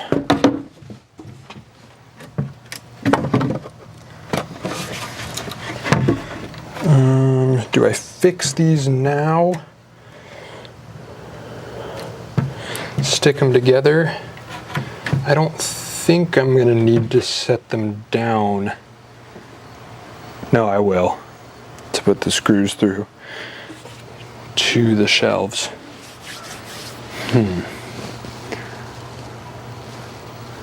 How much clearance do I have with my impact driver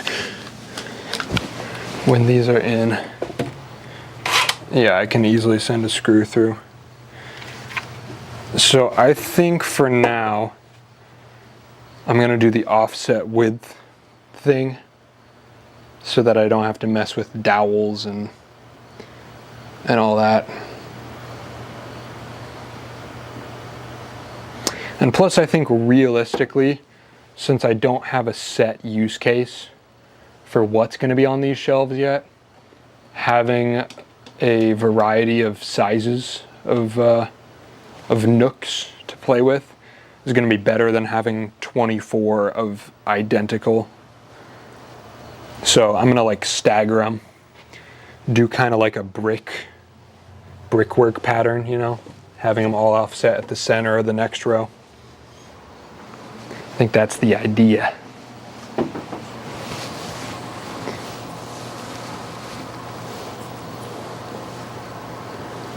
I like the vibe of your studio a lot. Has me thinking of building shelves out of wood that I don't even need. Exactly. You'll find a use for them.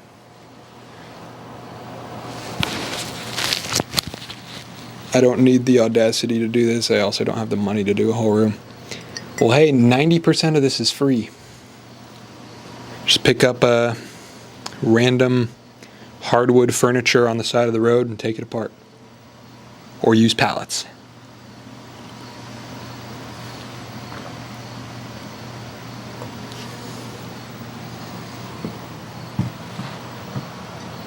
Don't you need new ammo crate shelving? Yeah.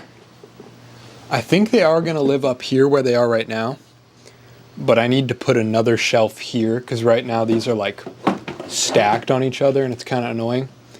But I have enough space to add another shelf in there. So I need to add an extra board there. But I think that's going to be where they sit. Building my workshop right now inspired by this. Hell yeah. I'd love to hear it.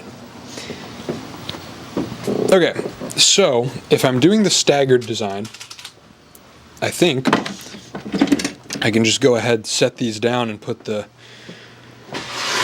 these cross beams in them. Just start going to town. All right, so which ones are my orange? Those two are orange. And then these two are green.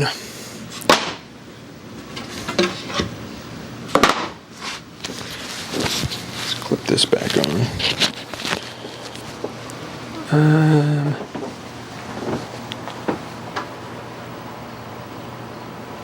What do you do on days where you don't have the energy to do something?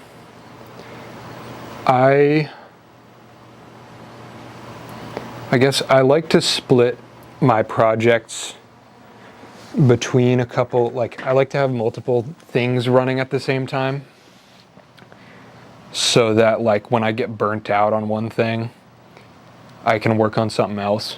So for me, it's like I have the YouTube channel, which is very, it's very physical. It's like working on physical things, and then it's like talking for the edit, doing the voiceover. And if I'm ever like burnt out on that, then I take a break to work on my board game project is my other thing. So I have like, I like to keep a second project that's very different in scope and in work. So it's like the board game is very not physical. It's just me working at a computer, like, graphic designing stuff. And so that's like a very different thing that I can kind of give myself a break on one project without feeling too unproductive. But I don't know if that applies to anyone, because I just have a weird mindset where like I'm not happy unless I'm doing something, you know? I like to be working all the time. So it's nice to have multiple things. But also like straight up break days is fine. Like if you don't have the energy to do something, just don't do it. And that's something I'm trying to get better at myself, is like allowing myself to take breaks and not kicking myself for it. But yeah, that's a tough dilemma. Can we get a sneak peek from the board game project?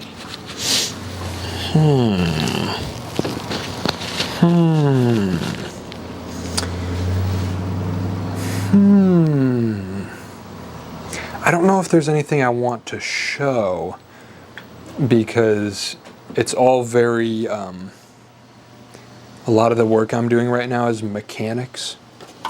And so all the graphics are very much not final. But maybe.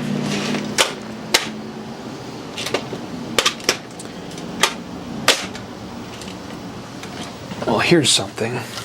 This won't be the final size of it, but here's a little embossed printed tin that I made. I did a 3D printed embossing jig to take like this blank Altoids tin and do embossing on it. I don't know if you can tell on camera, but that's like raised and then printed. So custom tins are a thing that's coming for it. I can show you some cards, I suppose. So here, this might be the first time I'm showing any of this, but we're 4 hours deep into a secret stream show. These are in like card sleeves right now because they're just paper test versions. I just sent off the new print run to Hong Kong the other day, so I'll have like real nice prints in a couple weeks. But it's like these spaceship kind of, or these space tiles, and so the board gets generated out in a grid of these space things. So there's like asteroids, there's nebulas. So it's like a chessboard kind of, but there's a bunch of obstacles, and it's procedurally generated by building out these cards as you explore. And so every single game has a different board, effectively. I don't want to show too much because it's very much not final. But that's the idea. And then there's a whole nother deck of equipments and different co-pilots that give you, you know, different incentives and different ways to play the game. Nice. I was just thinking if you did 3D printing. I never have, but it looks interesting. Yeah, I'll have some 3D printing videos eventually.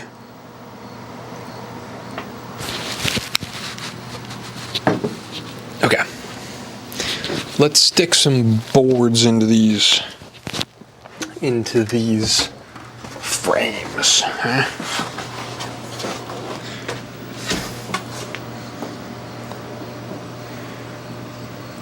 You know, the smart way to do this. Alright, so this is the back one. This is a whole lot of thinking. This is the back one, so this is green. So we need green.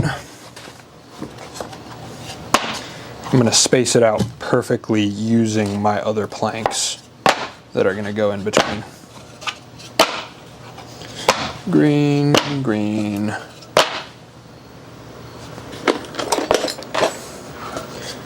Green, green, orange, green, green, orange, green.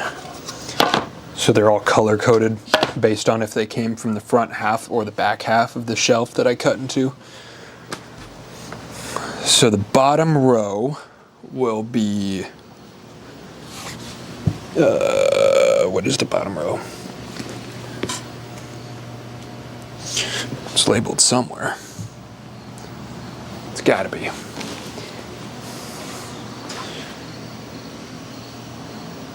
Where are the labels on these? Oh, A4. So it's A1, A2, A3, A4, down to C. So if we use from row C, that's C3.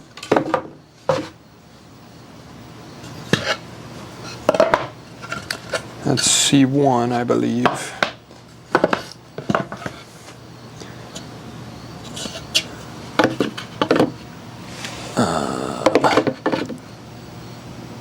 A4.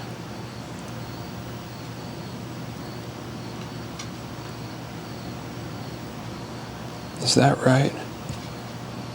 Yeah. So these will go here.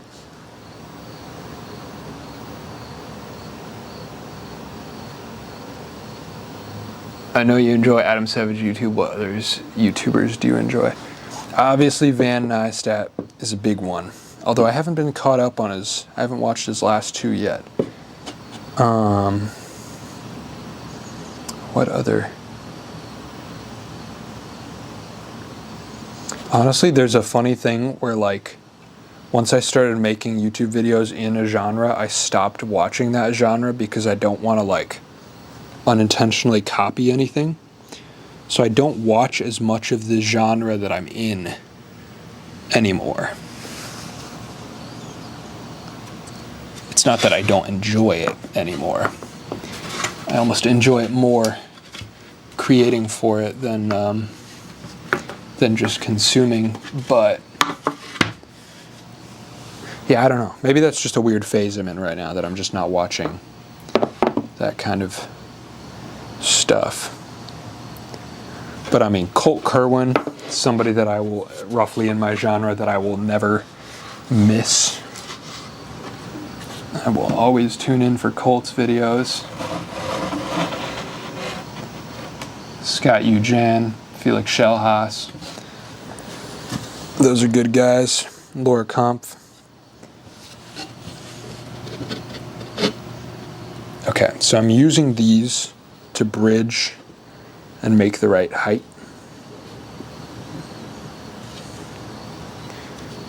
So that this should fit perfectly in theory.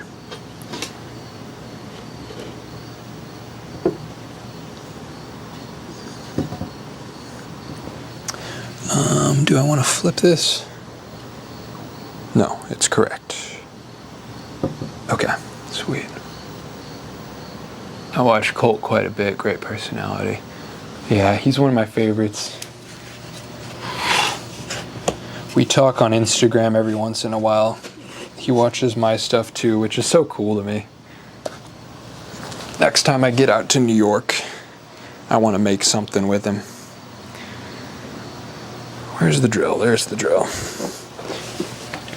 I don't know what I would make with him. I don't know what our collab would be, or even if there would be a collab, or if we just hang out.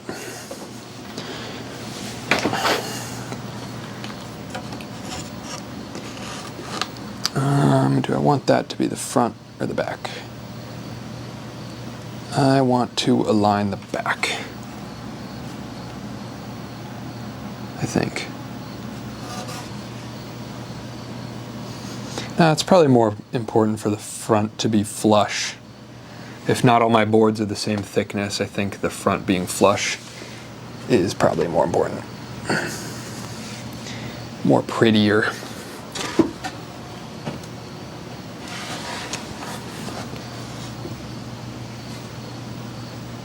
Yeah.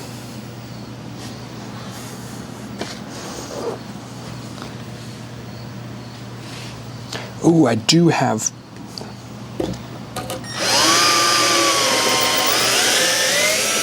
I have pre-drilled holes from the nails. So we should be golden here.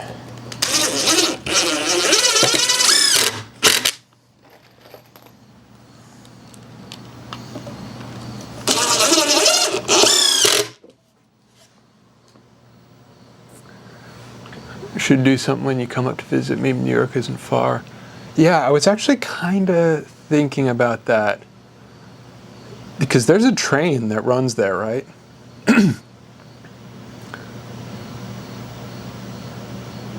His transitions and story is very well put together for a vlog. You have sort of two completely different genres. Yeah, kind of true. But we're into a lot of the same stuff.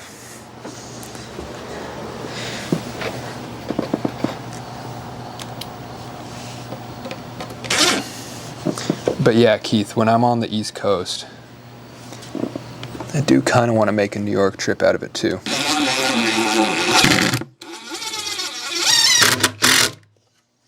If I have the time and money, we'll see. Oop.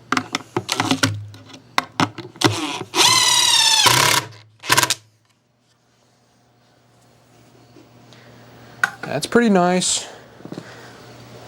So now we get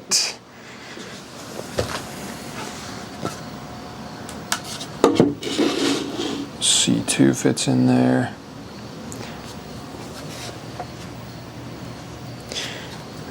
Now B, the line of B's, boom. That might not stand super straight.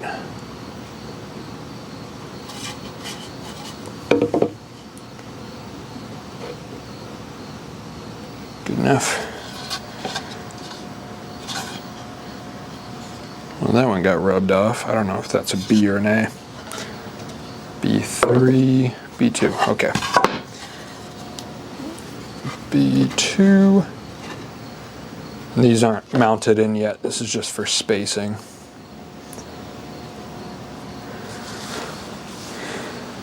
All right, which edge is my cut? Back edge is my cut. So here we go. Let's not knock anything over, please.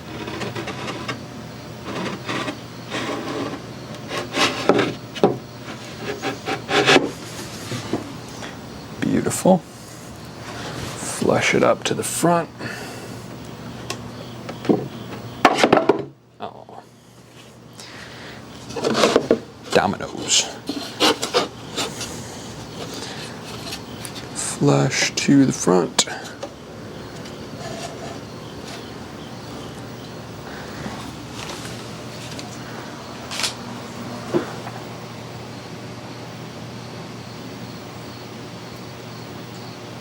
There's a train into New York City. Happy to help you out. Hell yeah. Yeah. I should definitely plan to do that then. The big question is if my buddy Michael's coming as cameraman, can he get enough work off to come to New York with? But we'll see.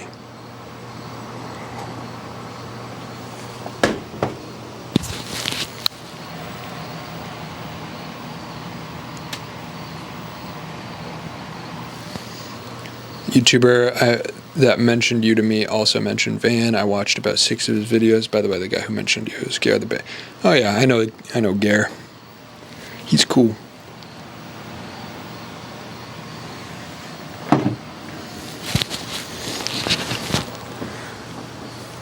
Okay. Now I can send screws into this.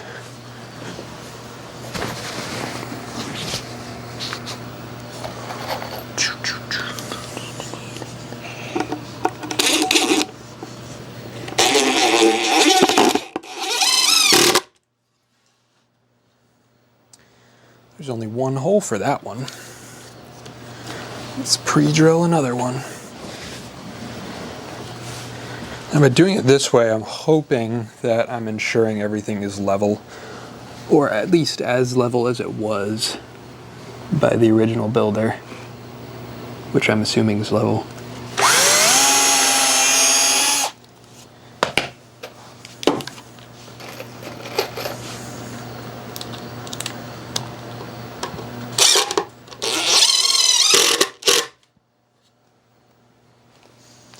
Nice.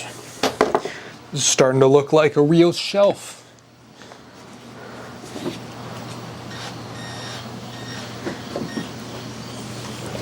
Oop.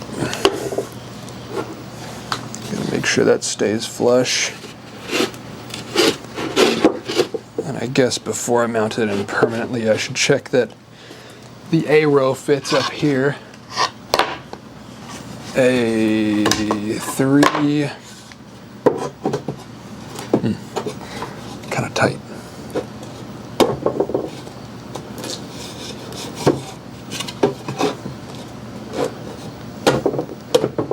That's good though. It'll add flex. It'll tighten everything else up. All right. So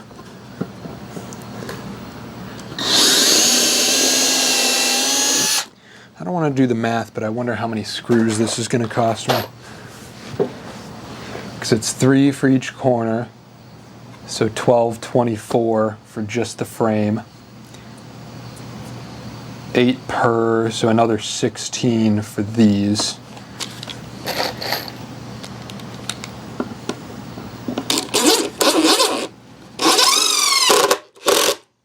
So 40 before I mount any of these. And then each of those will be 4. And there's 1, 2, 3, 4, 5, 6, 7, 8, 9. 9 times 4 times 2, so 72 plus 40. So it's 112 screws total for this project. This box is approximately 465. And it's probably a third full, so we should be fine.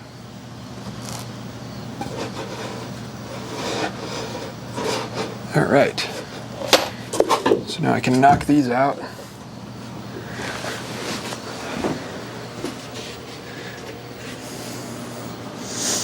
All right, we're getting somewhere.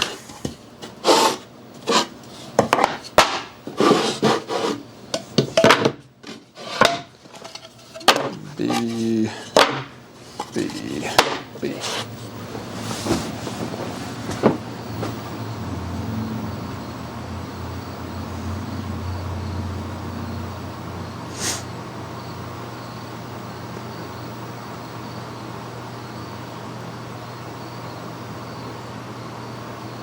Oh, we have some Netherlands people in the chat.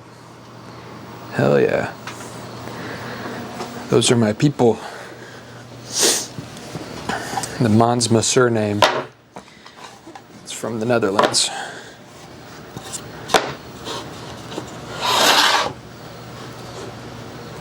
I think it was my my grandparents' grandparents came here. Or maybe just my grandparents' parents, because I think it was World War II time. Don't know how that math works out, but something like that.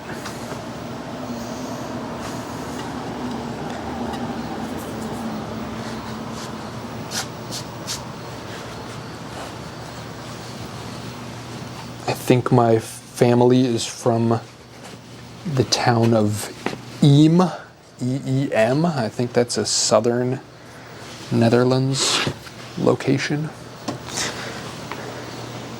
That's what I heard, at least, from my uncle that's into the genealogy stuff.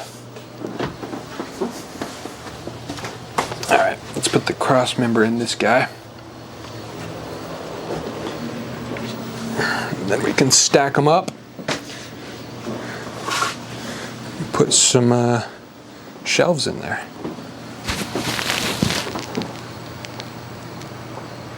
Hey, I have a new follower here. I've watched a lot of your posts on both channels, and I have to say, I admire you and your wacky thoughts. I also enjoy woodworking, wood turning, welding, etc. Hell yeah, glad to have you here. You fit right in. Evan lore drop? Yeah. Well, you know, Dutch people are also like one of the tallest nationalities, so it kind of makes sense. That's where I got my height from, I guess.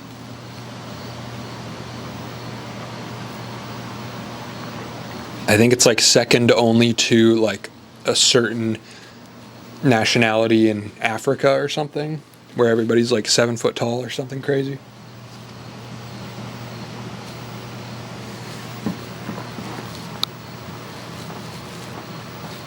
Isn't mirror and stuff more in the middle?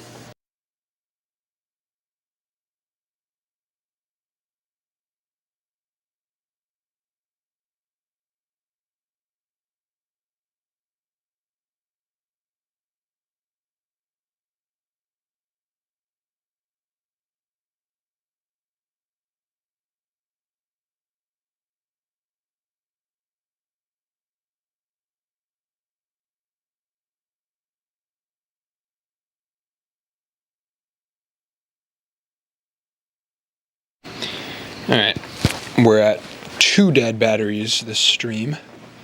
So we're on the 3rd battery, I do believe.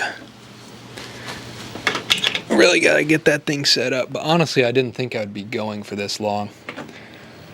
How far are we're at 4.5 hours. That is by far the longest I've gone.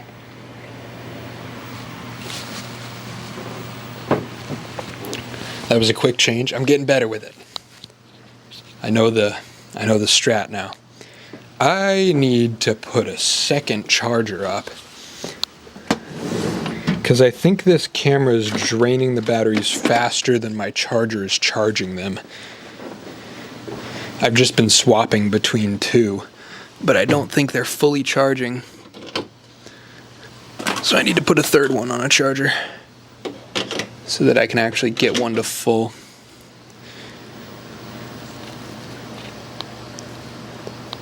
There was only 2 that whole time. I think I have 2 or 3 authentic, or no, I have more because the EOS M uses the same ones. But they're all kind of all over the place right now. I think I have 3 or 4 authentic batteries and then 2 of the third-party ones that die a lot quicker. And then 2 dummy batteries, neither of which I can find.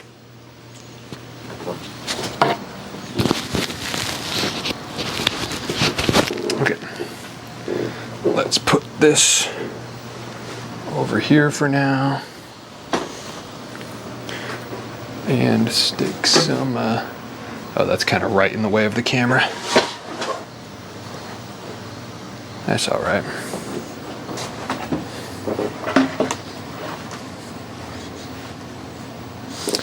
All right, now let's balance some more boards. So this time, C is on top. This one's upside down compared to the other one. Let's just flip it for my own sake. I shouldn't drop it on the corner like that. That's how I chip the wood. C2. C3. So bottom row is currently C. And we're just going to balance our board to get a rough idea. That's a B. That's a B. That is B.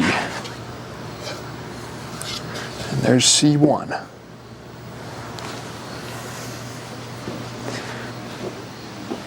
And then this is the C board. Oh, I just realized if I do put these things off kilter, then my trim won't line up. But I guess I still have the same amount of trim at the end of the day, so I can just cut it up and realign. I think that'd be fine. Or I could do one shelf in each method. Do one of them staggered and the other one aligned with dowels. That could be fun.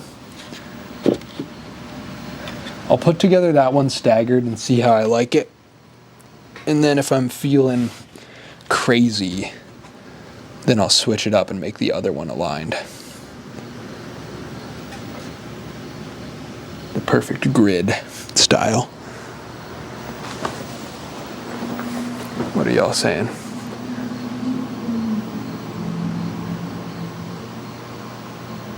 I've come back to the stream 5 times and was thrilled to see you're still here. Yeah, I'm going long today. I'm preparing to bring this to the main channel.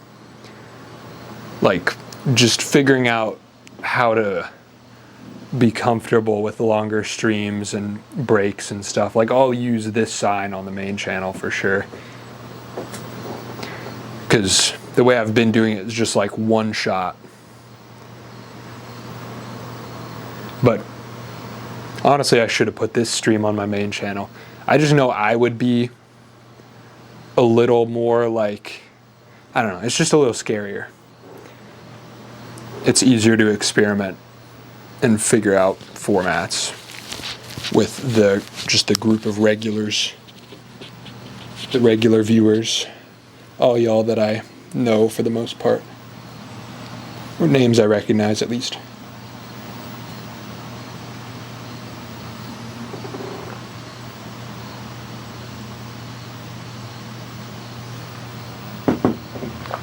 All right, that is coffee number 3 of the day down, if you count the day as starting at sunrise. If you count the day as since I woke up yesterday, it's a lot more than that. Do you use smartwatches? If so, what for? Nah, I had one in high school, and I thought it was pretty cool. But then I don't know. There's definitely stuff that it's useful for. Like if you're into like fitness tracking, like having super accurate data for your workouts and stuff, I can see it being really useful. But for me, I prefer to not be as connected to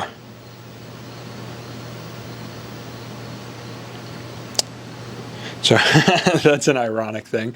I prefer to not be as connected to the phone. And then I got transfixed by a text. But like, this is what my phone looks like. So like, I don't use stuff like that. So I don't want any more reason to pull out my phone or I don't need to be more connected to my notifications and whatever. I have notifications blocked on most apps anyway. So, not really something that I use, but they are cool. I like the idea of them. And also I just like mechanical watches. Finished viewer here, just finished editing. Video heavily inspired by you. It's finished though. Also used your music library for it. Might publish tomorrow. Hell yeah. That's awesome. I like to see the music library getting used. I've seen a handful of people use it already. Because it comes up. If you tag me in the description, it'll be in my YouTube studio feed. It'll show me that somebody tagged me in a description. So I'll see your video. I have to say the audio is working nicely with the wireless. Sweet. Good to hear. I'm glad it hasn't died yet. After like that, I took like a 20-30 minute break to eat and let them charge. I think they're going pretty good. Just made my last coffee of the day. It's 11:30 p.m. I feel that. Also have notifications off. All apps except for phone calls. Yep. My phone doesn't make noise ever unless it's a phone call.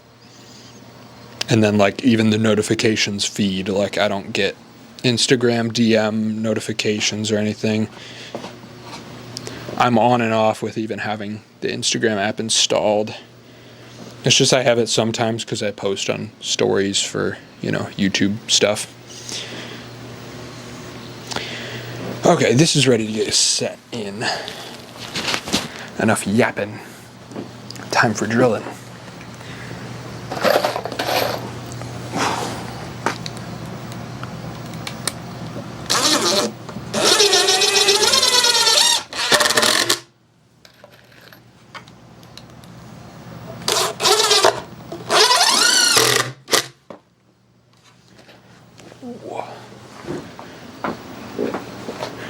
Okay.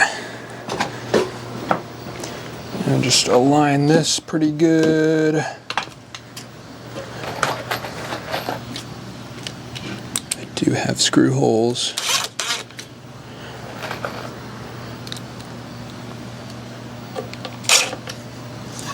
All right, and just hold it in place.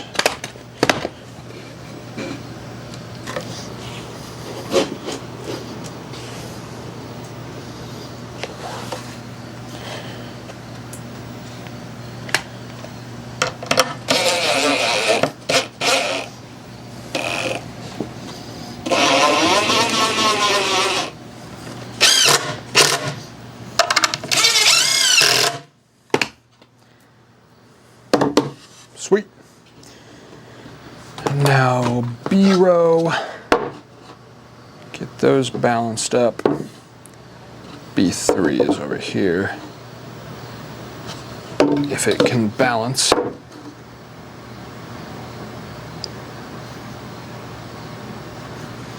This is like Jenga.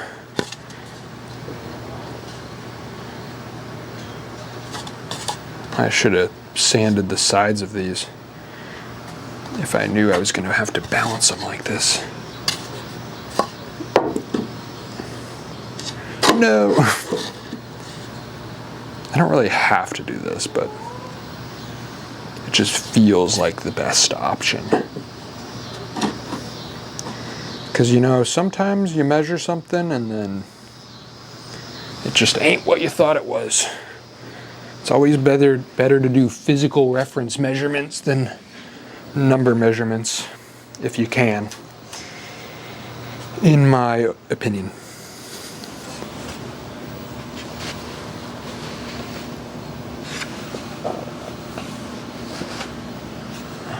Okay.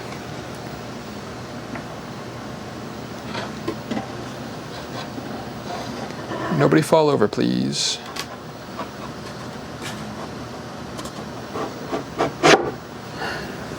Okay. We are in position. And I'll stick in the A row to make sure that fits.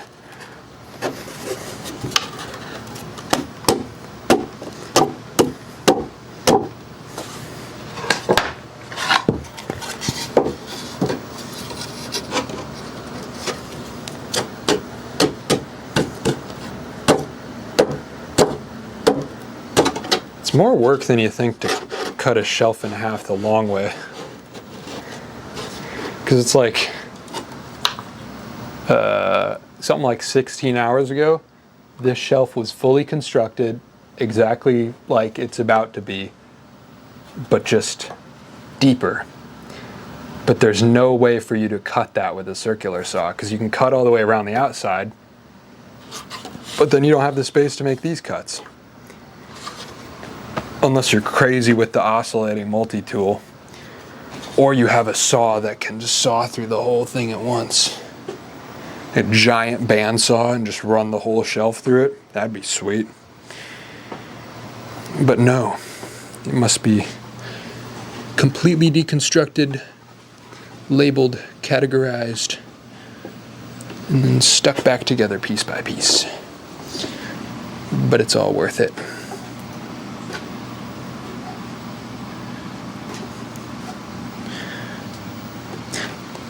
That's kind of another code in my workspace, is like no excessively deep surfaces or storage spaces. Because anything too deep just ends up having clutter in the back of it. It's like the filing cabinets are probably the deepest storage I have, and that's because they slide out so you can access it all at once. But even like these spray paint racks, I kind of don't like how deep it is, because it's like this goes 4 cans back. So, you know, as Adam Savage would put it, first order of retrievability, I have to move 3 things to get to any of these cans in the back. So I generally don't like deep shelves. So that's why I'm going through all this trouble.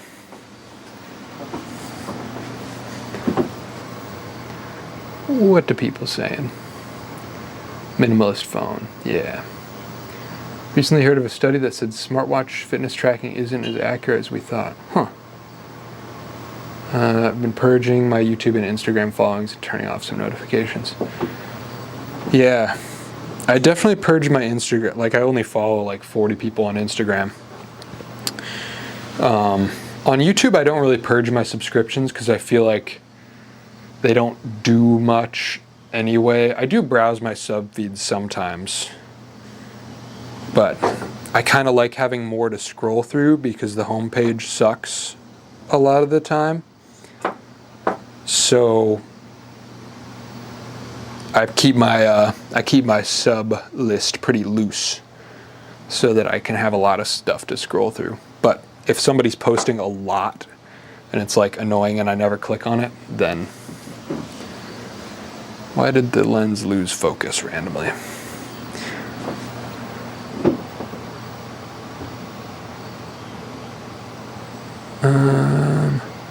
No notifications is really a time saver and mental health as well. Yup. I basically just need like emails and texts. And I do have the Discord up sometimes. But definitely no Instagram DMs, no YouTube comments, none of that. I used to have YouTube comments up because like by default when you install YouTube Studio, it gives you a notification for every comment. But that would make me very stressed if I did that right now. My desk looks insane with 2 cinema cameras set up. With a test live stream, I can see Evan setting up like 3 cameras and then switching for close-ups live. Yeah, totally. I mean, some of my old live streams, I did have 3 cameras. I just haven't set it up here yet. Partially, mainly because I haven't found the dummy battery for the M50 yet. My A66 autofocus is broken, so that's not as useful for live streaming. I think what it will be is like M50 as a wide camera on autofocus. FX30 is the main one. And then the A66 will be a top-down camera on the desk. Because for top-down cameras, I feel like manual focus is ideal anyway. Camera lost focus and came back. Yeah. I don't know why it lost it when I walked away. What lens is on the camera you're filming with now? It's a Sigma 8mm. It's my buddy Michael's. I'm fixing a camera for him, and that's the lens that was on the camera. So I stole it for this stream. But yeah, it's like very fisheye. Definitely unsubbing to channels that deleted their videos and haven't uploaded in at least a month. Yeah. Sometimes I like to keep tabs on people that, you know, upload once a year. But yeah, deleting videos is weird. Did I lose focus again? Come on now, camera. I guess my focus zone is weird. We'll do it like this. So I'm still in the focus zone when I'm over here. FX6s would be great. But I'm looking back at it to make sure. Don't act up now. Don't act up. Yeah, FX6 is very expensive. FS5 is just so sick. I'd love to try one. By month, I mean that I haven't uploaded in a year. Yeah, that's fair. That's fair.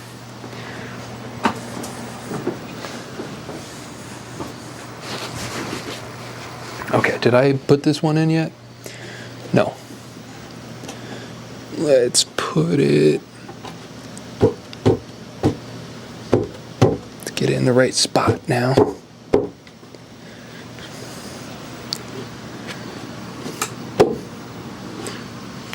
Oh, come on. Sure, that's good enough.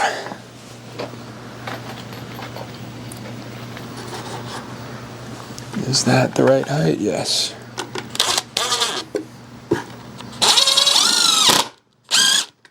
Oh. That pre-drill did not work out. I guess I ripped out a lot of that hole when I pulled that nail out. Where did I set my drill? What? Where did I set my drill? Am I crazy? No, it's right in front of me. Ooh. That is the first screw that's spun out on me with this method of reusing the nail holes as pre-drills. Not bad. And we can just drill another one.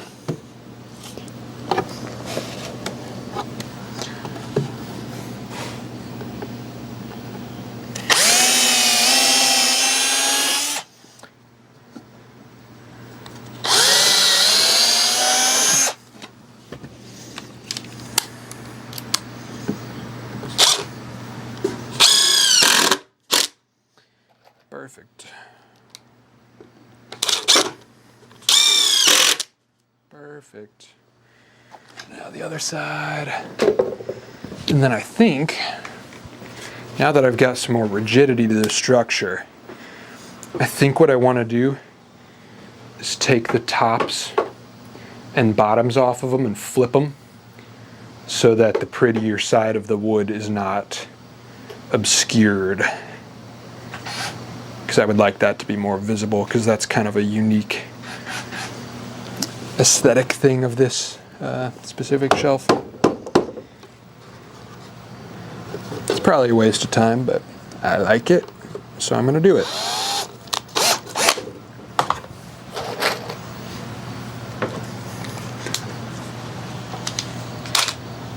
Get up to Wisconsin and I'll lend you one?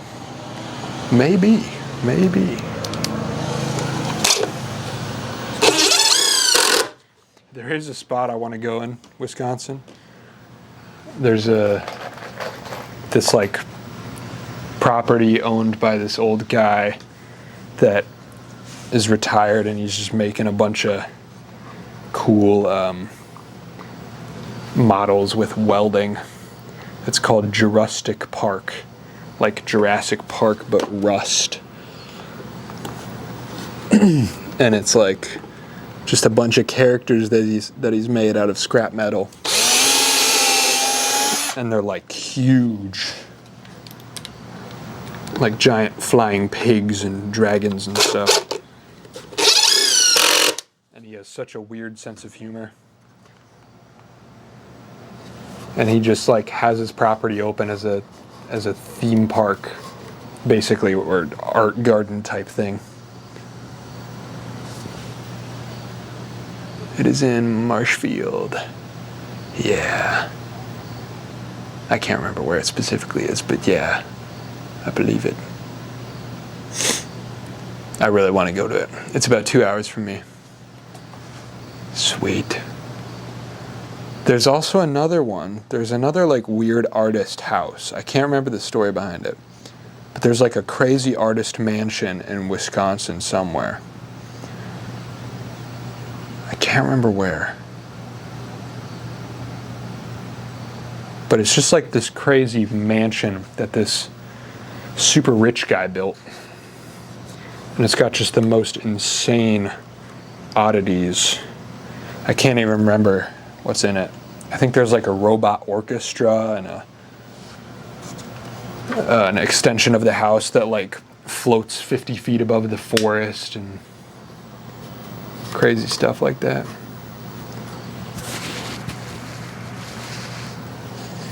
Okay, so this is in place. Okay, remove these now.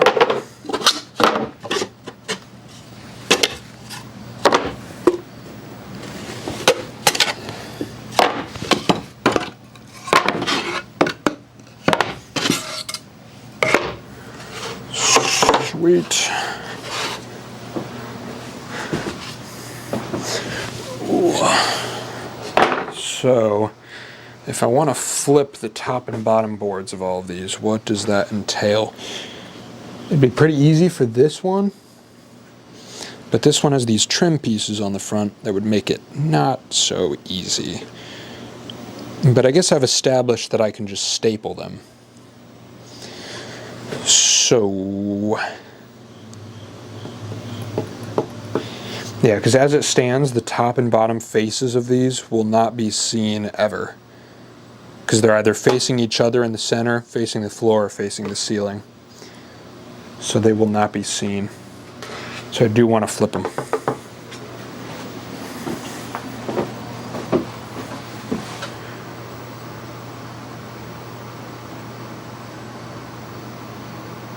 House on the Rock, yeah.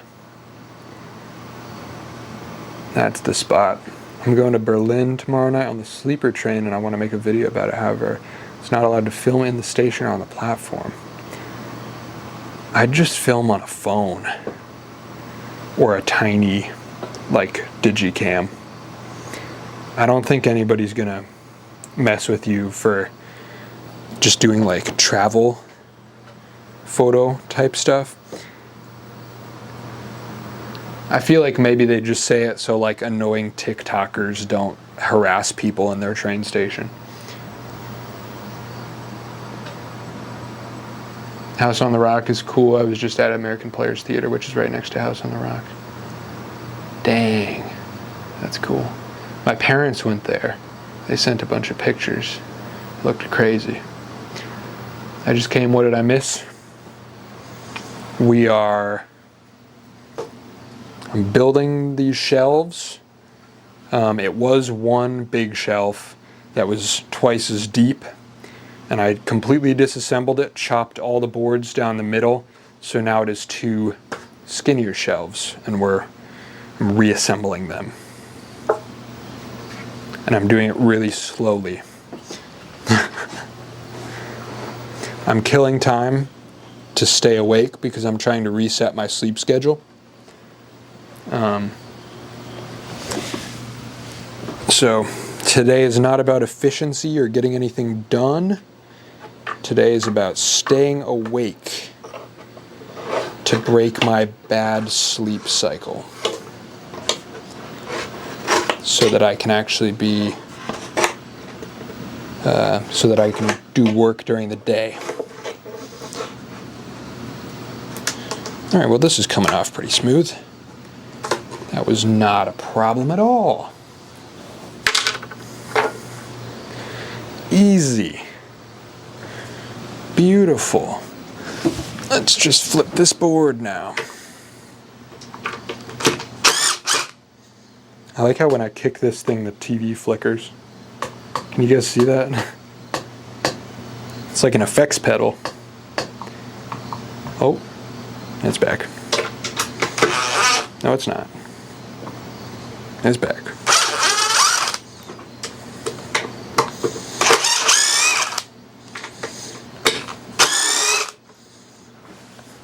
I want to do some analog distortion stuff for video. It's pretty easy. Pretty easy to make a video signal look bad.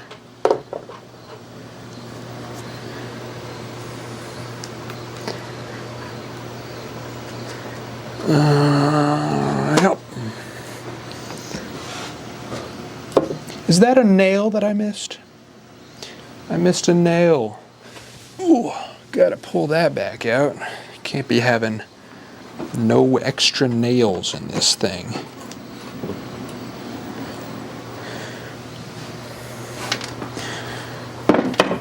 Alright.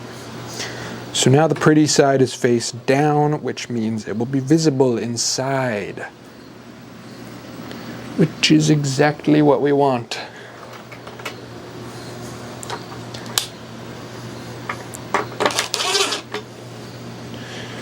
Some people, most people maybe, would call it the ugly side, but I call it the pretty side. Ah, I spun out another screw.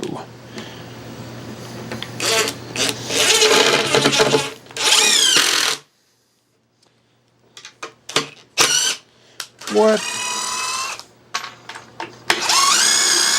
All right, those holes must be aligned with something else.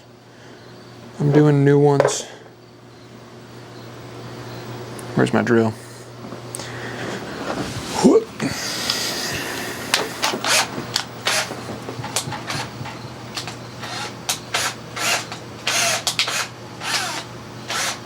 Button spy cam, that'd be cool.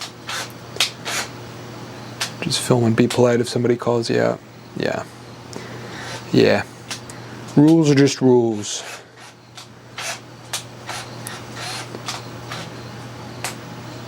Since I've been unfollowing / unsubbing and turning off my notifications, I've been subbing to more artists and creators that are a bit more unique and not being a square for the algorithm.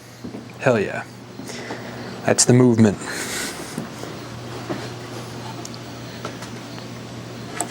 Alright, let's drill some new holes. I'm kind of worried this whole board might just be a little rotten, and so it'll never really be that easy to drill into. But we're gonna find out. Hey, that one is pretty good. Now let's just do that 2 more times.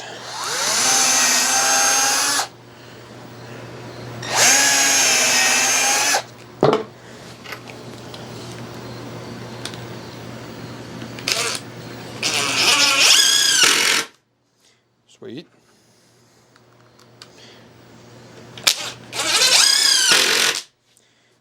Beautiful. Love it when the bolts go in without a hitch. Or with a hitch, I suppose.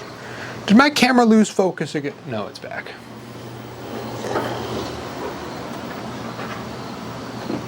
Lost our focus. Alright, I'm putting it in manual. There's no reason for this thing to be in auto at this point. I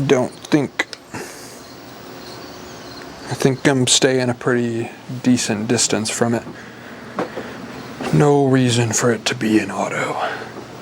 We're good now, right? I'm a little small on that screen, I can't tell. I think we're good though. Alright. Are you screws gonna strip out on this side or nah? Nope. Beautiful.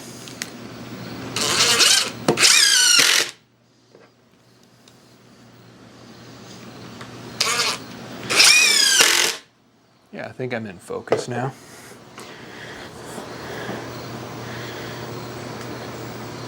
Yeah, I think the Canon autofocus with the Sigma lens isn't as good as it is with a stock Canon lens. But, oh well. Now I need to flip this over.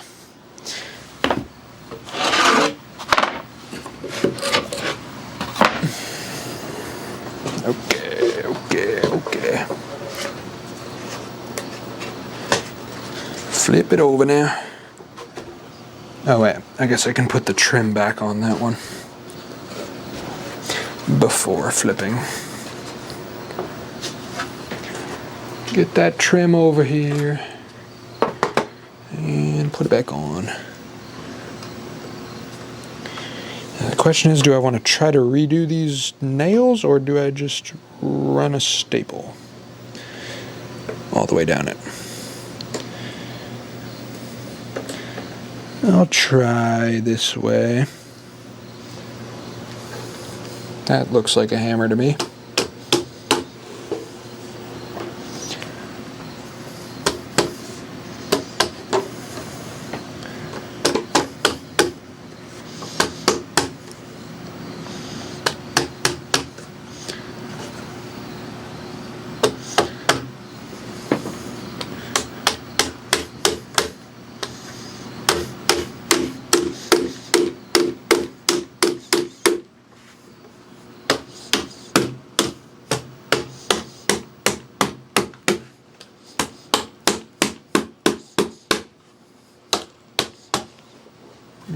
That one's a bit high.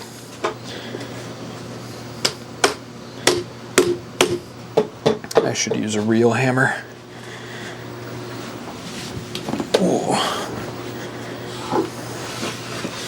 Okay, so we're a little high on that one.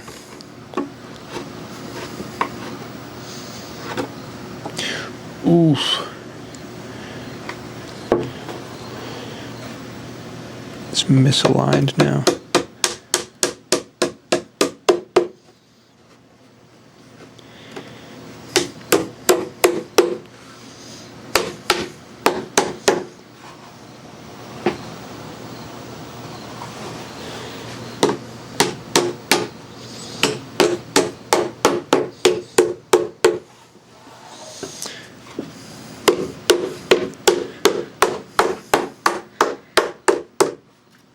It ain't perfect, but you know, sand across the top.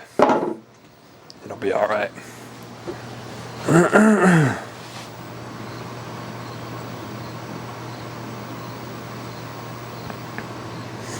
Is that a DeWalt? Use the settings so you don't strip the hole out. Well, yeah, but I'm trying to get the problem is it was stripping out before the head even got into the board, and I'm trying to sink all of them in. So I'll stop as soon as the head is even with the board, but sometimes it spins out before that, just if I hit a patch of rotten wood or if the pre-drill is too big.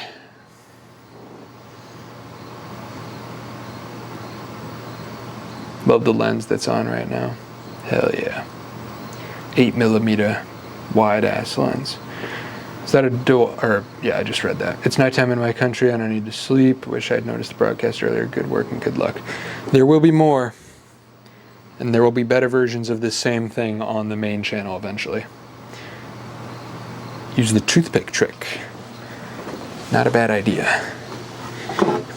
If I had toothpicks. Actually, I probably do somewhere.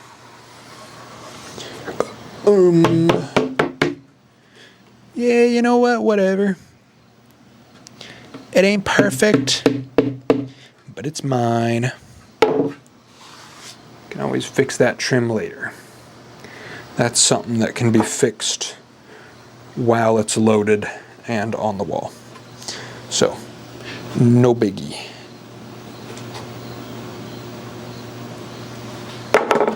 Let's flip the other side.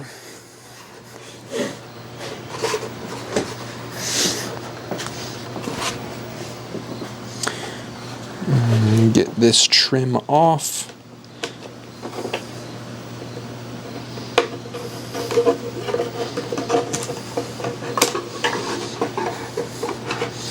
This is by far the longest stream I've ever done. I think I just need to get more comfortable with dead air on the main channel.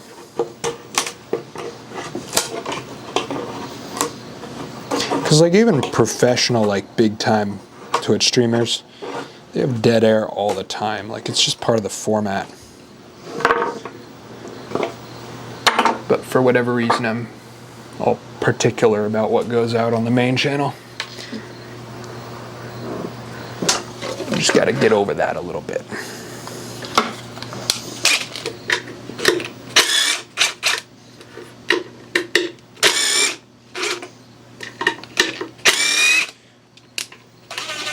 This one's nice because this board is sandwiched, so I don't have to back out the screws all the way.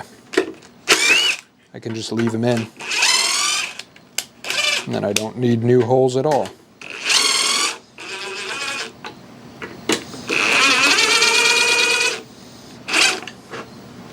Like so. And then I just flip Rooski. No, I flipped it like this, I think.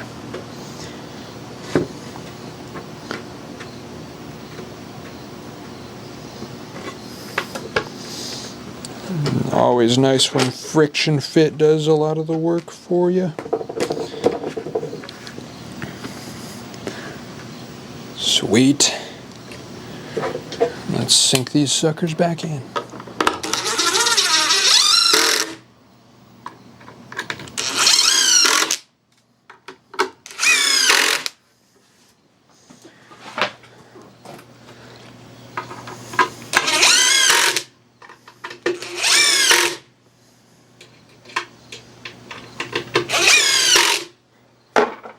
Crappy woodworking is so relaxing. Like, it's so forgiving of a medium. At least the parts when you're just drilling and driving screws. You know, circular saws, you gotta pay attention, but when you're just drilling and driving screws, man, it's lovely.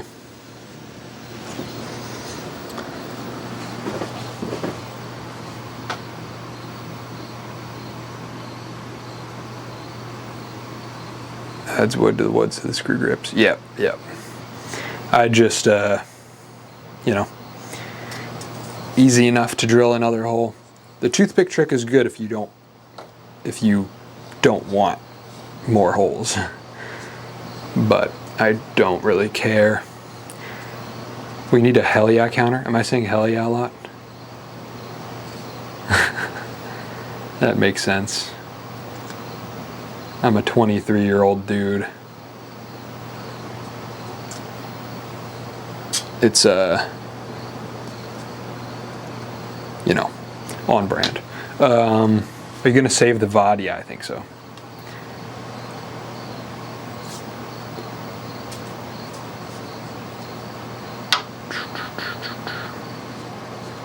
Streams are just hanging out, man. No one minds dead air. Yeah. It just feels strange. Like, I don't really get imposter syndrome when it comes to the videos, because, like, I don't know, this might sound weird, but, like, I put enough, like, care, like, I'm really particular about what I put out. Not in, like, a full of myself way, just, like, I'm an overindulging perfectionist, I guess. That, like, I'm only putting out stuff that I actually feel is good. But then with streams, it's a little different, because it's, like, harder for me to quantify what the value is to somebody else. It doesn't feel like I'm providing as much value, I guess, which is the core of imposter syndrome, I guess.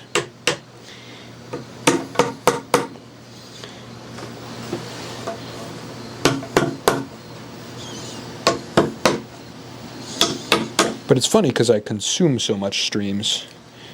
You'd think I would get it. But it's just harder to apply.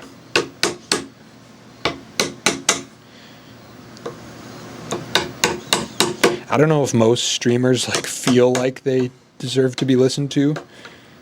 I don't know. Because I don't know that I do in a live setting.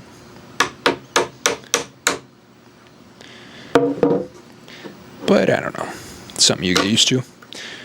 I'm doing it anyway, so whatever.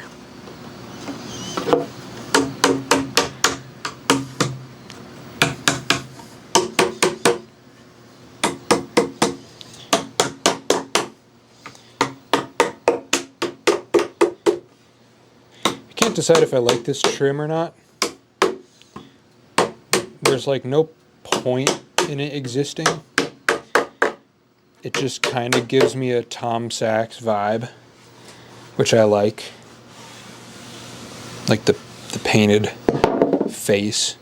Except it's kind of inverse Tom Sachs, because Tom Sachs is plywood with raw edges, and this is raw plywood with painted edges. But it's sort of similar. Similar vibe.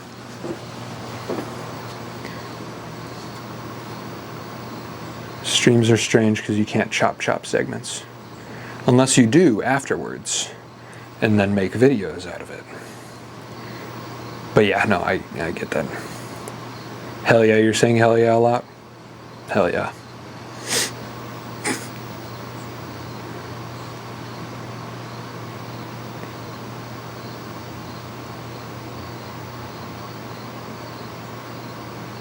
I don't condone drinking and tool operating, but I drink and drill. I might have to in a minute. It's 6 p.m. I think I'm permitted a beer. And I'm done with sawing. I'm just drilling. Don't drink and saw, but drink and drill. I'm gonna head out for tonight. I'll see if I can join somewhere soon again. Thanks for hanging out. Appreciate you. In my humble opinion, I enjoy this honest it is what it is stream. You are being you and being real. I like that. Yeah. Yeah, humans are complicated. Hell yeah. I'm gonna be aware of that now.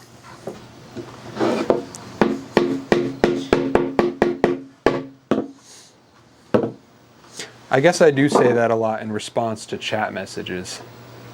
Because it's like, you know, people like to come in and share like, oh, hey, I'm working on this thing, or you inspired me to do this thing.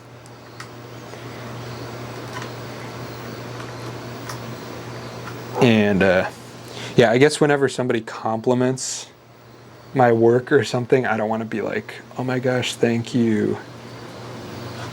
I just want to be like, hell yeah. I'm glad you're inspired.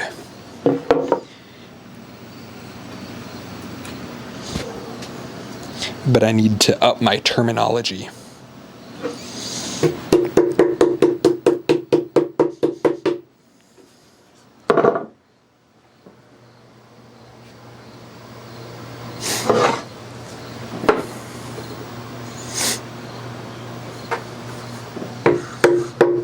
Hammer is the ultimate woodworking tool. Any screwed up spots, just hammer them. Who cares? It's scrap wood. All right. Wait, did I? Okay, yeah, so I just flipped these two on this one. So this one is golden. Our bottom shelf is good to go for the final shelving, which is wherever I decide to put the vertical elements. But honestly, I mean, it's functional as is. It's like just a big wide shelf. Arguably more functional. Just has less separation and less weight support. Maybe I don't put all 3 dividers in every section. Like maybe on the bottom one I just put one.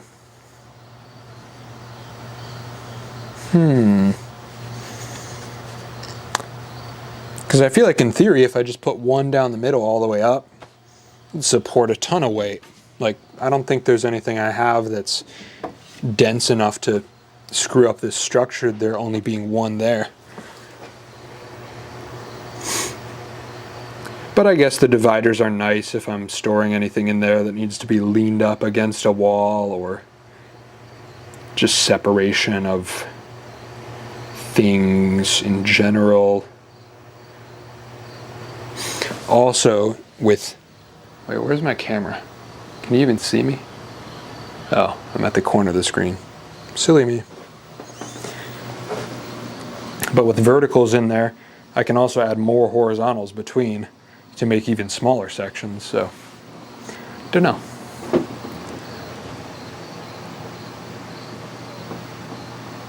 Anybody try the Taco Bell ice cream? Is there Taco Bell ice cream? That sounds like something somebody needs to make a food review on. As Jimmy says, it's 5 o'clock somewhere. It's 5 o'clock here. Drinking time. Totally misunderstood the dead air thing. I don't remember what that was about.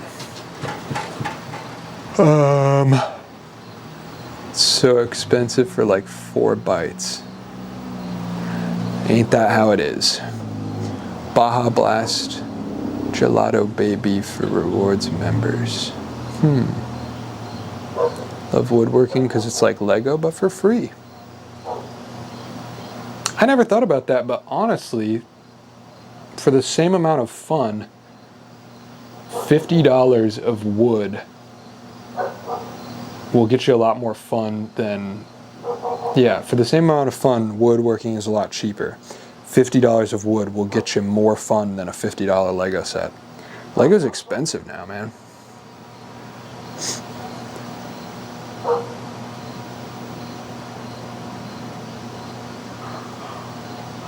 Where's your bed? I don't have one. This is one of the upcoming videos, is I'm going to build a fold-out bed somewhere over here. Or maybe I won't. I don't know. The ideas are constantly shifting. But I roll out a mat right here. So I've got like one of those Japanese style kind of thin mat things, which I like because I like a firmer bed anyway, so it works. Maximizes my square footage. He's a bat, so he hangs on the ceiling. Exactly. Use 1, 2, or 3 for each shelf as to where you need. Customize as needed. I guess that is the good thing about not doing the dowel construction. Because if I do the dowel construction, I can't move the shelf dividers without taking the entire thing apart. But with staggered dividers held in by screws, all I need to do is empty enough space on the shelf below to get the screws out. So yeah, that's what I'm gonna do. Bro sleeps with a firm Japanese guy named Matt. Hey yo.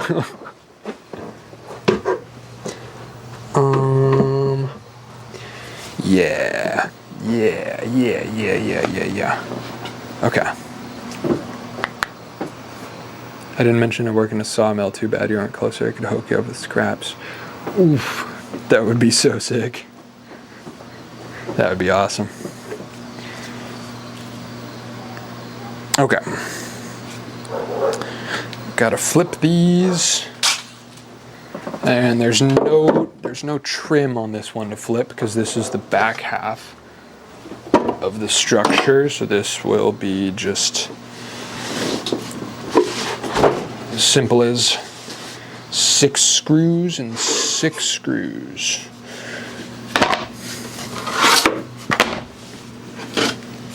Easy enough.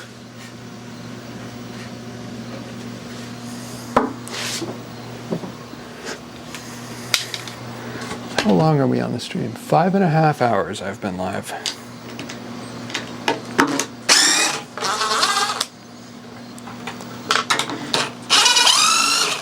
I think my longest ever on the main was just over 4, or just under 4.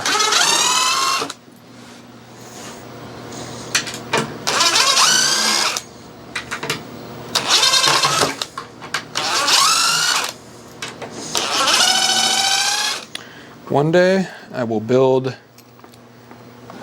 the live streaming prowess to do a 12-hour stream on the main channel.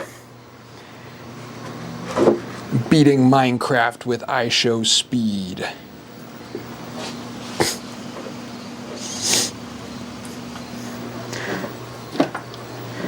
Or something like that. 12-hour stream, not turning off the stream until I build an entire shed. That's something I would do.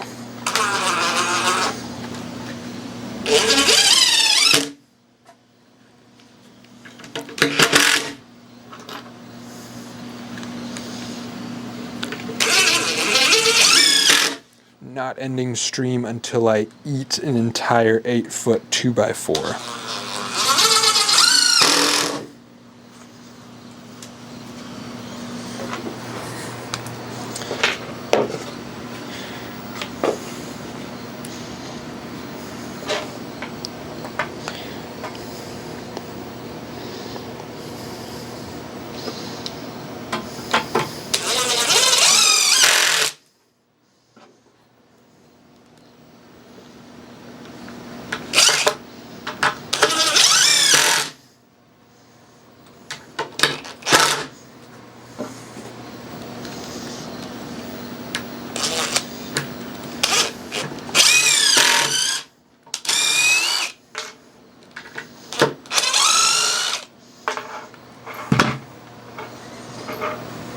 Yeah, the screw holes that are spinning out are the nail holes that were drilled at an angle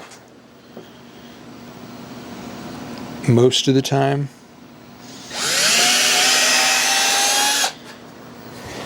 I'm kind of curious if it has something to do with the nail bending as it goes in. And so trying to drive us, no, because I feel like that would hook better. I don't know. I don't know what it is.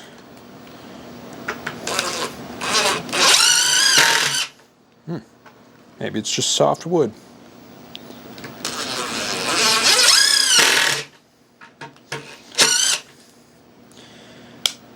Annoying.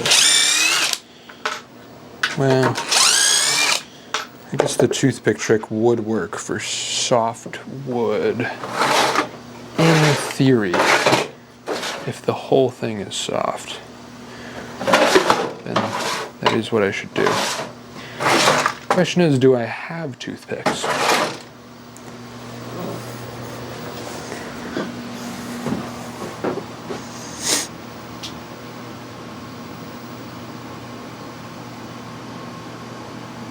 Joe the dealer, the scrap wood dealer.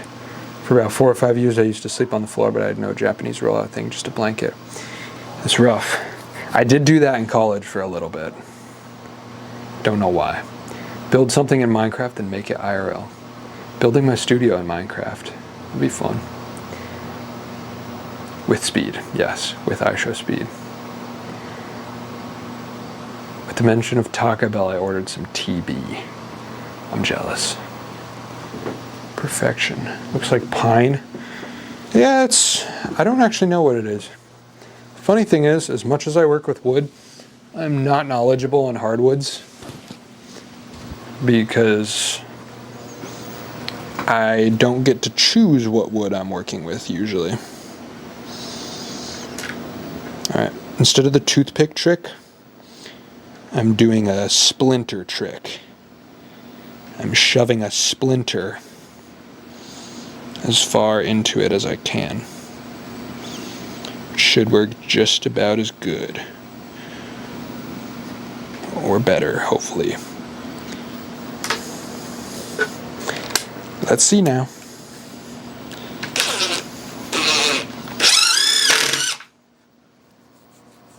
Yeah.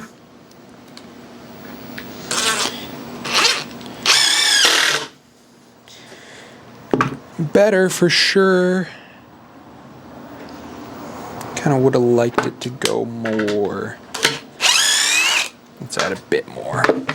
Bit more. Well, that's just latex paint. Oh, splinters. More splinters in the hole. All right now.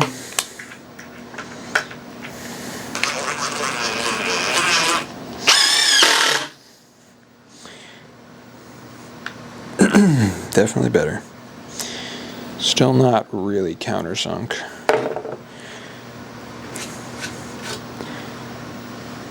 I don't even know if countersunk is the right word, but whatever.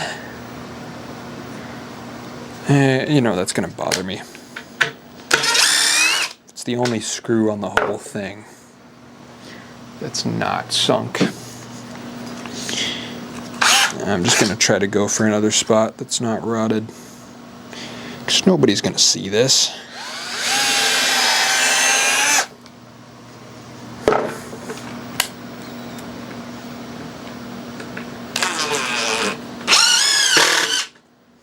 Yep, there we go. I think that board was just, I'm going into the end grain, so it's like rough. Or that spot was soft, got wet at some point. Who knows? Who knows?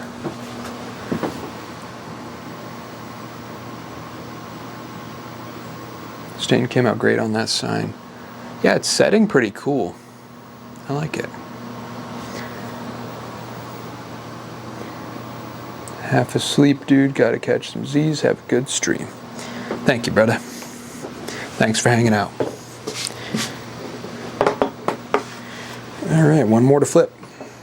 And then we can put in the final things, which I will get a clip for. for the video.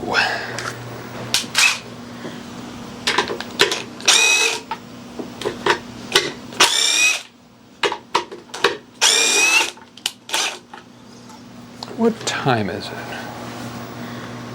6:20.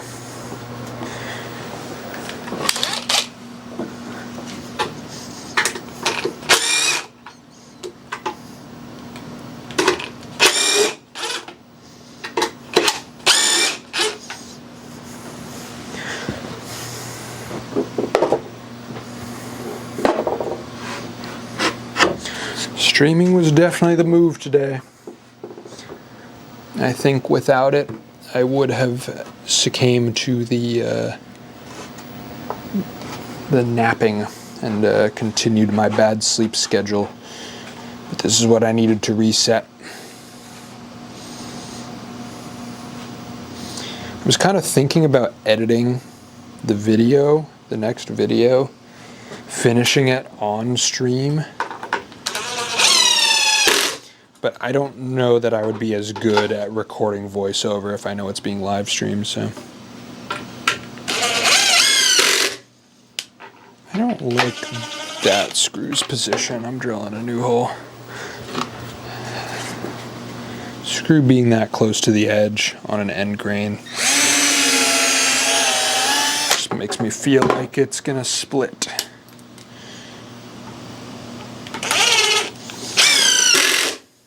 Beauty. Yeah, there's one like that over here too. Weird.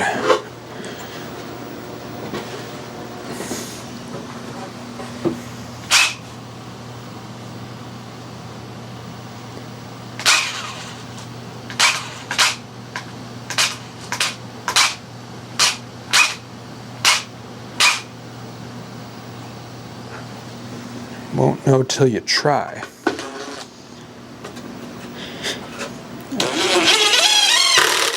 Don't know what that was in reference to. The stream delay makes me forget.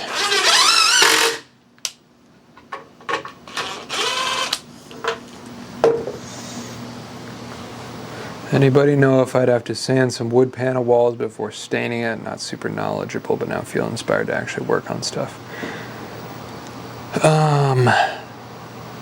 Are they glossy? If they're glossy, I think you do. I'm not the expert. But I don't think a stain's gonna do anything if they're already glossy, because that means there's some kind of lacquer on it or something, some coating. But sanding a wood panel wall could be tough if it's got grooves in it. That kind of sounds like hell. I think maybe if you get one of those spongy sanding pads that can kind of go in the groove, or you cut a custom sanding block, like cut a piece of wood that has that wedge in it and then do it by hand. But I don't know, that sounds like a lot.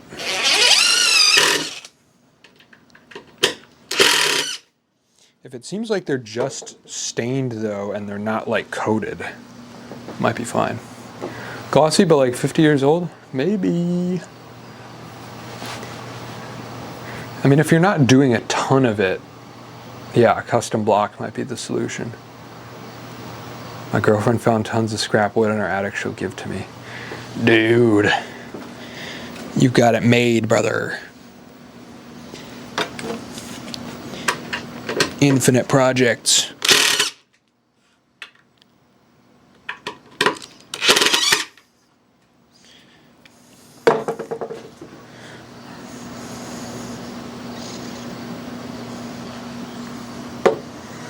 Okay.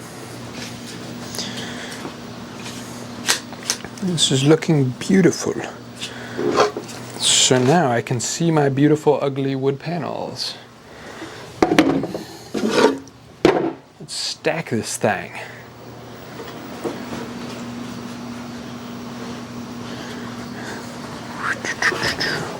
See what it looks like. Oh yeah. I'm glad I flipped these. That looks way cooler. Way cooler.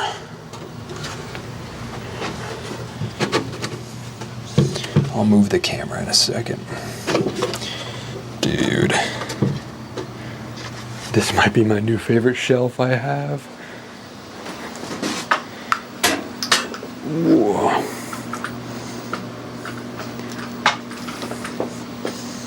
Once everything's in.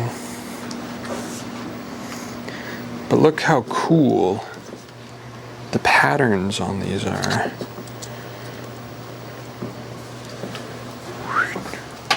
So you see how I flipped it so that you can see those kind of grain patterns. I do wish this lens zoomed so I could show you more, but it'll be in a video.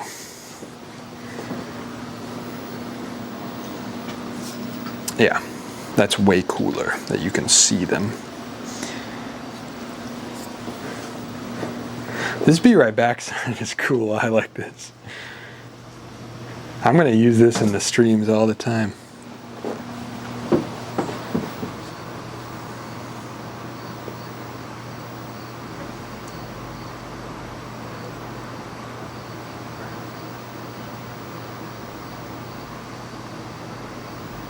Evan's on the right track. I'm not an expert, but if there's some coating on it, it will help the stain to get into the wood if you sand it first to break the coating. Yeah. Scrap wood should be trademarked. Could never. It grows on trees, man. That's another thing I haven't tapped into, but I have like a big branch in my neighbor's backyard fell into my driveway. We have like a back alley driveway. And so I'm waiting for that to dry out. But I'm gonna use some like truly scrap wood, like wood that fell from a tree. Make like a camera grip out of it, or, I mean, that's been done before, but make something cool out of it, you know? And you know what this shelf needs? Once everything's up, it needs lights. It needs lights like these shelves have. That's the thing this entire wall is missing, is dynamic lighting. It's so dark. I need light bulbs all over this side. And maybe, I don't want to be too like gamery or TikTok-y, but maybe colored lights in some of these cells could be cool. Or just contrasting super cool and super warm lights, I think could be a cool thing. Like imagine if, you know, randomly they're kind of lit up with like a really orange light and a really blue light and a white and a green. That could add some really cool depth to this whole set.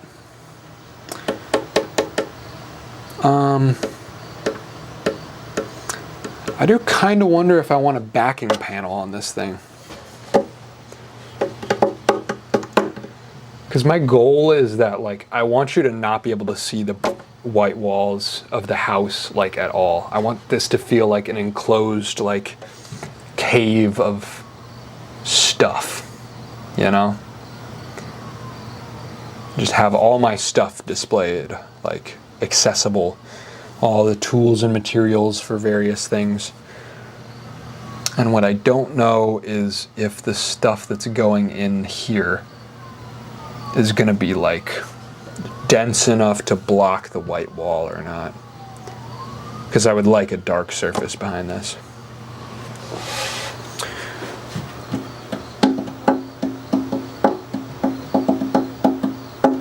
But I guess if I'm doing colored lights, the white would be nice. I don't know. What do y'all think? Does this need a backing panel once there's stuff in it and the vertical pieces? Let's just start throwing vertical pieces in. Enough yapping. More drilling. Okay, so C is up here. C, C, C. B, B, B. A. And, oh, I didn't think about that. I do need to get under the bottom of this to stick the bottom row in. But that's fine. I'll just do the middle section first.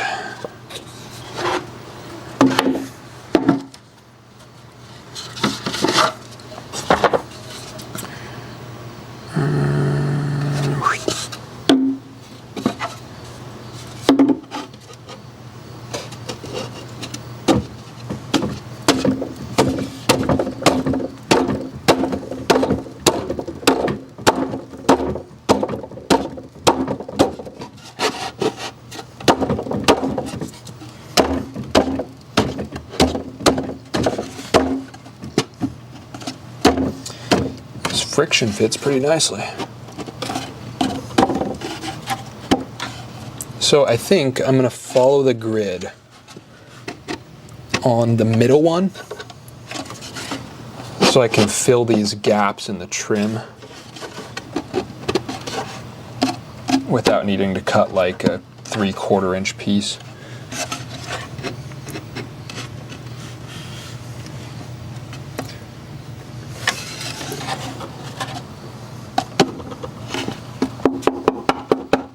I don't know what my plan is to get these perfectly straight. I mean, I can make sure that they're 90 by measuring, but as for swing on the back end, that's a little more annoying to measure. I guess I should be doing this with it pulled off the wall, I suppose, but you know what I'm gonna do? I'm not gonna do that. I'm just gonna start driving screws is what I'm gonna do. What do the people say? What's going on the shelves again? Just random materials. You know, silicones, resins, thread, tape. The whole menagerie of trinkets.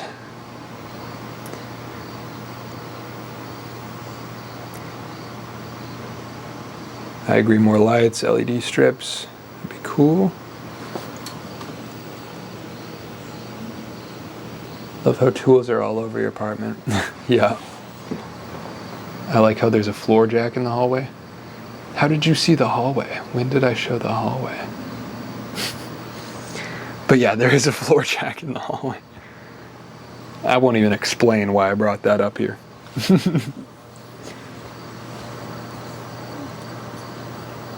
Imagine if you took super chats on these long live streams. Yeah, I really should. I could even have them do things like, you know, something happens in the stream if you donate something. Do you ever worry that the shelves might fall? No.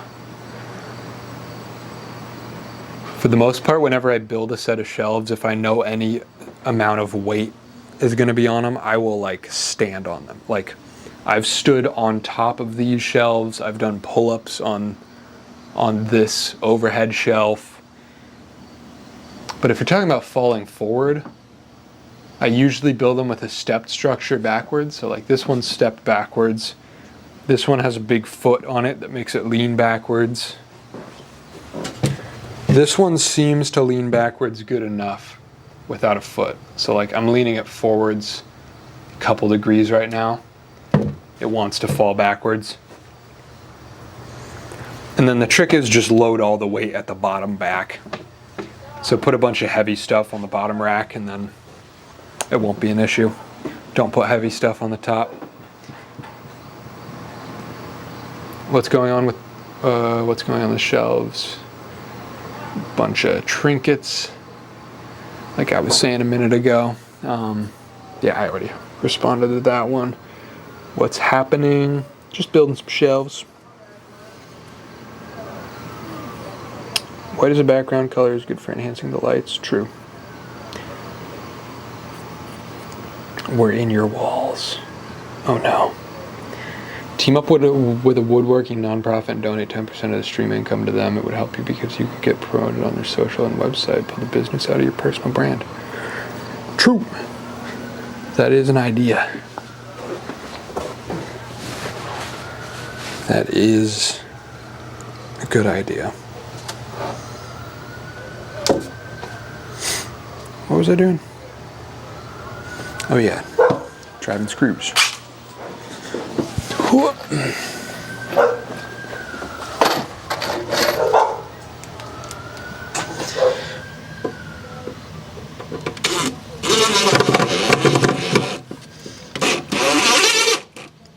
That is a big time angle. I don't know if I want to follow these nail holes anymore. They're kind of annoying when they're at an angle.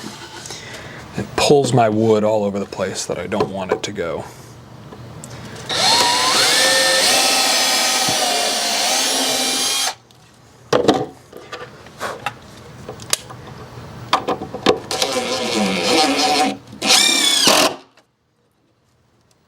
Yeah, definitely expect to see streams like this on the main channel. I kind of thought this was going to be a lot more incoherent of a stream than it was, given the fact that I pulled an all-nighter. But I'm feeling pretty good, actually.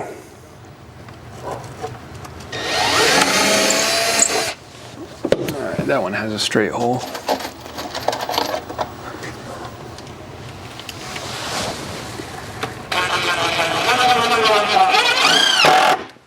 But y'all are the real ones. Y'all got the beta version of the future of live streams on my channel.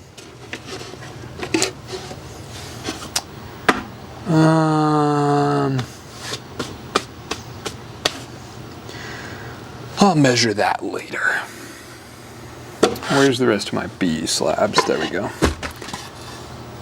Okay, which one is my edge? B3. B2, yeah.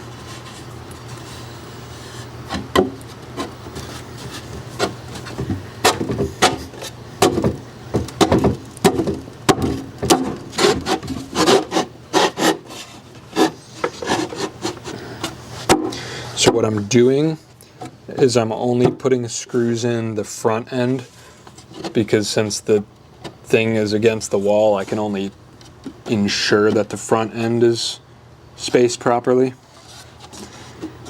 And then I'll just pivot the back angle once I have this pulled off the wall, and then set my back end screws on there. I don't know if any of this makes any sense.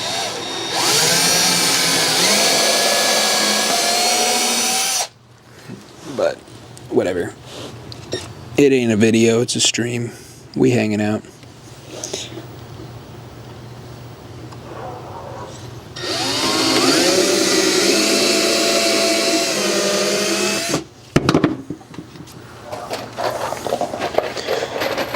I can see it coming together. Where is my hole? There it is.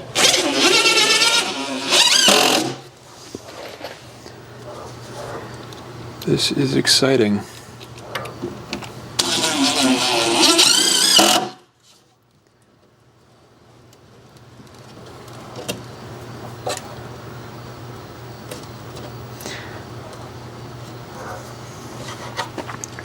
This is going to be a one-day build, basically. And I've been goofing around and yapping about other stuff.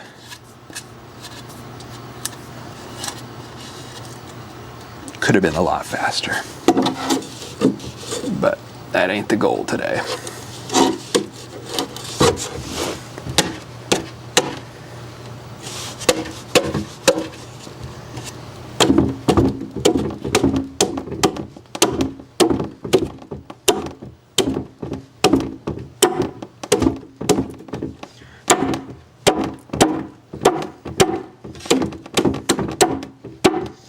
old hand hammer.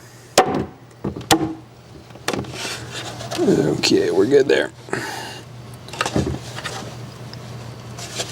Sweet.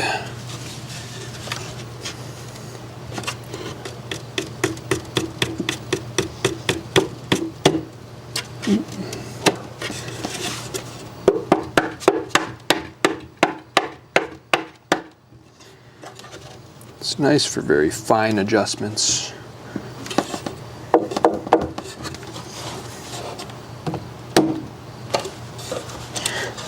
Perfect.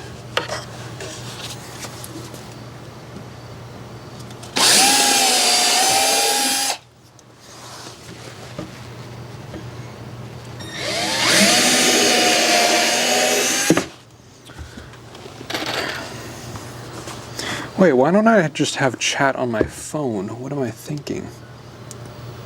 What am I thinking? I could have been doing that the whole time.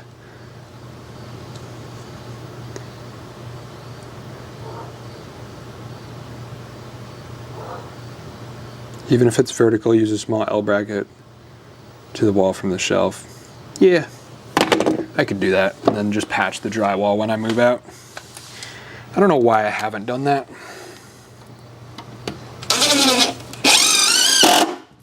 I think I should for the spray paint shelf, because most of my shelves are like heavy enough at the base that it's pretty negligible. But the spray paint shelf is like a kind of rickety one, because it's just so skinny and light.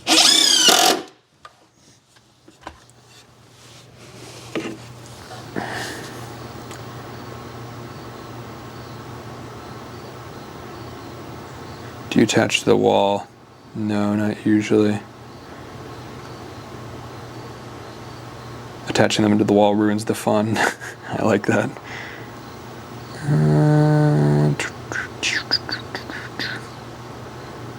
Why can't I be a patron on other channel? What do you mean? Like the YouTube memberships? I have it set up on my own website. If you go to evanmonsma.com,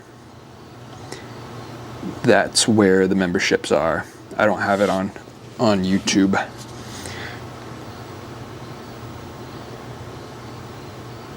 I lasted like 6 hours, but I got a jet. Take care, Evan. Good luck on the shelf. Thanks for hanging out, Jeremy. Appreciate you. We're finally getting somewhere. Yeah. Yep. I'm being a slow bum today, but I'm just having fun.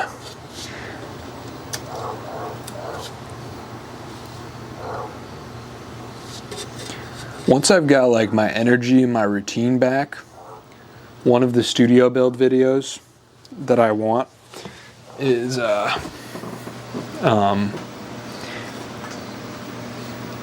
like table speed run. So the table that goes here, I'm gonna like speed run it, hardware store run and all. And then the title will be something like the 1 hour $50 table or whatever it ends up coming out to. Because I can build fast if I need to. But here I'm just chilling, being self-indulgent in my over optimization or yeah, whatever. I'm having fun.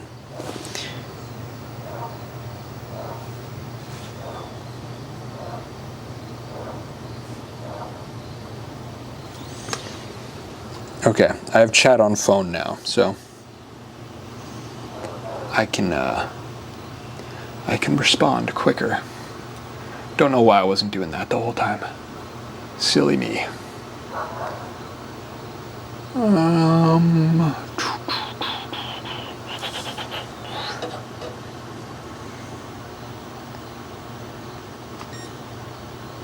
The fatigue is setting, but after my all-nighter. But I'm pretty much good now. I can definitely stay awake for the next 2 hours, go to bed at 9, and then my sleep schedule is corrected. And the sleep deprived stream will have been worth it all. Alright, so now's a fun part. I get to decide where I want to put these. Not there. Not in the middle for sure. And it needs to be far enough off that I can fit my driver in there. Or my impact. And my drill. So at least an inch off. Inch and a half off. Something like that.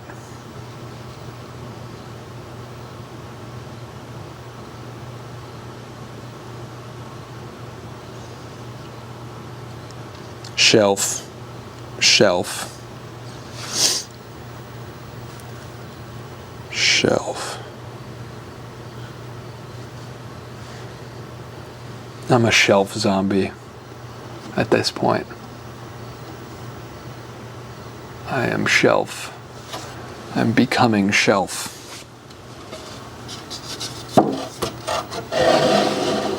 Shelf.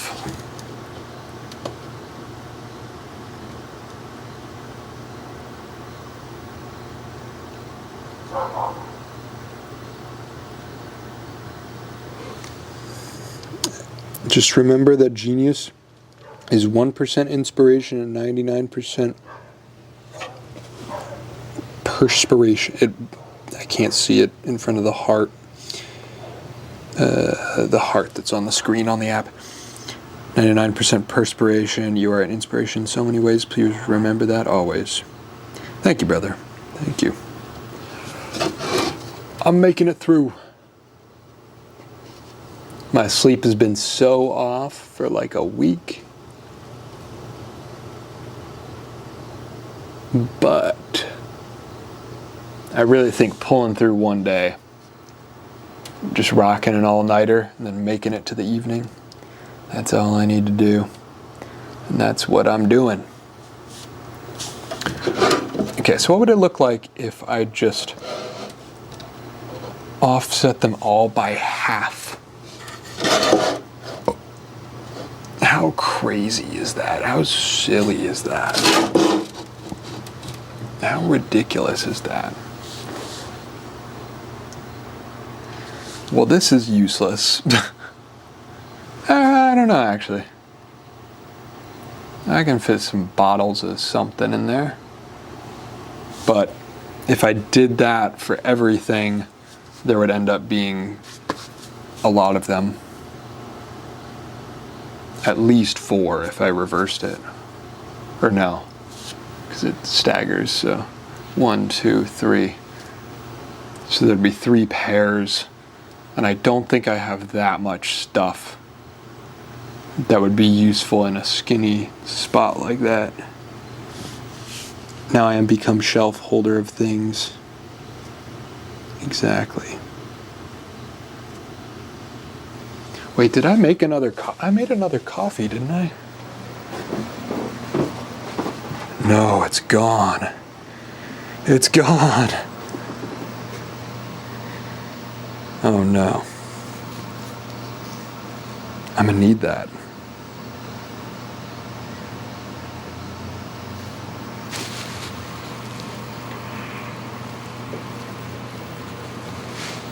The tiredness is setting in. I need more coffee. I need more coffee.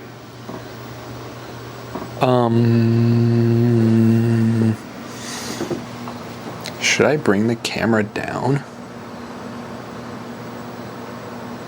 Don't you have an iPad or tablet?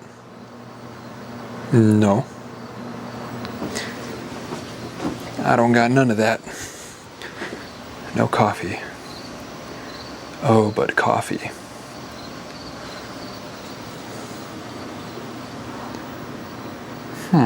I do kind of like the look of this from back here.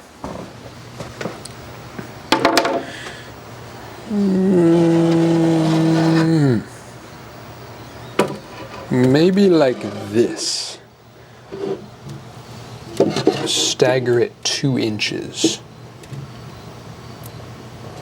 Wait a minute. What if I stagger it 1/3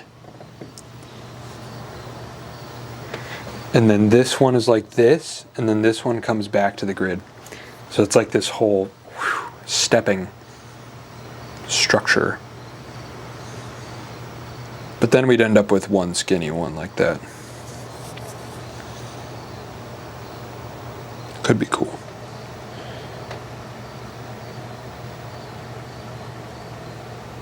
Coffee is so 2000s, you need a sugar-free Dr. Pepper. I do need a Dr. Pepper. Bring the camera. Alright, let's go make coffee. And in the other things you've done, the injection molding in your car, Thomas A. Edison quote, I didn't fail 1,000 times. The light bulb was an invention with 1,000 steps. I love it. I love it. I was going to say hell yeah, but the chat told me earlier I say hell yeah a lot. Alright folks, let's go mobile. Let's go mobile. The step idea is cool. Hold on, let's visualize this and then we'll go mobile. What would this next step look like? Is this C? Yeah, this is C.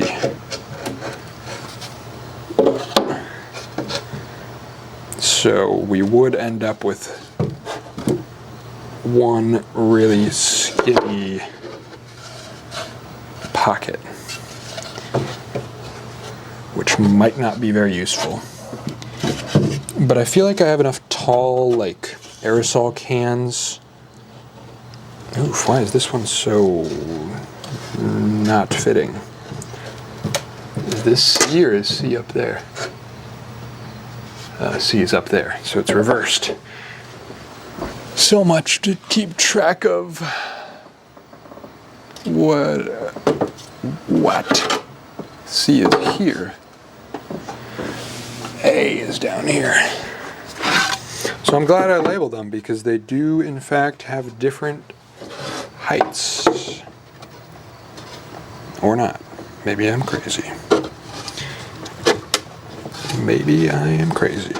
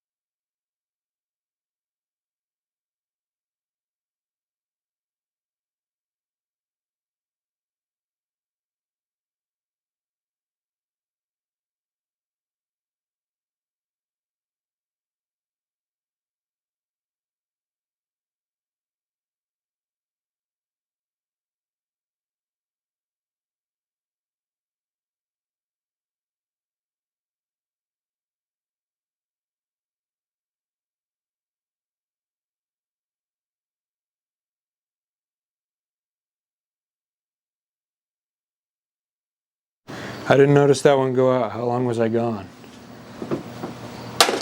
Sorry about that. Was I gone for a while?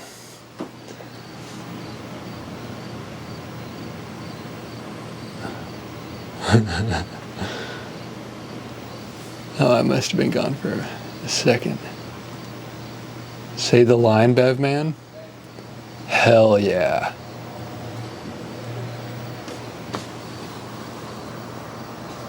That was the longest. Oh no. I was too transfixed by my step design. That is definitely not falling over when I try to put it up. I'm just trying to visualize it, man. I'm just trying to see something. Evan, it's been hours, we're hungry. No food for you.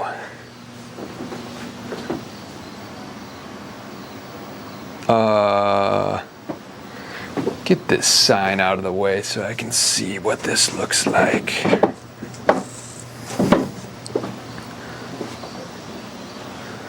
Yeah, that's kind of swag.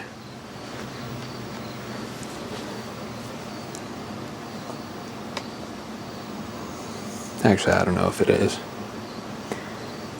I might just go for more of a scrambled random look.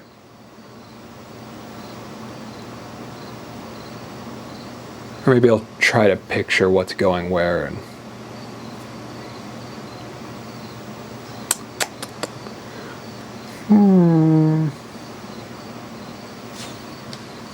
well, it's time to go handheld. It's time to go coffee zone. All right, so if I close this laptop, I think it'll keep running the stream. Are we good? Yeah.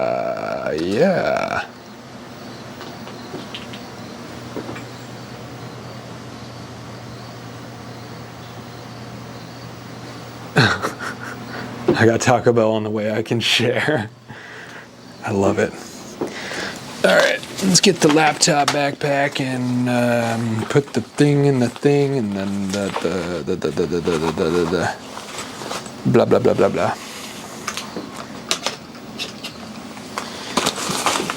All right, unplug this and unplug that and unplug everything, and then we'll go downstairs. Why is my HDMI plug stuck? All right.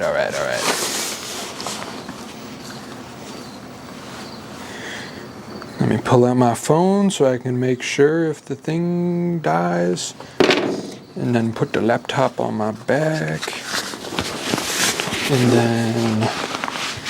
then coffee. Maybe I should go for a walk outside and dox myself. Is that cool? Would that be swag?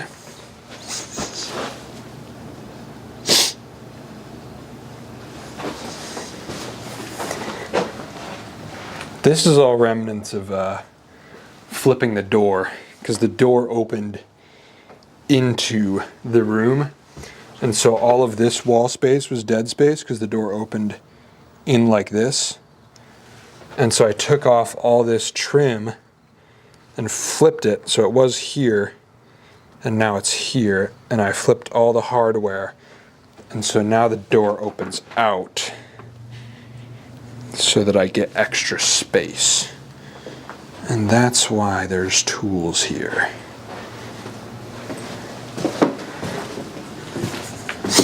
Four 3-cheese chicken melts, 1 burrito, 1 taco, 1 large Baja, 1 lemon freeze drink, 12 Cinnabon Delights.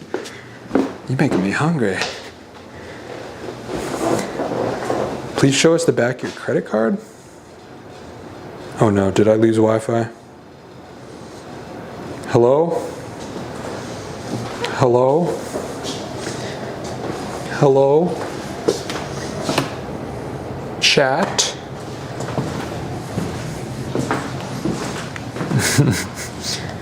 Is this stream going to be uploaded? It'll stay here.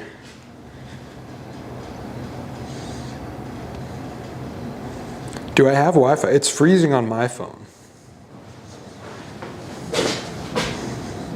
Our house is in a really our house is in a really pathetic space. This is all we got.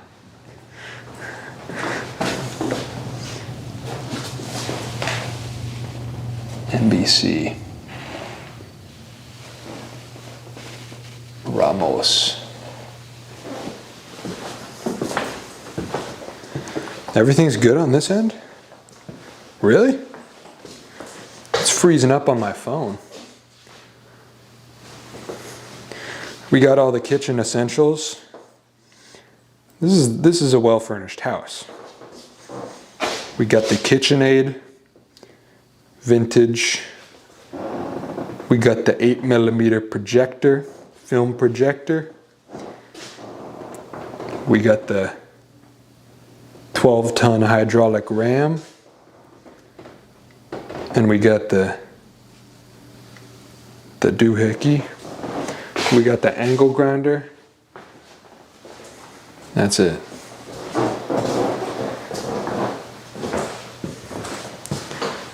Is this thing working?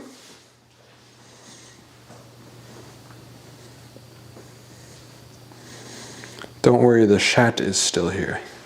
See, on my screen, everything's frozen. Maybe I need to...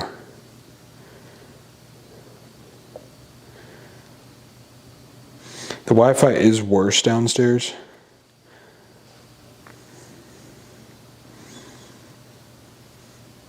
Anyway, I'm making coffee.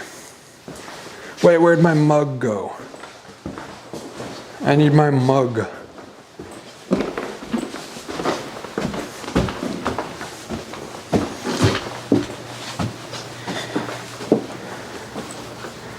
Is my phone just freaking out, or is it...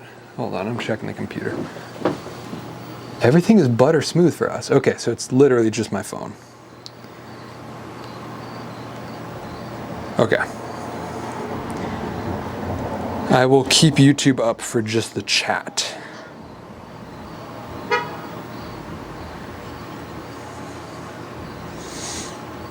Bevman. Sleep deprived secret stream.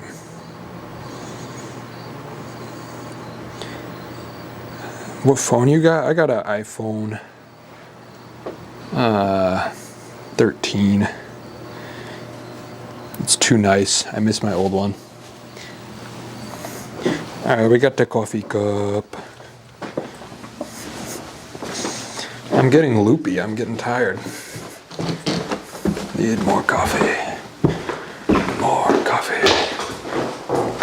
More coffee.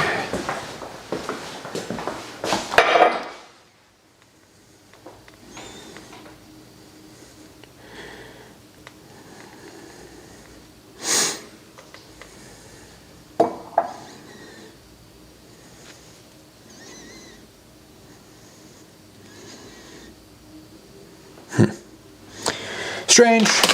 Anyway, we got a crappy plastic kettle, but it do cook the water.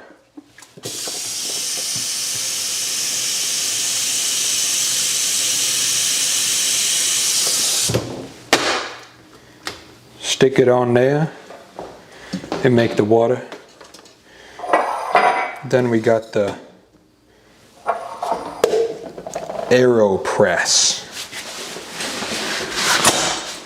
Oh, just dropped the laptop.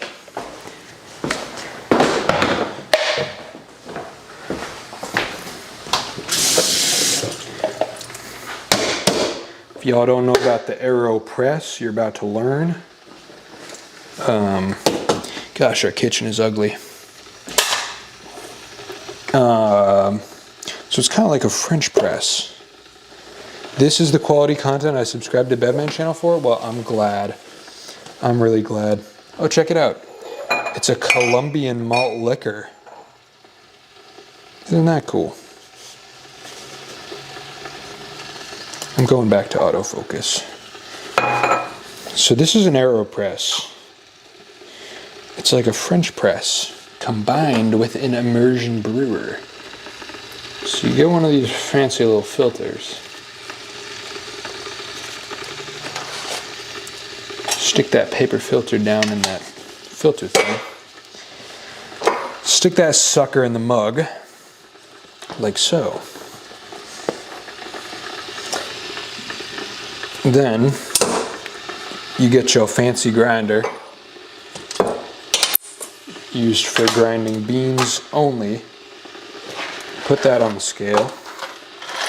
And then you get, oh no, I'm out of coffee beans. I've only got 5 grams on the scale and I'm out of beans. I was looking for like 10 grams. So what you gotta do, what you gotta do if you only got 5 grams of coffee and you need 10 grams of coffee is what you do.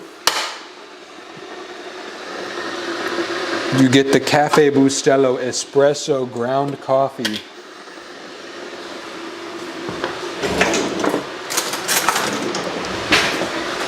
And you make a half espresso, half coffee. A little bit less espresso because it's strong. And then you grind that sucker up with that grinder. Wait, is it working?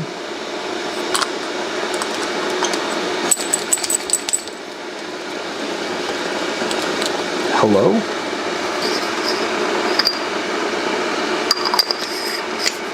My coffee grinder is drunk.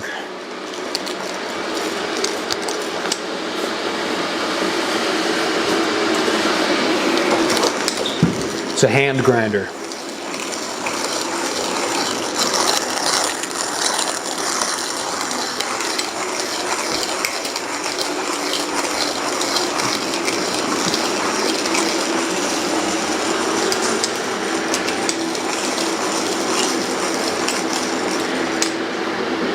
Oh boy, what a mess. What a mess of a day.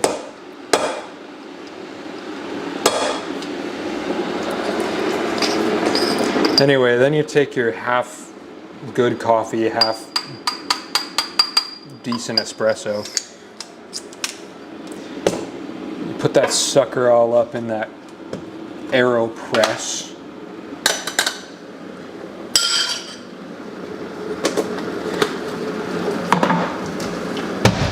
And perfect timing for the water to boil.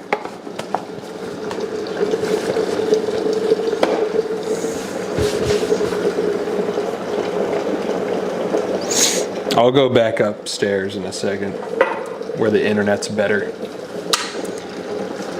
Alright, coffee time.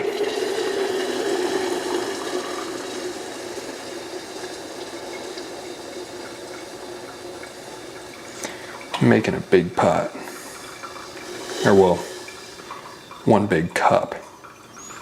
So the cool thing about the AeroPress coffee is it gets a pretty high extraction yield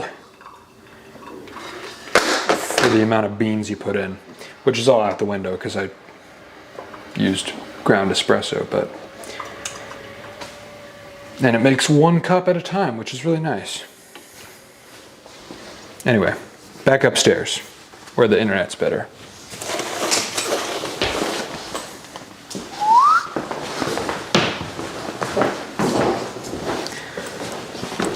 I'm loopy, bro. I need this coffee. I'm so tired. I've been live for 6 hours. 7 hours maybe. All right, is the internet better up here? Oh boy. Well, that was a mess. But I needed the coffee. So then you let it sit for like 2 minutes and then you press it through.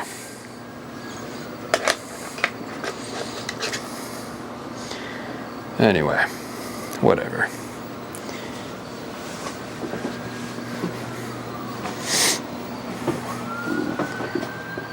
Internet didn't change quality.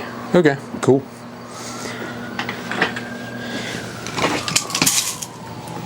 I wonder if I get banned if I pick this up. It's not real.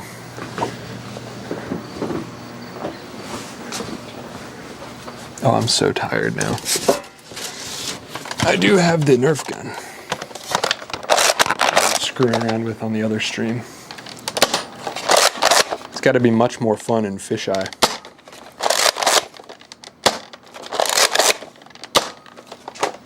Pow!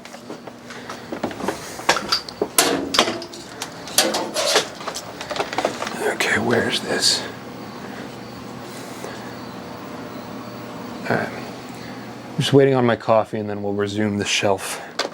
I need to finish this shelf.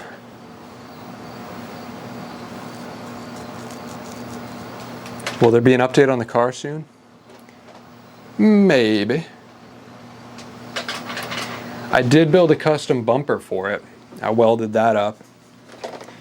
But next video on it will be like welding the roll cage for eventually chopping the back off. Ooh, almost did it.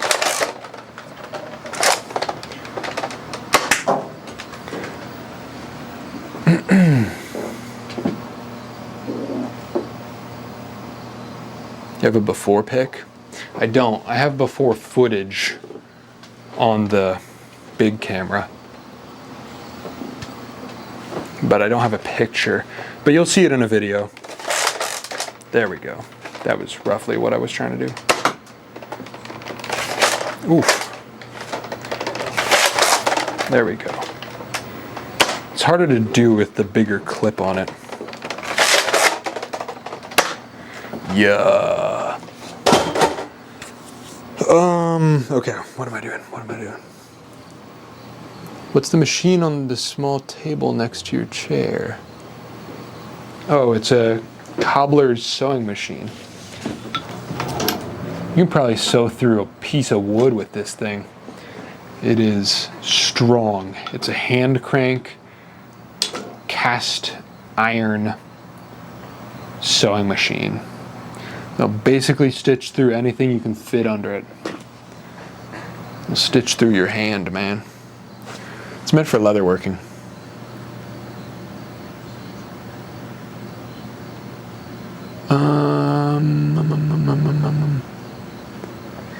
Okay, I'm gonna grab the coffee. It's gotta be ready to press through, huh? I'm streaming until I literally fall asleep or the mics die or the shelf's done. Hopefully it's the shelf being done.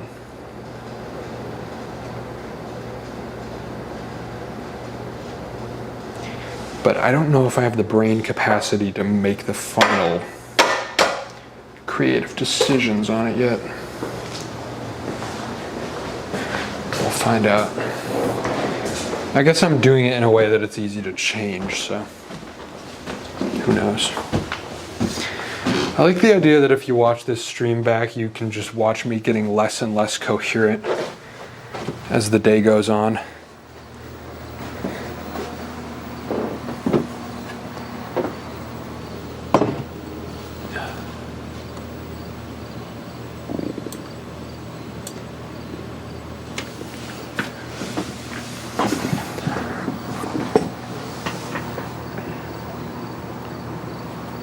Sleeping stream. No. How long do you collect tools? What do you mean? Gotta head out. Thanks for keeping work interesting. Thank you for hanging out, brother. Glad to have you here. My school report said easily distracted.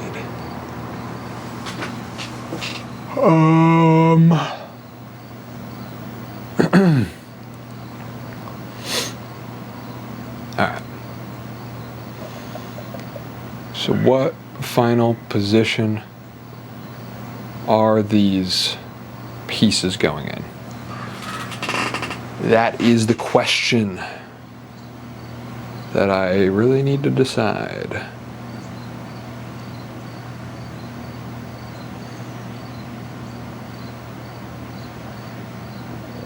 I'm trying to think of things that are actually going in there, right? So some will just be like boxes. Some will just be boxes that store other things. Like say, no, it's not deep enough for that. I don't know that I have that many shallow boxes.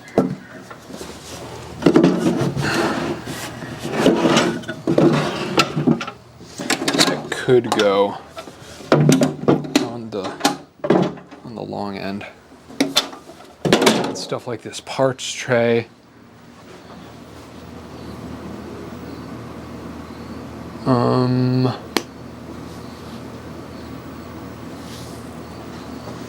gonna point this at the thing. I think I'm just gonna start with a random mix of sizes and then make adjustments at a different date. So how about this?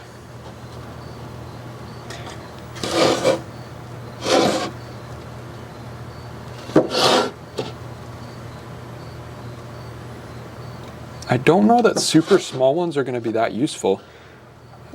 So I'm kind of thinking about just ditching and not using every single piece. That's kind of what I'm thinking about. And you know what? Because I want to finish this sucker, I'm just going to eyeball all of my positionings, because it should be easy enough to change later, and I probably will change it later based on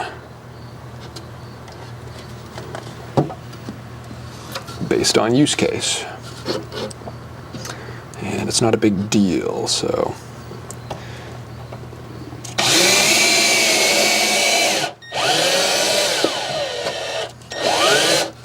Drill first,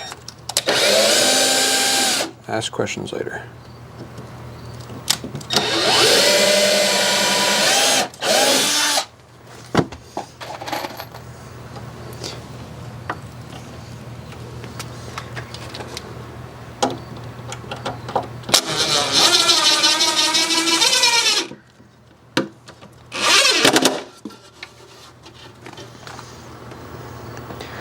Looks straight enough to me. Another one.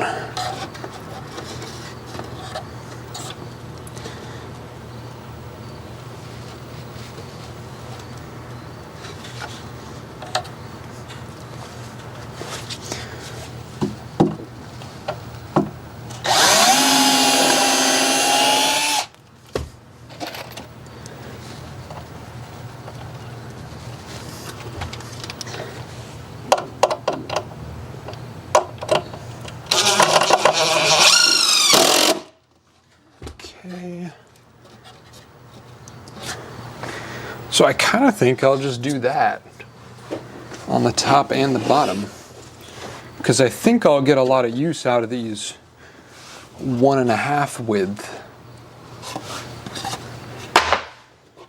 So let's just do the same down here.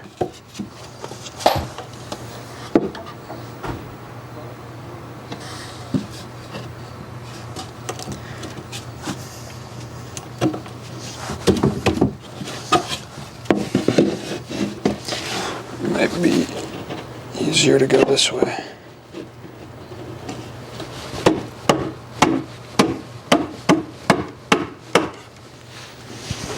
Yeah, sure. Oh.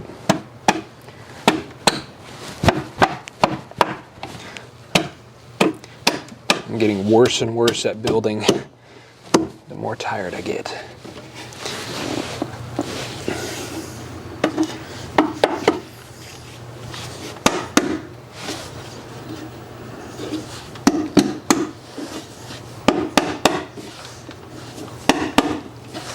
Straight enough.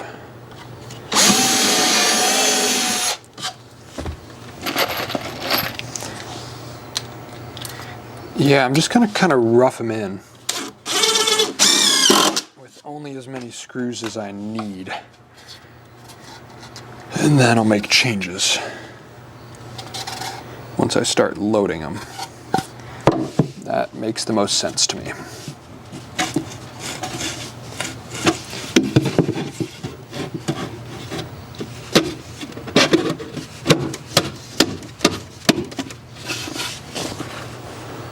Forgot the phone chat.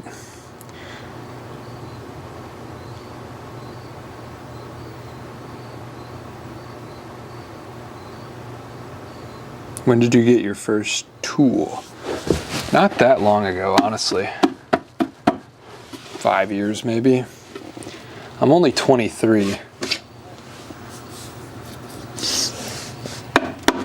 But yeah, at some point, like I started as like graphic design was my thing. Like I was big into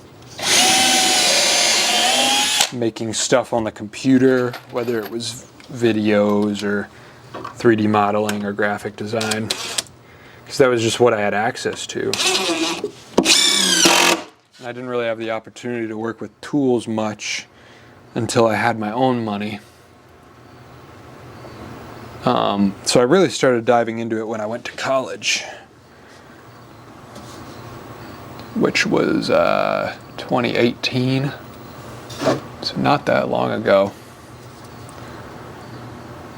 And then I've just been kind of hobby hopping, learning a little bit about everything.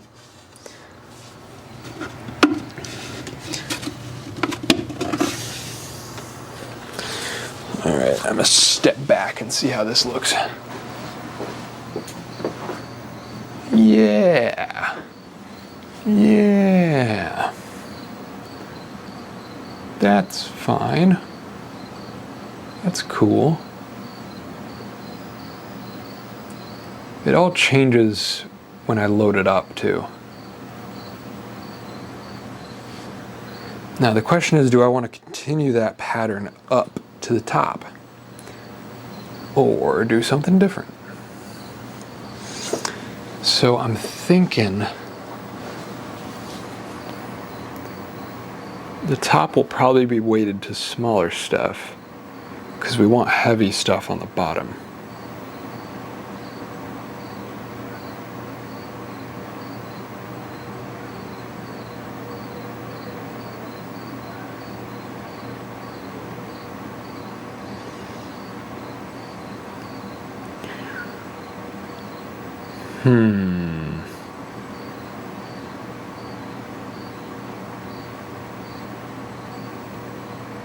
Do I just do the same thing?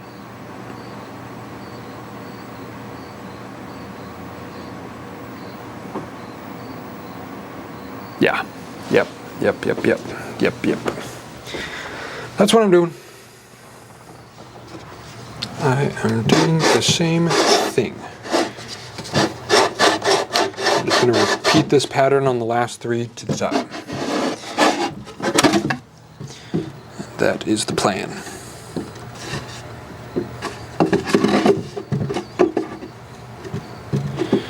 And then we'll be done.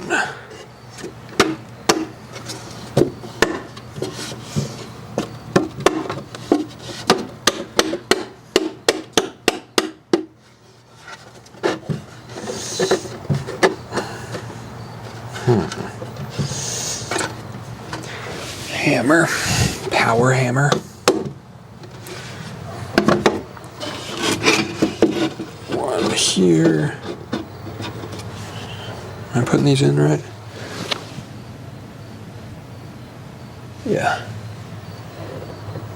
Sure.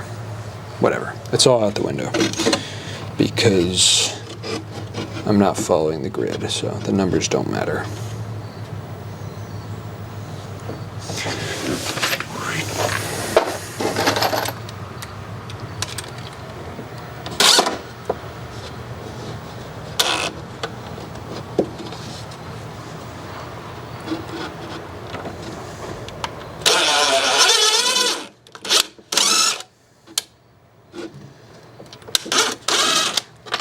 Another one of those pesky angled holes.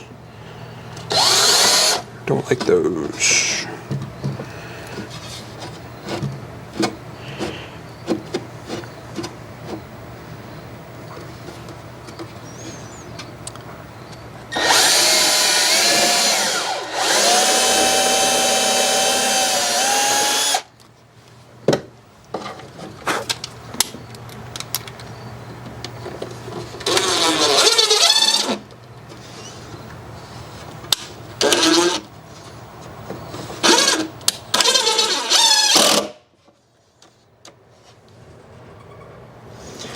Sure, I'll take that.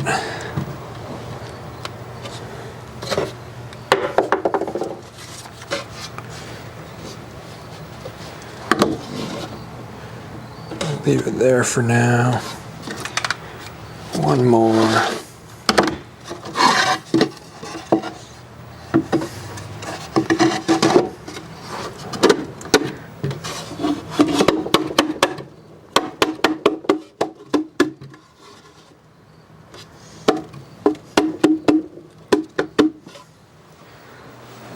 this over here.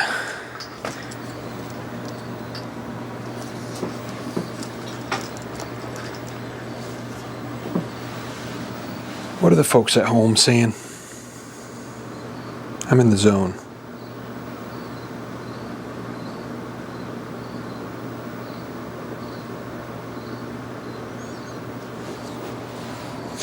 Attached to the wall? Yeah, quite possibly.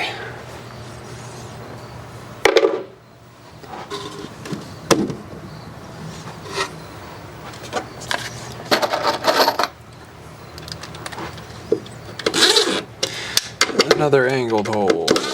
Why?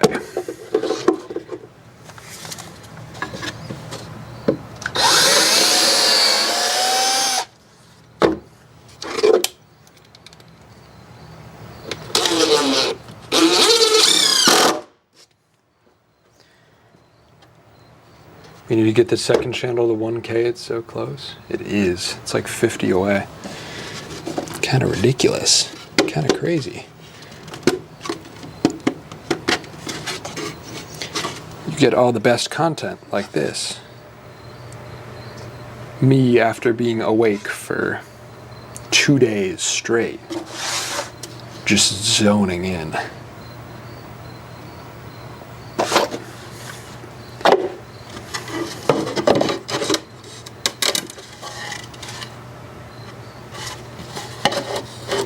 So close, so close.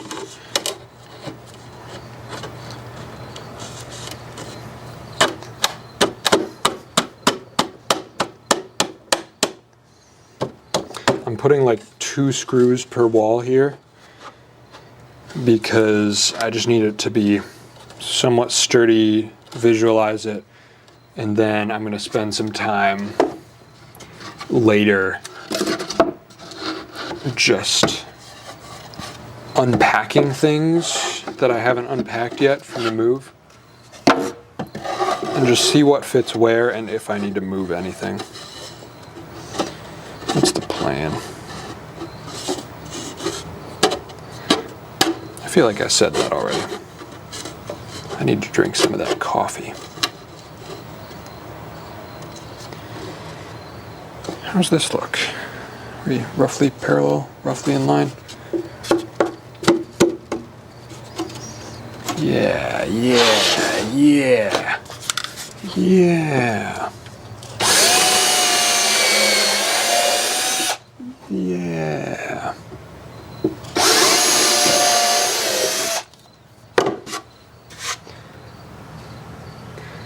I would do it differently. I would do 3-2-3, 3-2-3. So I'm doing 3-2-3 on the top, and then, or wait, yeah, 3-2-3 on the top, 2-3-2 on the bottom.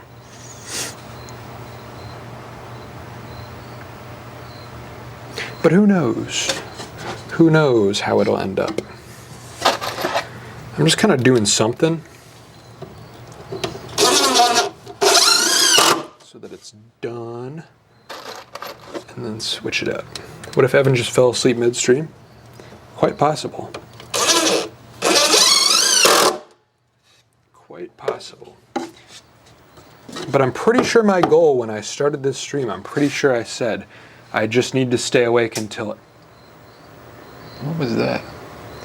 I said I just need to stay awake until 8 p.m. And that is in 20 minutes here. Oh. Wait, somebody's shooting me.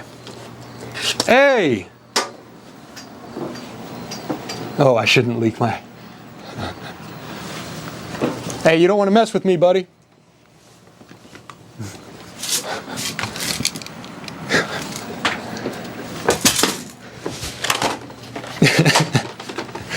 Oh, gosh.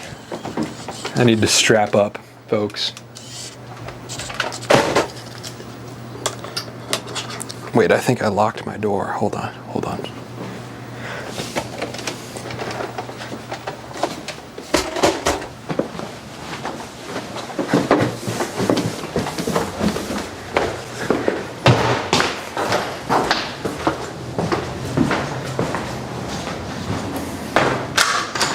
I have a hot mic, by the way. I'm live. What? I have a hot mic. I'm live on BevMan. Yeah. It doesn't matter. Dude, I've been live for like 7 hours. I needed to stay awake today Okay. to fix my sleep schedule. Yeah. And so I was like, the second I get tired today, because I pulled an all-nighter last night. Streaming. Yeah, so I didn't sleep last night, and I was like, as soon as I get tired, I go live, and then I will be forced to stay awake. True. So we're doing Anyone watching? the no sleep-a-thon. Actually, way too many people are watching. I peaked at like 35 or something Right now? on BevMan. While I was shooting at your window? No, we're at like 20 now because I'm low energy. That's fine. I'm okay with that. Did any BBs get in the window? I think so. I was confused for a second. I'm like loopy enough that I thought it was in my head. No, it's fully in real life now. Alright, I can't stay long. I need to go home. Yeah, I have Okay. I have a key for you. Yes. I was hoping you would have multiple keys for me. Yeah. Hold on, I'm gonna leave the mic in there. I'll be back. Yeah, I didn't duplicate our house key. I'm really glad I didn't sing the slurs.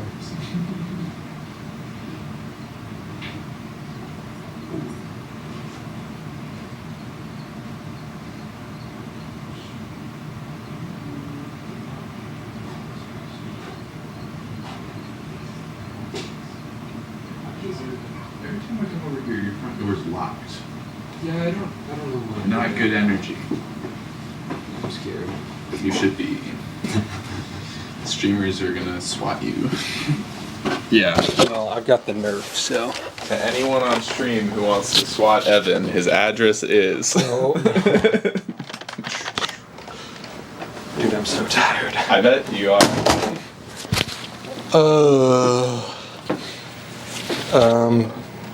Well, I've been just like randomly taking breaks. Yeah. Is that you randomly take breaks as you point the camera at the be right back sign? Yeah.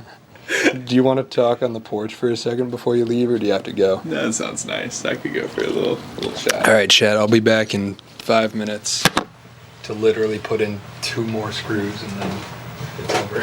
I like how they're off. That looks nice. Yeah. That was a decision I made 5 minutes ago. All right, hold on. I'm going to charge the mics.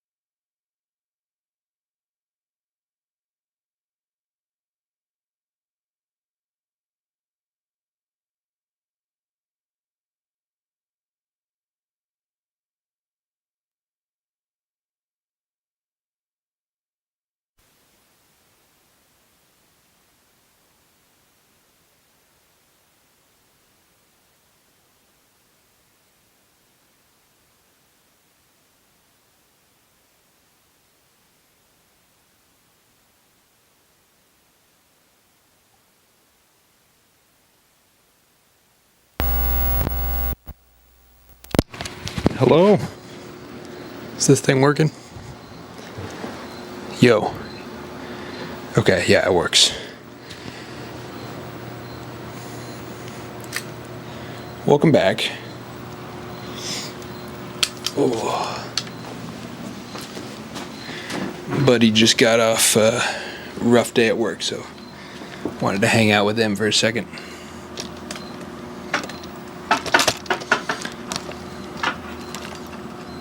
Oh, let's get this thing back up.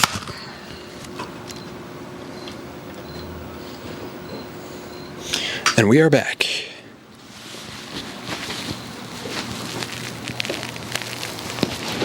How are you still here? I know, right? How long have I been going? 7 hours? 7:05. I need this coffee. Where did I put my coffee? Oh, it's on the shelf. This thing looks nice. I like it.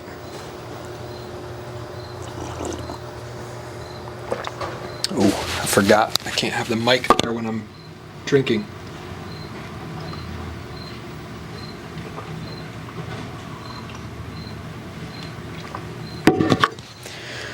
Okay.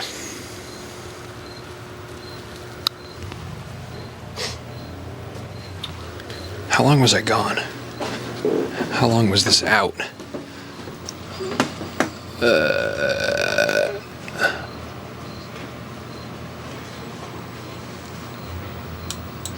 Not the slurp sound. Yeah, I'm sorry. Okay, it was like 10 minutes at the most. Yeah, that's rough. Because the mic is like right by my throat. The whole stream I was taking it off, but I forgot.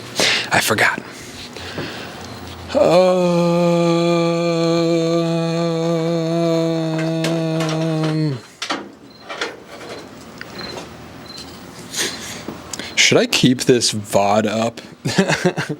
I feel like this is degenerated into just chaos. But it's real.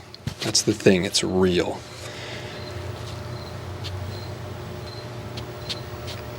Alright. So I just have 3 more pieces to tack in. And we have an shelf. An shelf. That's what the second channel is for. True. 84 years. This is the real Evan Monsma. It's true. It's true. Yeah, I'm just gonna finish this shelf and then do 7 more hours of Pokemon gameplay.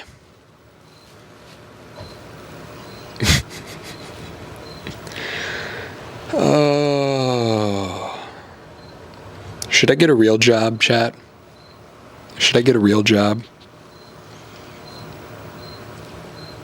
I'm thinking about going to work at Harbor Freight part-time just to cover the bills and then keep doing YouTube. But then I can rack up my employee discount at Harbor Freight, and then I don't need to try to make money as fast on YouTube. But it'll all work out, right? It'll all work out. Too much free time? Yeah, well, this is an off day. This is what I'm doing with my free day. At the end of this stream, you could just roll yourself up in the carpet and call it a day. Word.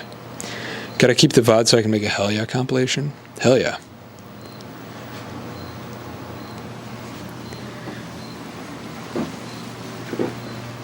I'm just saying things at this point, chat. I'm just saying things. Okay, I can't have my coffee cup here or I will get sawdust in it. And I've drank too many sawdust coffees in my day.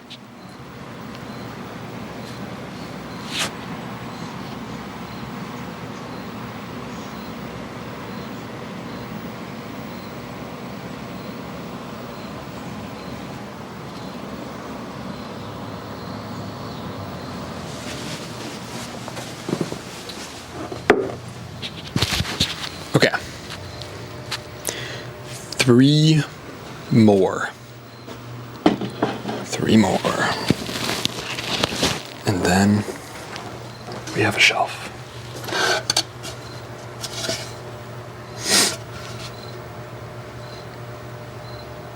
What does that say? Who cares at this point? If it fits, it fits.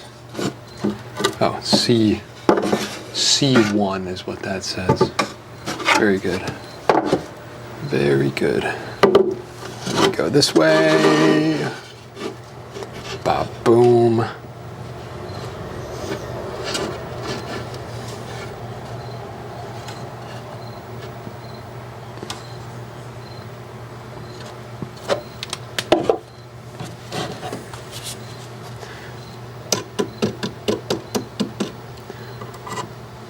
Ooh, there's already a hole.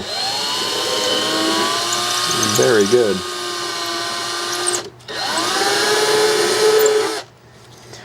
Perfect. Lovely. Joyous.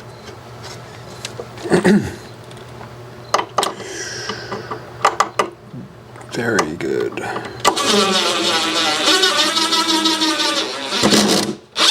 Alright, well that didn't work out as well as I thought it would. But you know what? It's just a tack. It's just a temporary connection. You know? These will all get moved. It's modular. Just say it's modular. And then we're all good.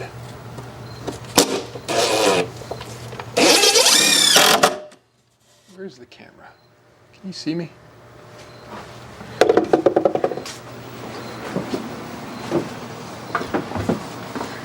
If you manage a part-time job in YouTube, I would say go for it. The discount is nice. Word. Yeah, I mean, I've done it before with a full-time job. You were not kidding when you said you were streaming until you could go to bed. Yeah, I kind of thought I wasn't going to do that, but then here I am. Oh, it's 8 p.m. I just saw the clock roll over. It's 8 p.m., everybody. I made it. I did it.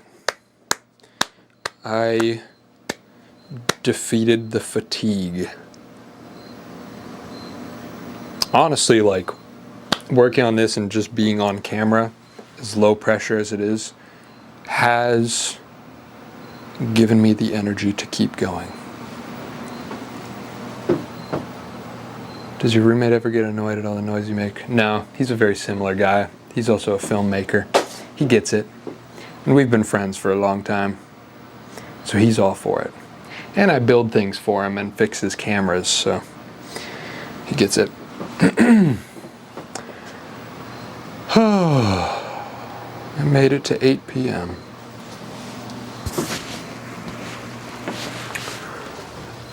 And now I put in the last few shelves.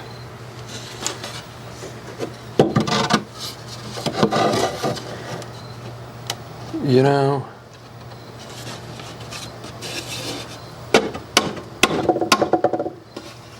oh wait, that's C3. That goes over here.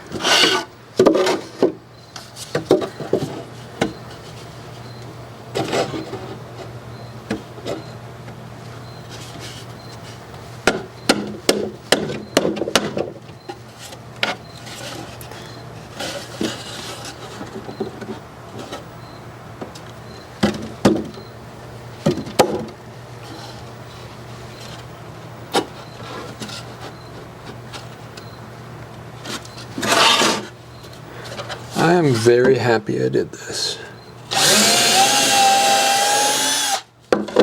Because my sleep schedule has been terrible for the past.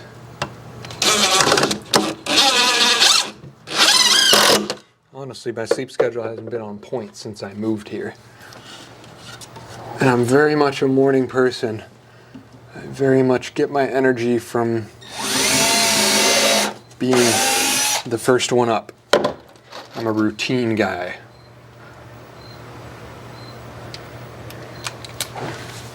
And so I have not been on my A game. Where's the hole? And I'm excited for, I'm sure tomorrow I'll still be like jet lagged as well, but this is big.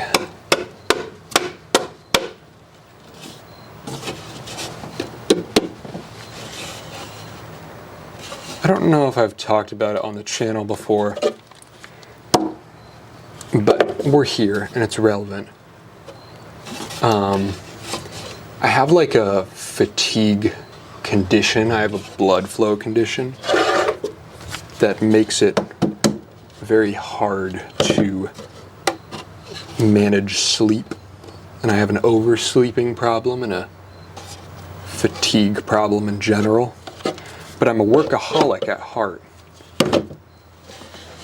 And that's a tough balance. And so getting into a routine is like a big deal.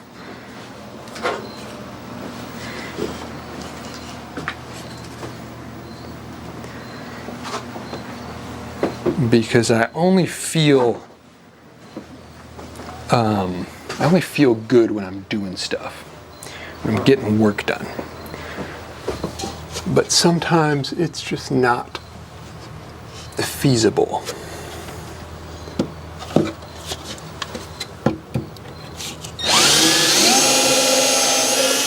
And I do the best I can anyway. But at the same time, I can't get too complacent and use it as an excuse, you know?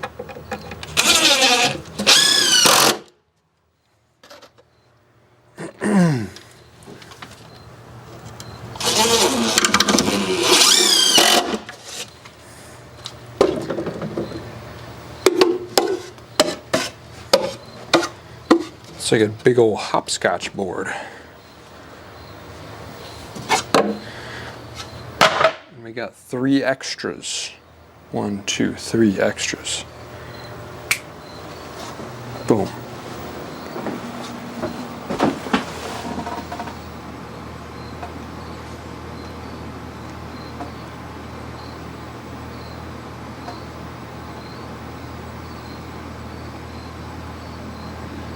Is there anywhere to watch his stuff? You talking about me? Oh, the roommate.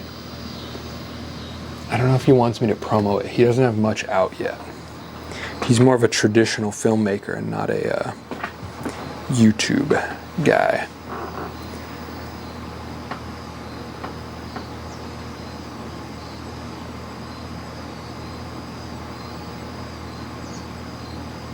Woodworking ASMR video.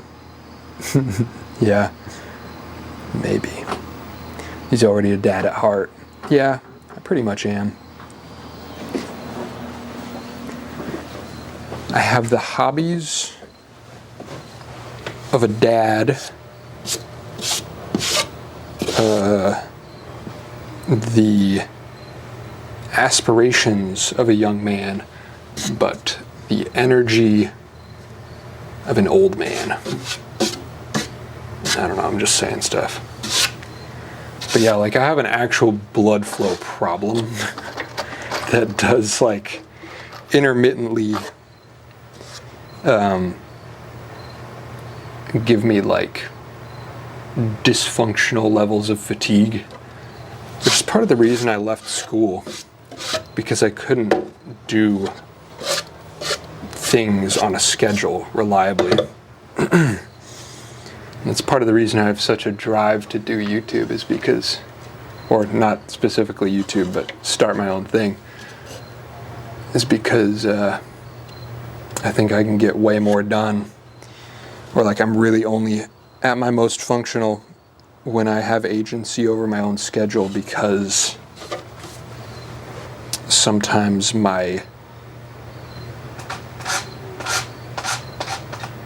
sometimes I don't get enough blood flow to my brain, literally.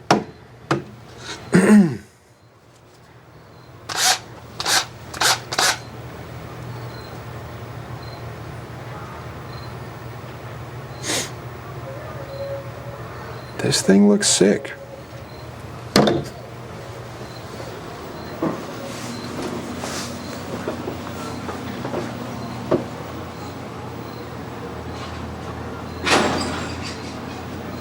I would love to see some of his, your friend who's also a filmmaker. Yeah, one day, or not one day, next time he's on stream. Probably the next main channel stream he will be in. On Thursday or whatever.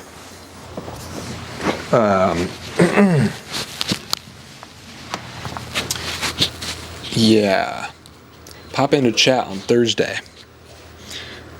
And he will promo his stuff. I just don't want to promo his stuff without him being here. But I've played his stuff on my channel before, on the streams.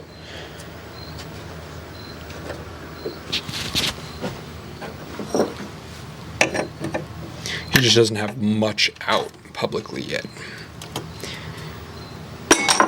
He's working on something big though. Something big.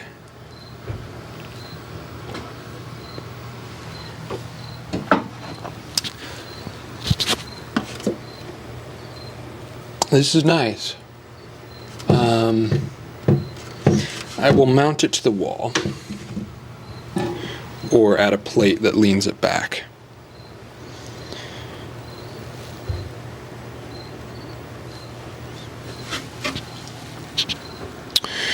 I need to get that extra trim piece that I took off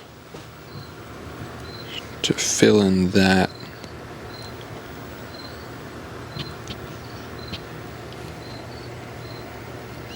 But this is a shelf, man. This is definitely a shelf.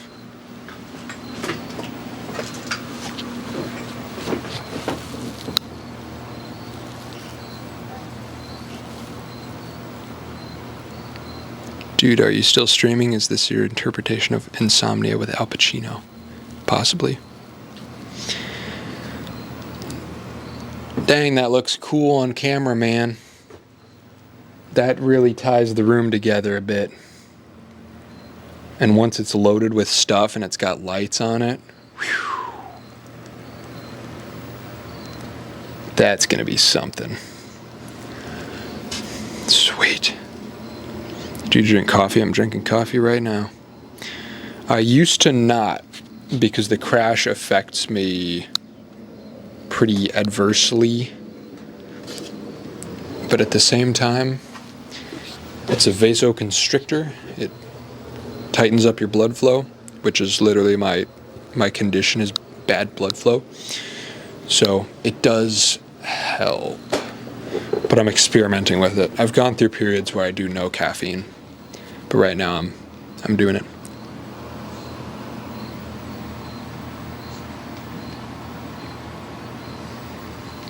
How old are you? 23. About to be 24. 1 month from yesterday. If you could, what country would you move to? I like the US because I like cars. I like being able to modify cars. I could not get away with what I do with my car in any other country. Except for like Australia, Russia, maybe. But no, I'm happy with the US. I don't know. It's got its problems, but what country would you move to? Out of pure like landscape and architecture? Man, I don't know. In some ways it would be cool to go to the Netherlands and see what my great-grandparents were up to, what their life was like. I don't know.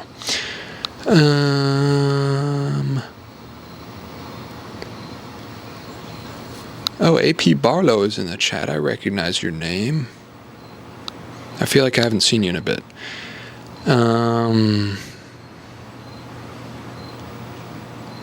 Do you also watch F1? I do not. What is your favorite car? My car. My car is my favorite car. If I could have any car, though. Classic Ferrari Testarossa. That's a good one.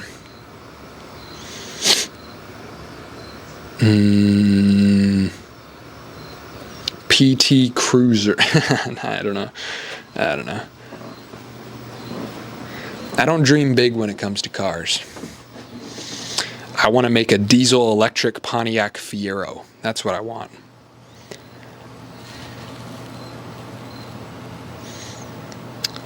Nothing big.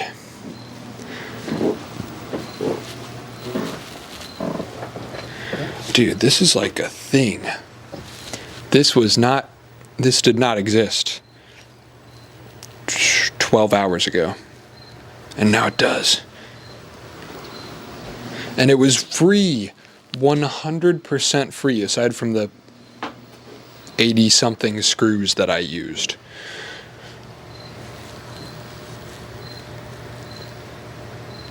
And the wood stain. Well, the wood stain was free, actually.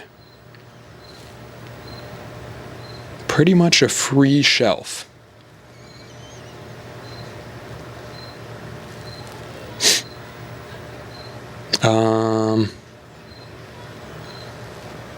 Yeah.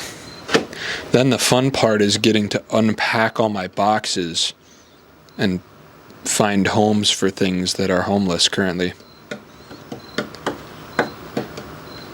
That's going to be fun. I'll wait to do that though. I need to put a thing under this to make it not wobble. Or just put it in the wall. But I think these are, I don't think these are regular like studded walls. I think it's brick behind here maybe. I'm not certain. But I don't think there's studs back here, whatever it is. I think it's stone or brick or something. Which I guess is fine. I just need some big old long screws. So maybe I'll literally stick a 2x4 to the top and then put a 3.5 inch straight into the wall. And then I need some lighting fixtures. I might wire up some lighting fixtures because I've got some sockets laying around and I think I can just wire those straight to a wall plug. Or I'll go antiquing soon and find some light fixtures. But yeah, bunch of lights up in this thing. Full of tools and bottles and cans and... yeah. That'll be good. That will be good. Is that it? Am I calling it there? The shelf is vibing. It is. What time are we at? 7:30. I kind of want to make it 8 hours. I kind of want to be able to say I did an 8-hour stream. Do you like an old bullnose F-150? Of course. Favorite F-150 though? Gotta be the dent side. 72 to 79, I believe. I will own one of those one day. The dent side Ford. Play some Minecraft? Literally, I will. I think that's the move. I like how warped I am in here in the view of this camera. Move it back further. The distortion will get less bad. This has been a cursed stream. But a good one. It's not over yet though. I'm going to 8 hours. I don't care. Space for the VHS tapes. Actually true. I don't have... Thank you. That is perfect. That'll be the first item. Boom. The VHS collection. And I got 3 more right here. Wait, where'd the pyramids go? Where'd the Great Pyramids, narrated by Leonard Nimoy, ancient... Oh, there it is. Perfect. VHS tapes. There we go. There's one thing. There's one thing in there.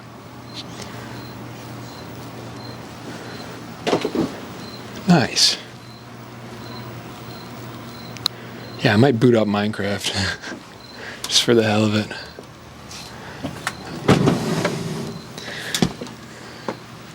So, how do I do that with a face cam? Or it doesn't need to have one. Because the stream's running off the laptop. I just ordered some belts to repair my VCR. Hell yeah. I actually don't have a VCR right now. I've only just kind of started the VHS collection. But I think I'm taking my dad's old VCR. So I should have one shortly. Ah, autofocus. Come back. Come back, autofocus. Come back. Hello. Autofocus. Hello. There you are. I feel like this whole stream just looks like a security camera of like an insane person. But, you know. Our shelf is filling up, absolutely. Ooh, wait, do these fit on there? These need to have a more accessible spot. Ooh, if this fits perfectly, I'm gonna... Bro. Oh yeah. These are sitting at the bottom. That... Wait, what's it catching on? Oh, it's just hitting the wall. Maybe here, so we get a little extra space. Boom.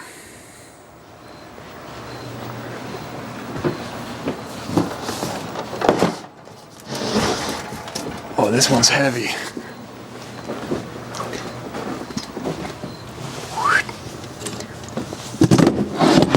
Boom. I feel like that's making it lean forward a little. No. Yeah, I just need to anchor it in the wall. That's all. Wait. What if I do this as a temporary fix? Just stick this under that to get it to not lean forward. Sure, I'll fix it later. Okay. What about these? What about these? Oh, so close. So close. I think I could modify this to fit.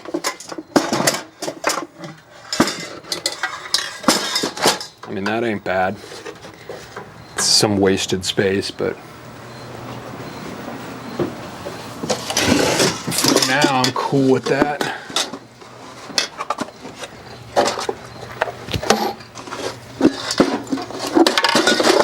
Boom.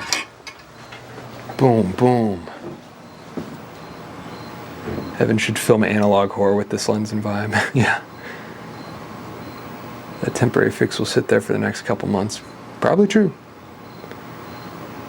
Autofocus has left the chat. Indeed. Hold on. Let's get a close up on this.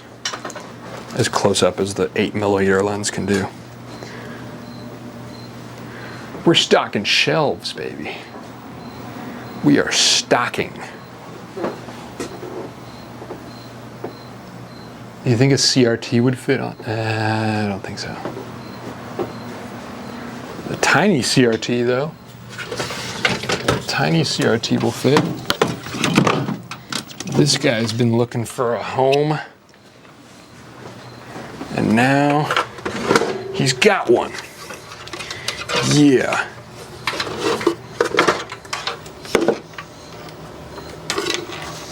Put that cable back there. Lovely cable management. Boom.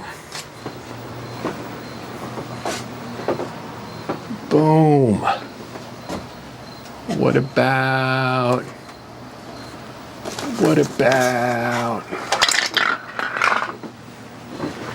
this bag. I could go on top. What about this projector? I don't know if this will fit anywhere.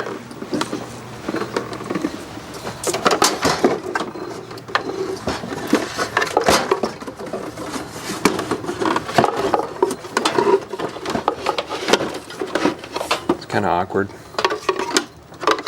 But you know what? It needs a home, and now it has one for now. Probably move that later.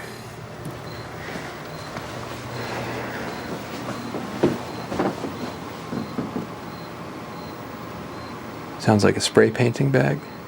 There is spray paint in there. Thought about your CRT TV being placed in one of those shelves. Yeah, I wish the slightly bigger one would fit, but I don't think it will without modification. The tiny one though, that's perfect. What else? I feel like I got more stuff that can go in there.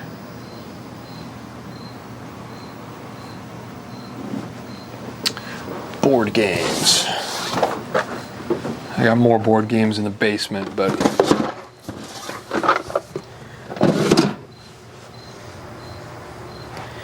good old Moonrakers.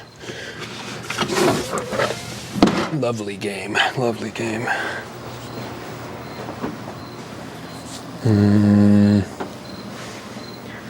This thing's happening, man.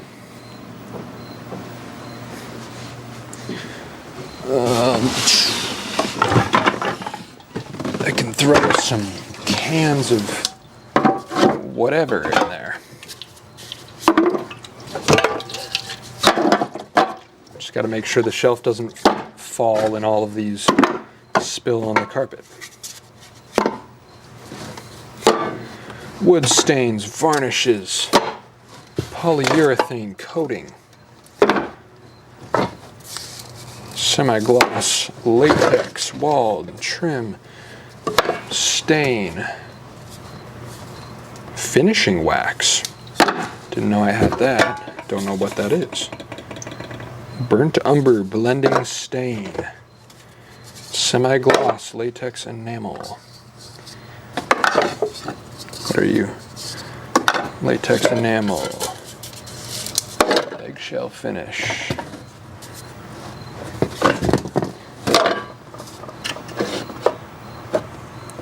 Gantonese yellow.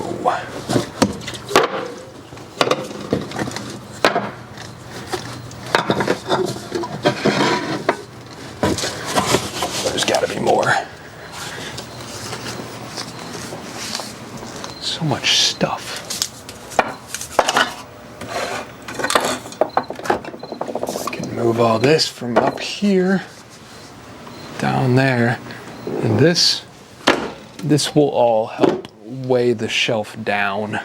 Just putting a bunch of heavy stuff at the back and the bottom.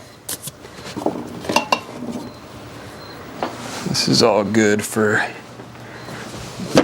balancing.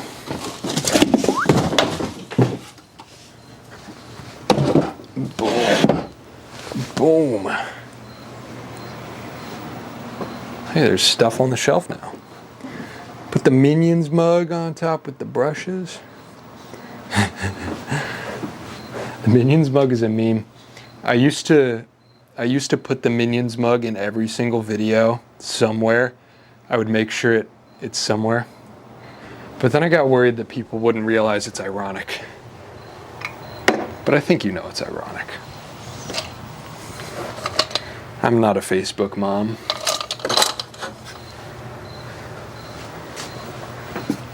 Does this fit? Nope. There's never a shelf that will fit this spray paint can. Never.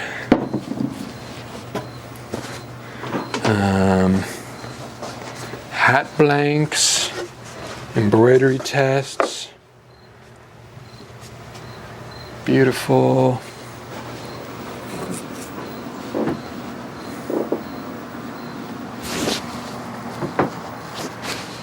should start back up with the minion meme. I should. If you know, you know. Anything else good to put up there? Anything else? Oh, I have this guy. Does he fit? It's a moose. But it's a plush moose. It's a good gag. I found that at the thrift store. He should go up there. He should get mounted to the wall. But for now, he can live there.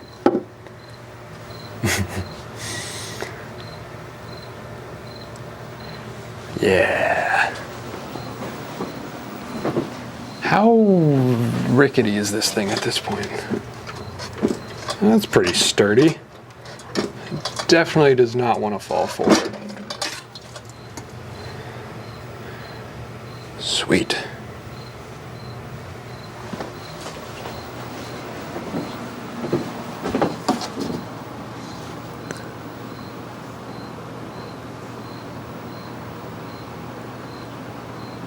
If you hit 12 hours, the stream will disappear after you end it.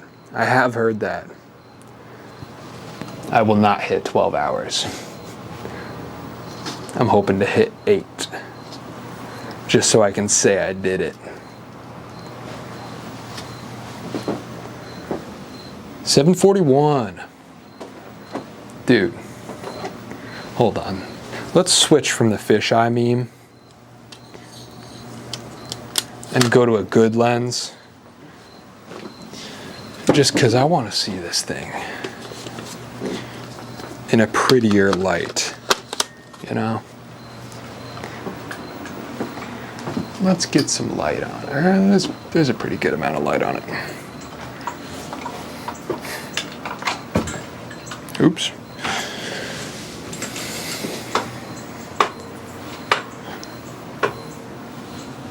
Plug this light in. Boom. Boom.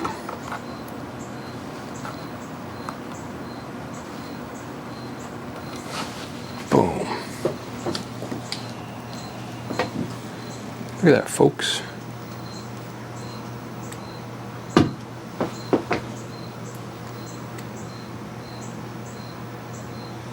We have built a shelf today.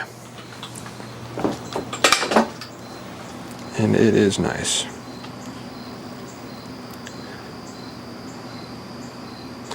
Does need some improvements, but you know, it's a start. And we have a thing here that we did not have a little bit earlier. And we have a cool sign. Be right back. Yeah, man. That's cool. That is cool. Shelf, shelf, shelf, shelf, shelf. You have more stuff than the average 60-year-old American? Probably true.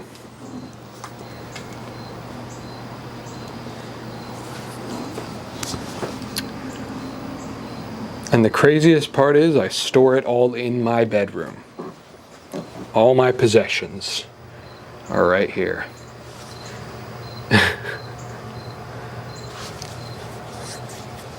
Dude, this fills in the room so much. It feels way cozier. This is nice. This is nice. And then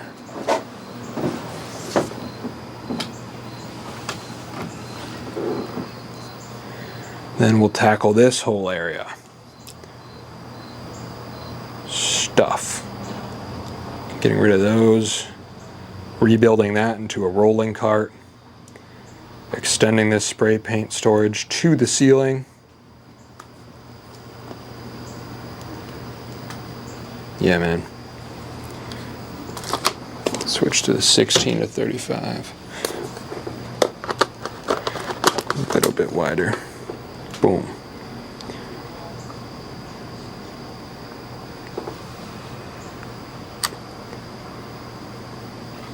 My white balance is all off now. Set color temp. Oop, that's warmer.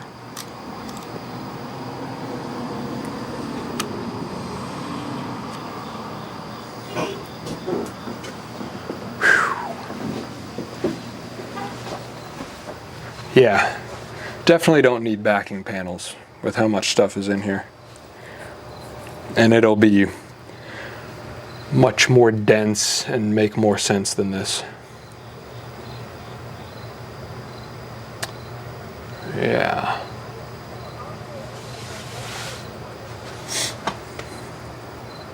That's a good day's work.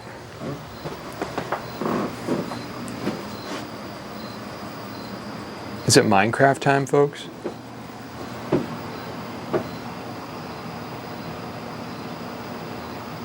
I like how everything in your room comes together. What a great space. Thank you, folks.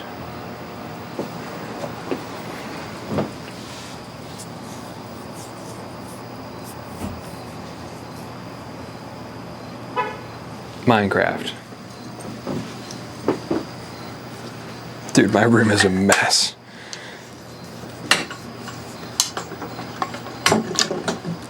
Remember when I was saying 5 hours in that I should have done this on my main channel, and then the last 3 hours were just complete me being tired?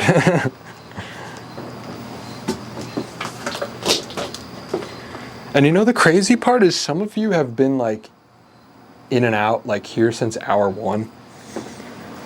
That's crazy. Minecraft server went. I forgot about that. There's too many things on my plate.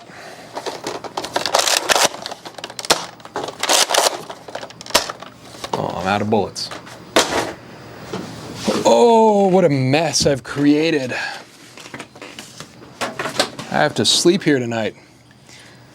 I got a whole nother thing ahead of me when I shut this stream off, which is just cleaning up so I can sleep. I kind of like this scene as a backdrop now. This is a dope backdrop. I've never shot from this angle before, but this rules. Because I usually shoot from there to here. But this rocks. Maybe I should move my computer right here.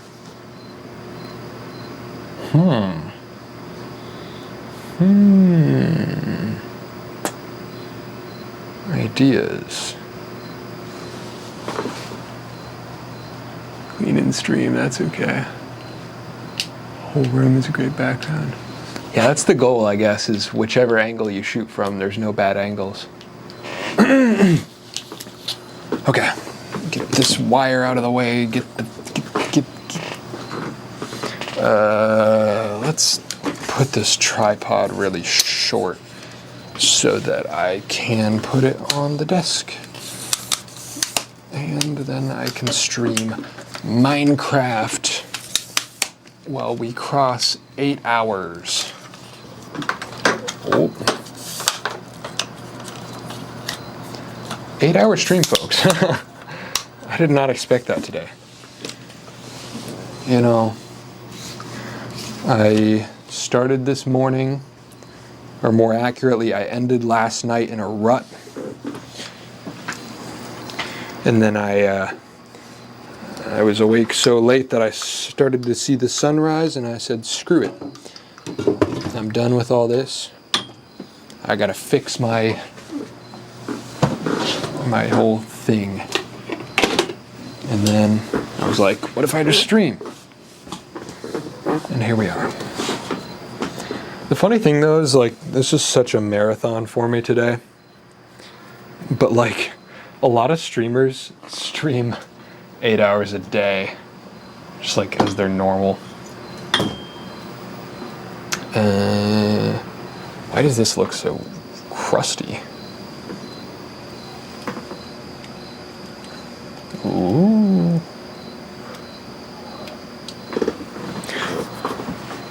Minecraft.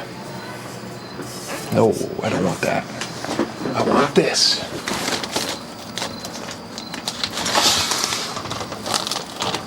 But dimmer. Ooh, not that. No, no, no, no. Dim it down.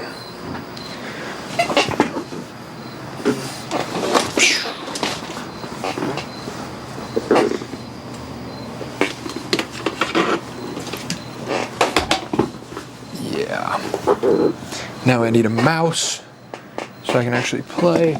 Lucky for me, there's a mouse on the ground within arm's reach. Isn't that convenient?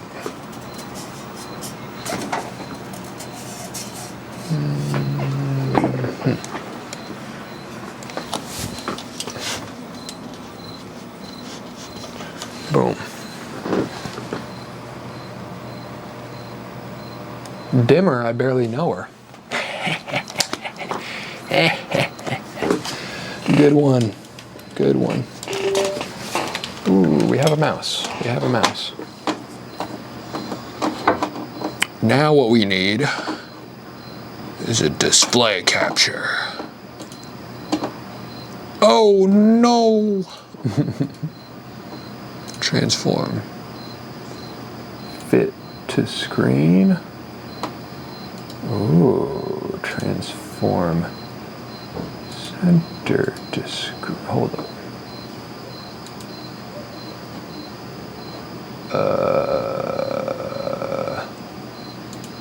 No, that's not what I want. Eh, screw it, I'll do it manually. I'll do it live. Boom. And then put the camera, wait, I make a copy of the camera source. Copy, paste, and then now we're a gaming channel, folks.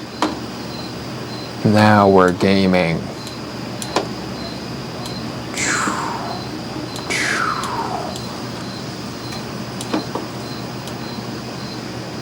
Oh yeah.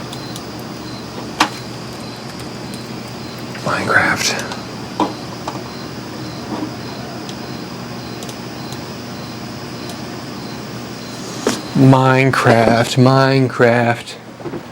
Bevman Gaming. Bevman Gaming.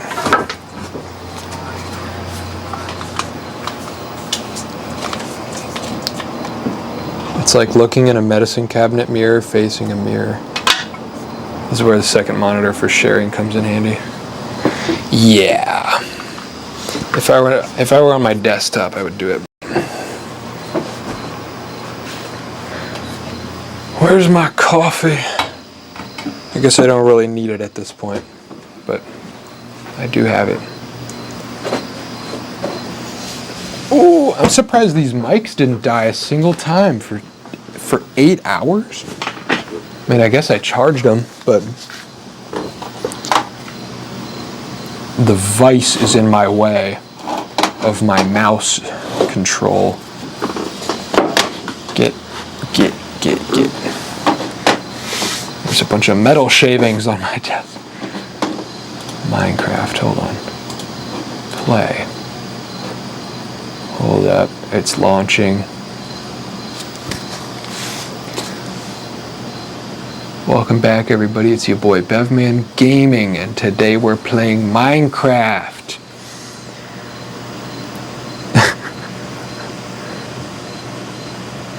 What's up, guys? It's your boy Bevman, back at it again with another gameplay session. Today, we're going to be speedrunning the Nether, and I'm not ending stream until I go to the Nether.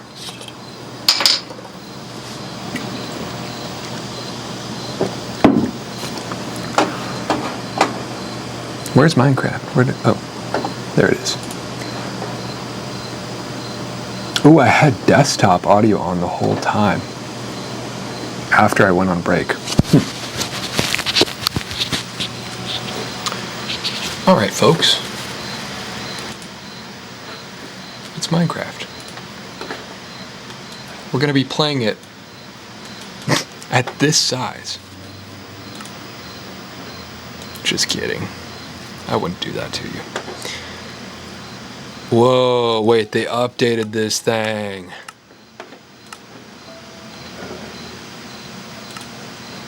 World seed 8 hour.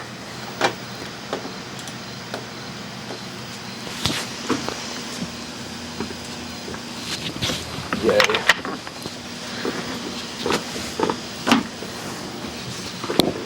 All right, folks, welcome back to Bevman Gaming. Today, wait, should I get the headset mic so it's cursed?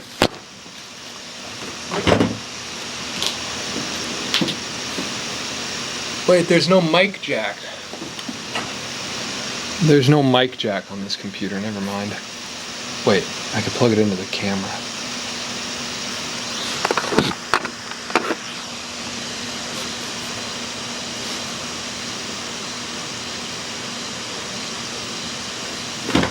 What is Bevman's scheme?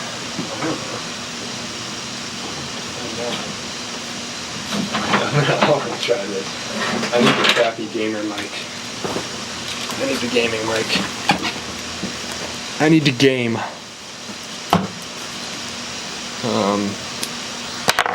Okay, so this should be the earphones.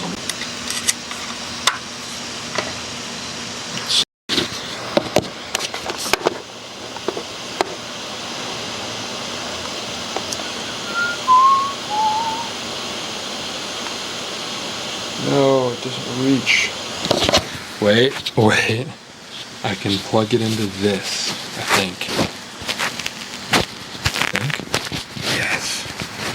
Yes. Okay. Check that I'm not gonna blow up your ears.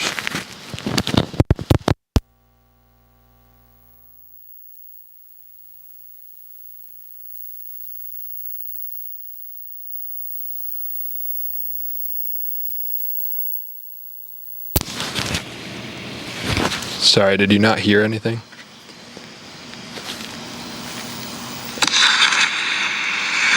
Sorry, did you not hear anything? I'm gonna blow up.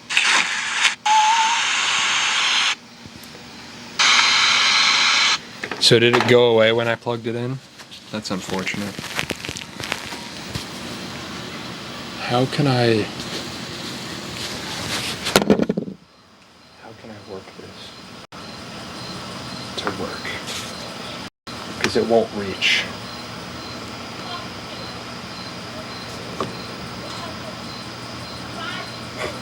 This stream sucks.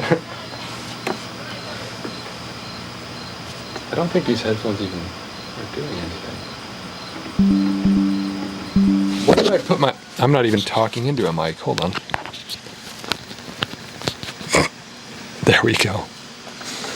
Hey, folks. It's me, Bevman.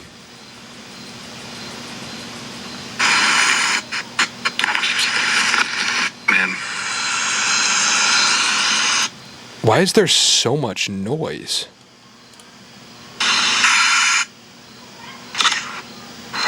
Dude. What is that coming from? Dude. What is that coming from? I'm stupid. It's coming from myself.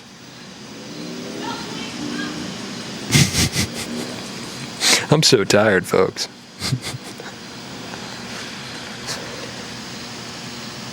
From the shadow zone.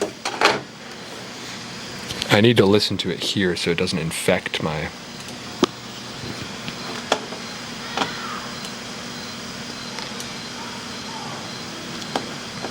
Testing. Hello.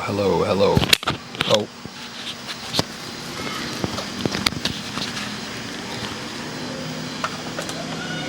So, do you guys not hear that massive white noise?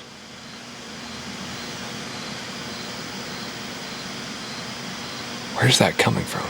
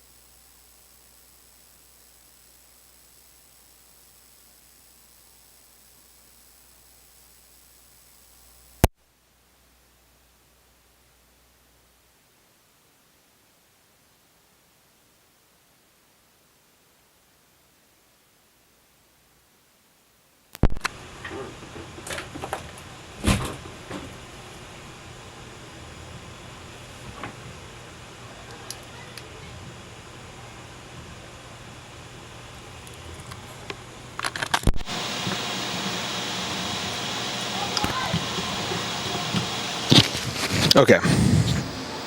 Hello. There's just such a massive white noise. That was not there before, right?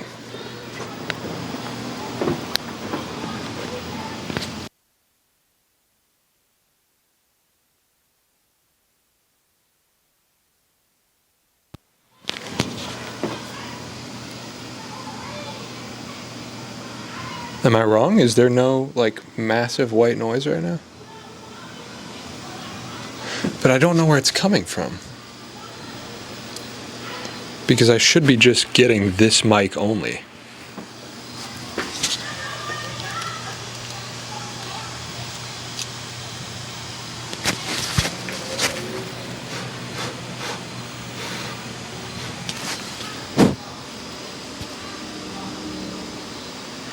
What?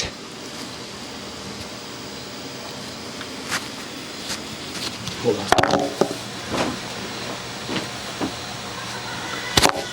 on. Hold on. I don't know why you guys are still here. Hold on. I need a solution. I can't have this white noise for my really high quality Minecraft gameplay. Audio.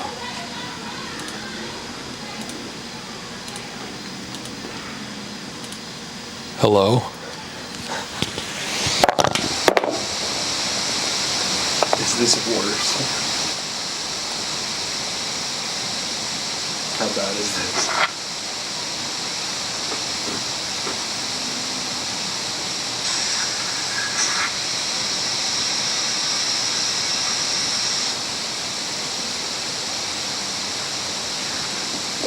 Dude, this.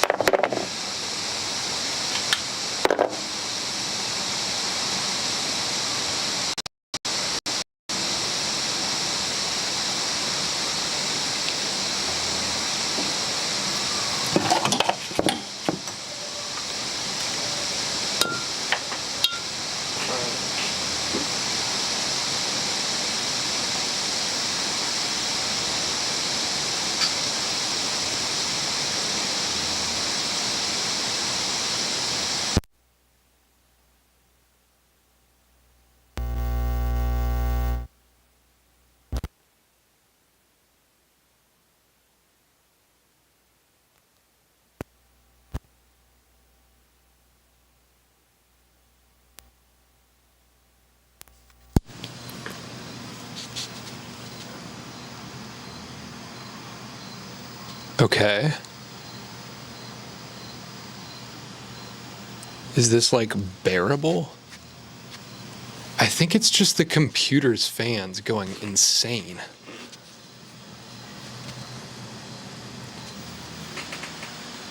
But I don't know why this mic is picking it up as much as it is.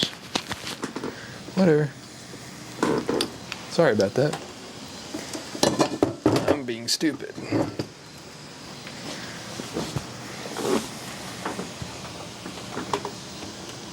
What I will do is put the computer up on something so it has more airflow and hope it slows down.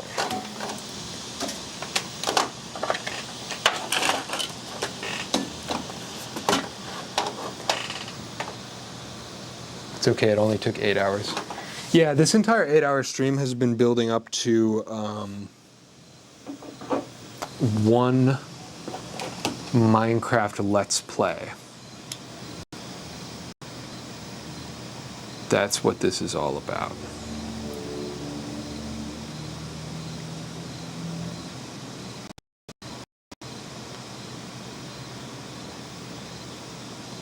The secret of the secret stream?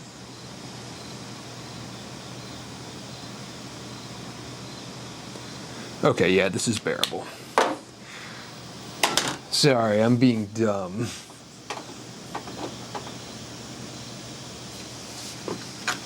Plug in my headphones so I can hear the beautiful sounds of the Minecraft.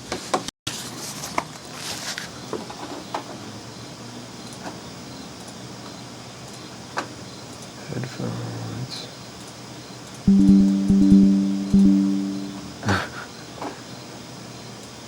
Turn that down a bit.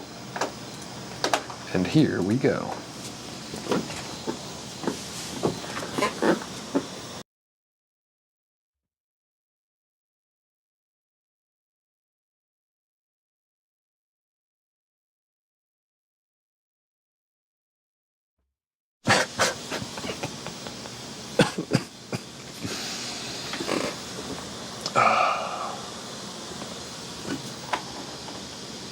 Do you guys hear the cows mooing?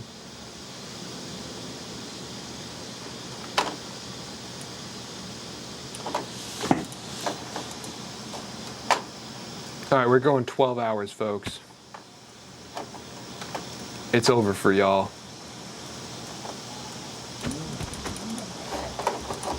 This is late night Bev Man. I'm murdering cows. Yeah. All right, we're speed running. I'm going straight to the nether and nobody can stop me. Stream does not end until I have 1 trillion diamonds. Bevman After Dark.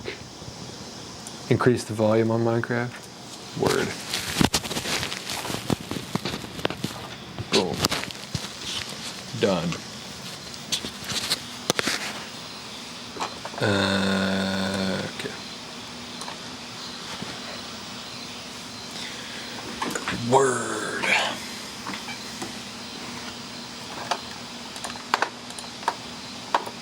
All right, folks, we're cruising.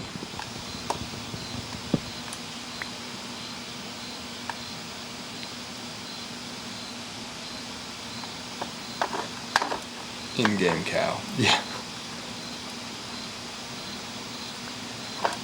Is there any iron down here? And there may be some iron. Oh, yep, I see iron. Whee! Iron, please.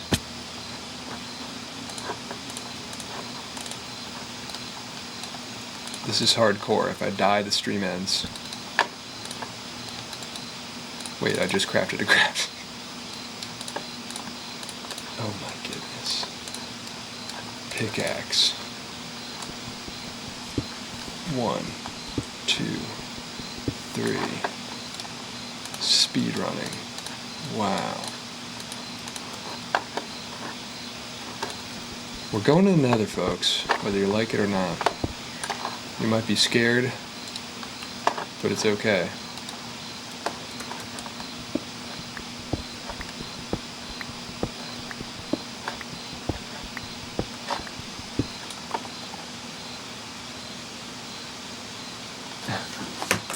I need to make this bigger so I can see it.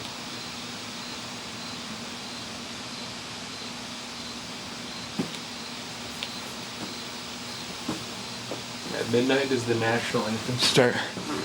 At midnight does the national anthem start playing, and then the black and white specs come on. Asking for a friend. Holy crap, I would totally need to use some walkthroughs. I can break bricks, but no idea how to make things. Oh yeah. I'm a pro crafter, man. I'm a genius.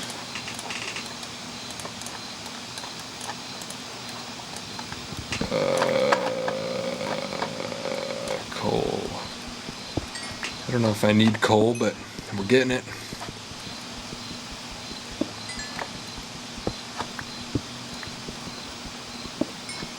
I'm going to the nether immediately. Pronto. Stat.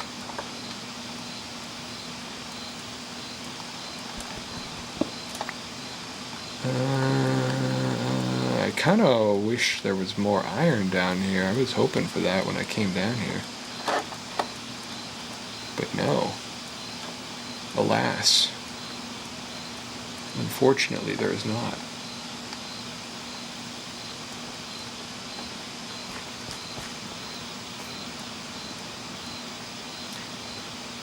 I feel like they changed how the ores spawn, and now I don't know anything about this game.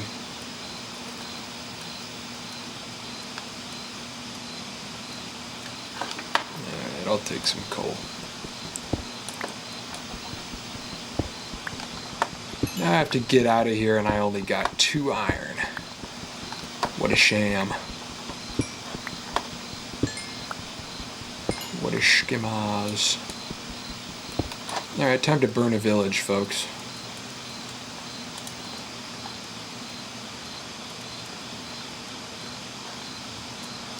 If I can get my way out of here.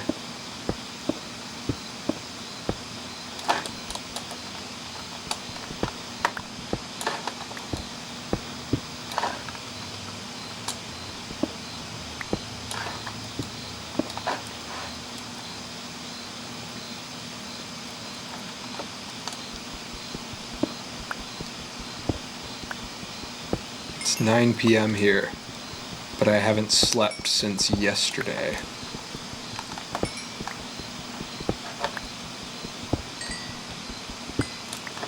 And I've been live for 8 hours. I had to go live to reset, to give myself incentive to not nap. And it's about time I shut it off, because now is a reasonable time to go to bed, so I think I've won.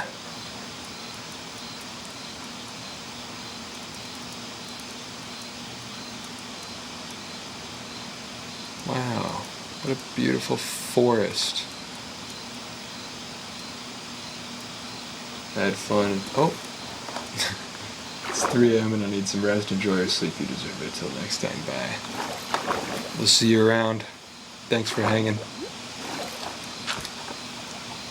It's basically over anyway. I'm just riding the wave. I'll end the stream when something happens.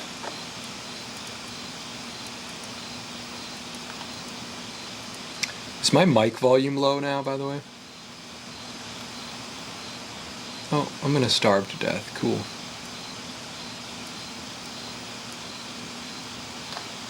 Let's eat some berries.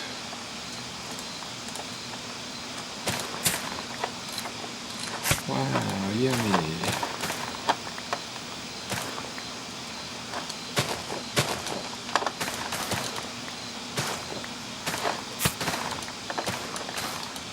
I'm gonna die to berries. Your mic is fine, can't hear Minecraft. Really?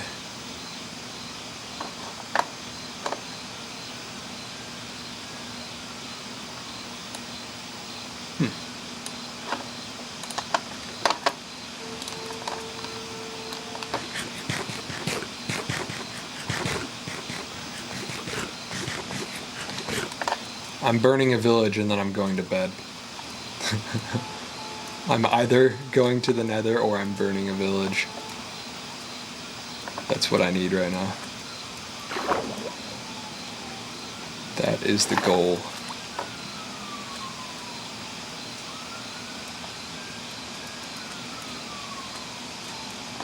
There's gotta be one around here.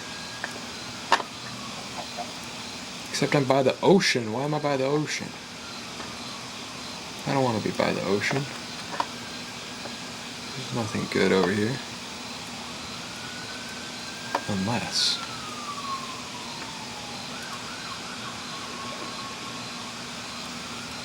No, that's nothing.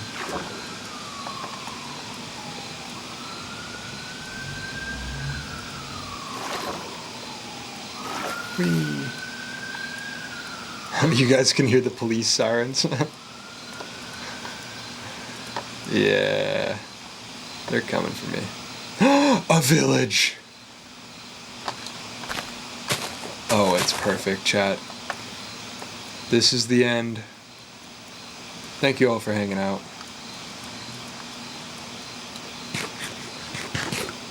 I appreciate you all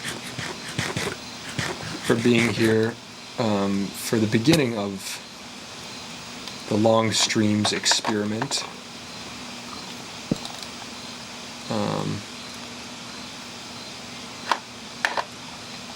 I need some gravel.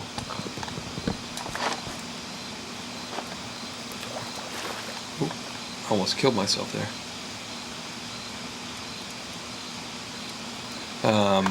I'm gonna take what I learned from this and apply it in like a more polished and put together fashion on the main channel.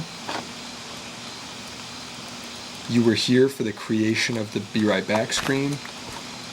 You were here for my first 8-hour stream.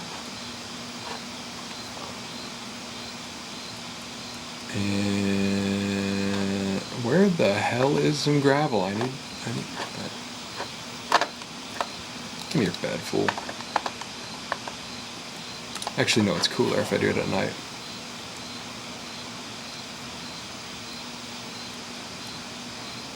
I just need gravel. That's all I need. That was risky. This is kind of anticlimactic. Just give me a flint, man. I need to burn this village. Too bad I missed the part where you were more awake. Yeah. I'll do more. The main channel streams are better anyway.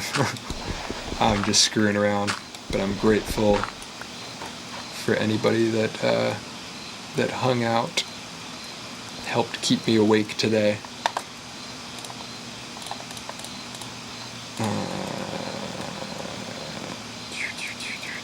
Oh no. Almost died on that jump.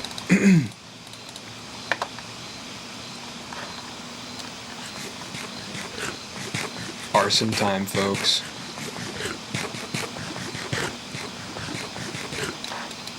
This stream did not feel like 8 hours, dude. What are we at? 8:19. Well, it was a lovely time, folks. Thank you for your time.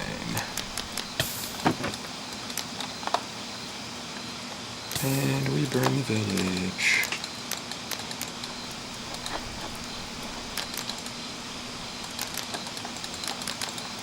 Hold on. We need some music.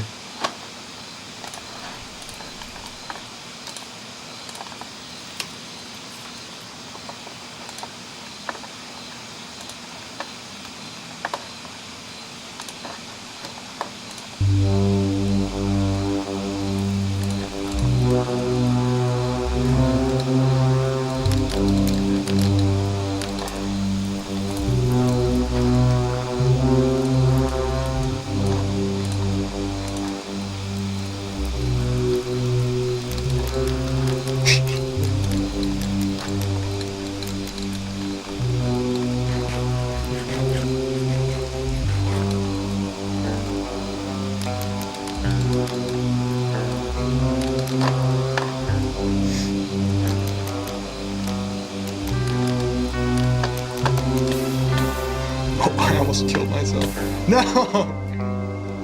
Hold on. Oh, good, I set my spawn point.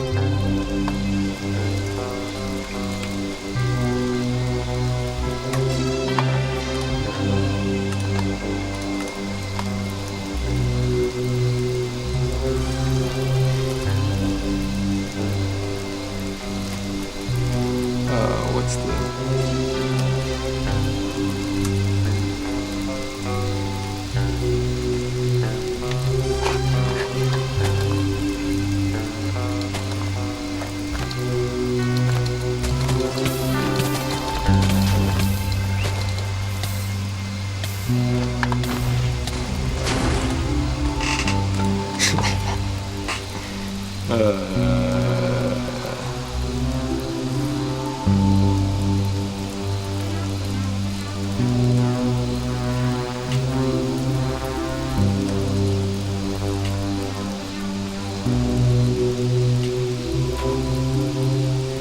We have fun.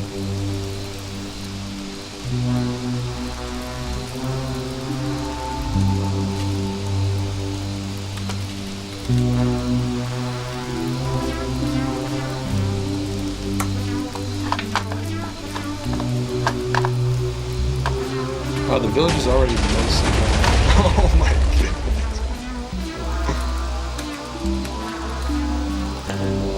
Ah!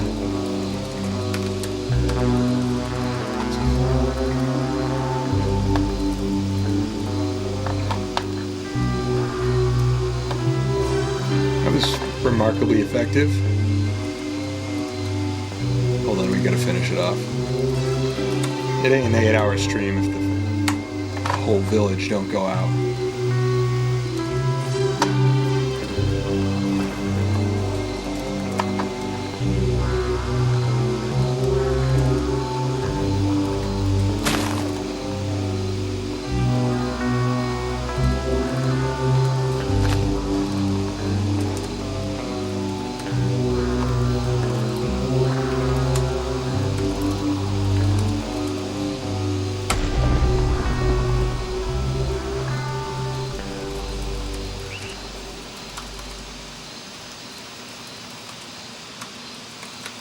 Alright.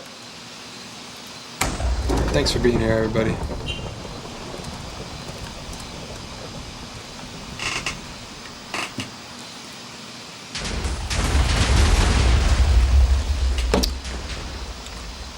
Oh, I didn't set that one off. You gotta kill this village too.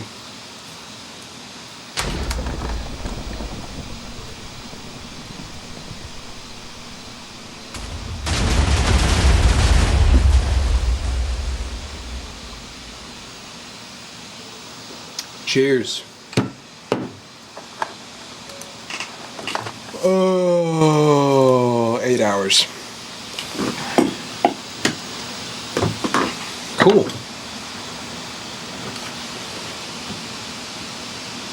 I haven't taken a good look at this shelf yet. It's pretty damn cool. Good night, folks. Thanks to the roughly 15 to 25 of you that stuck around for like most of this thing for some reason. Yeah. I'll be back to serious stuff on the main channel. I just needed to readjust, fix my sleep and all that. And honestly, this was a good ass time. I missed it all, but that was cool. More fun stuff on the main channel.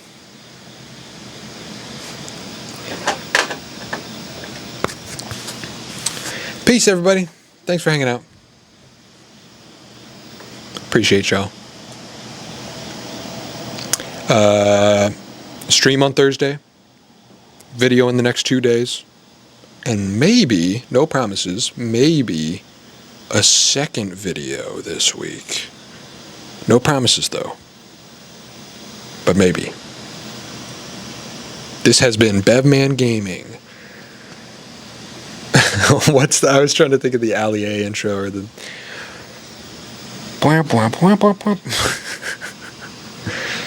Bevman Gaming out. Brofist.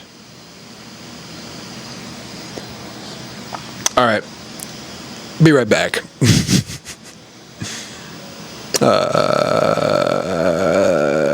Thank you for your time for some reason.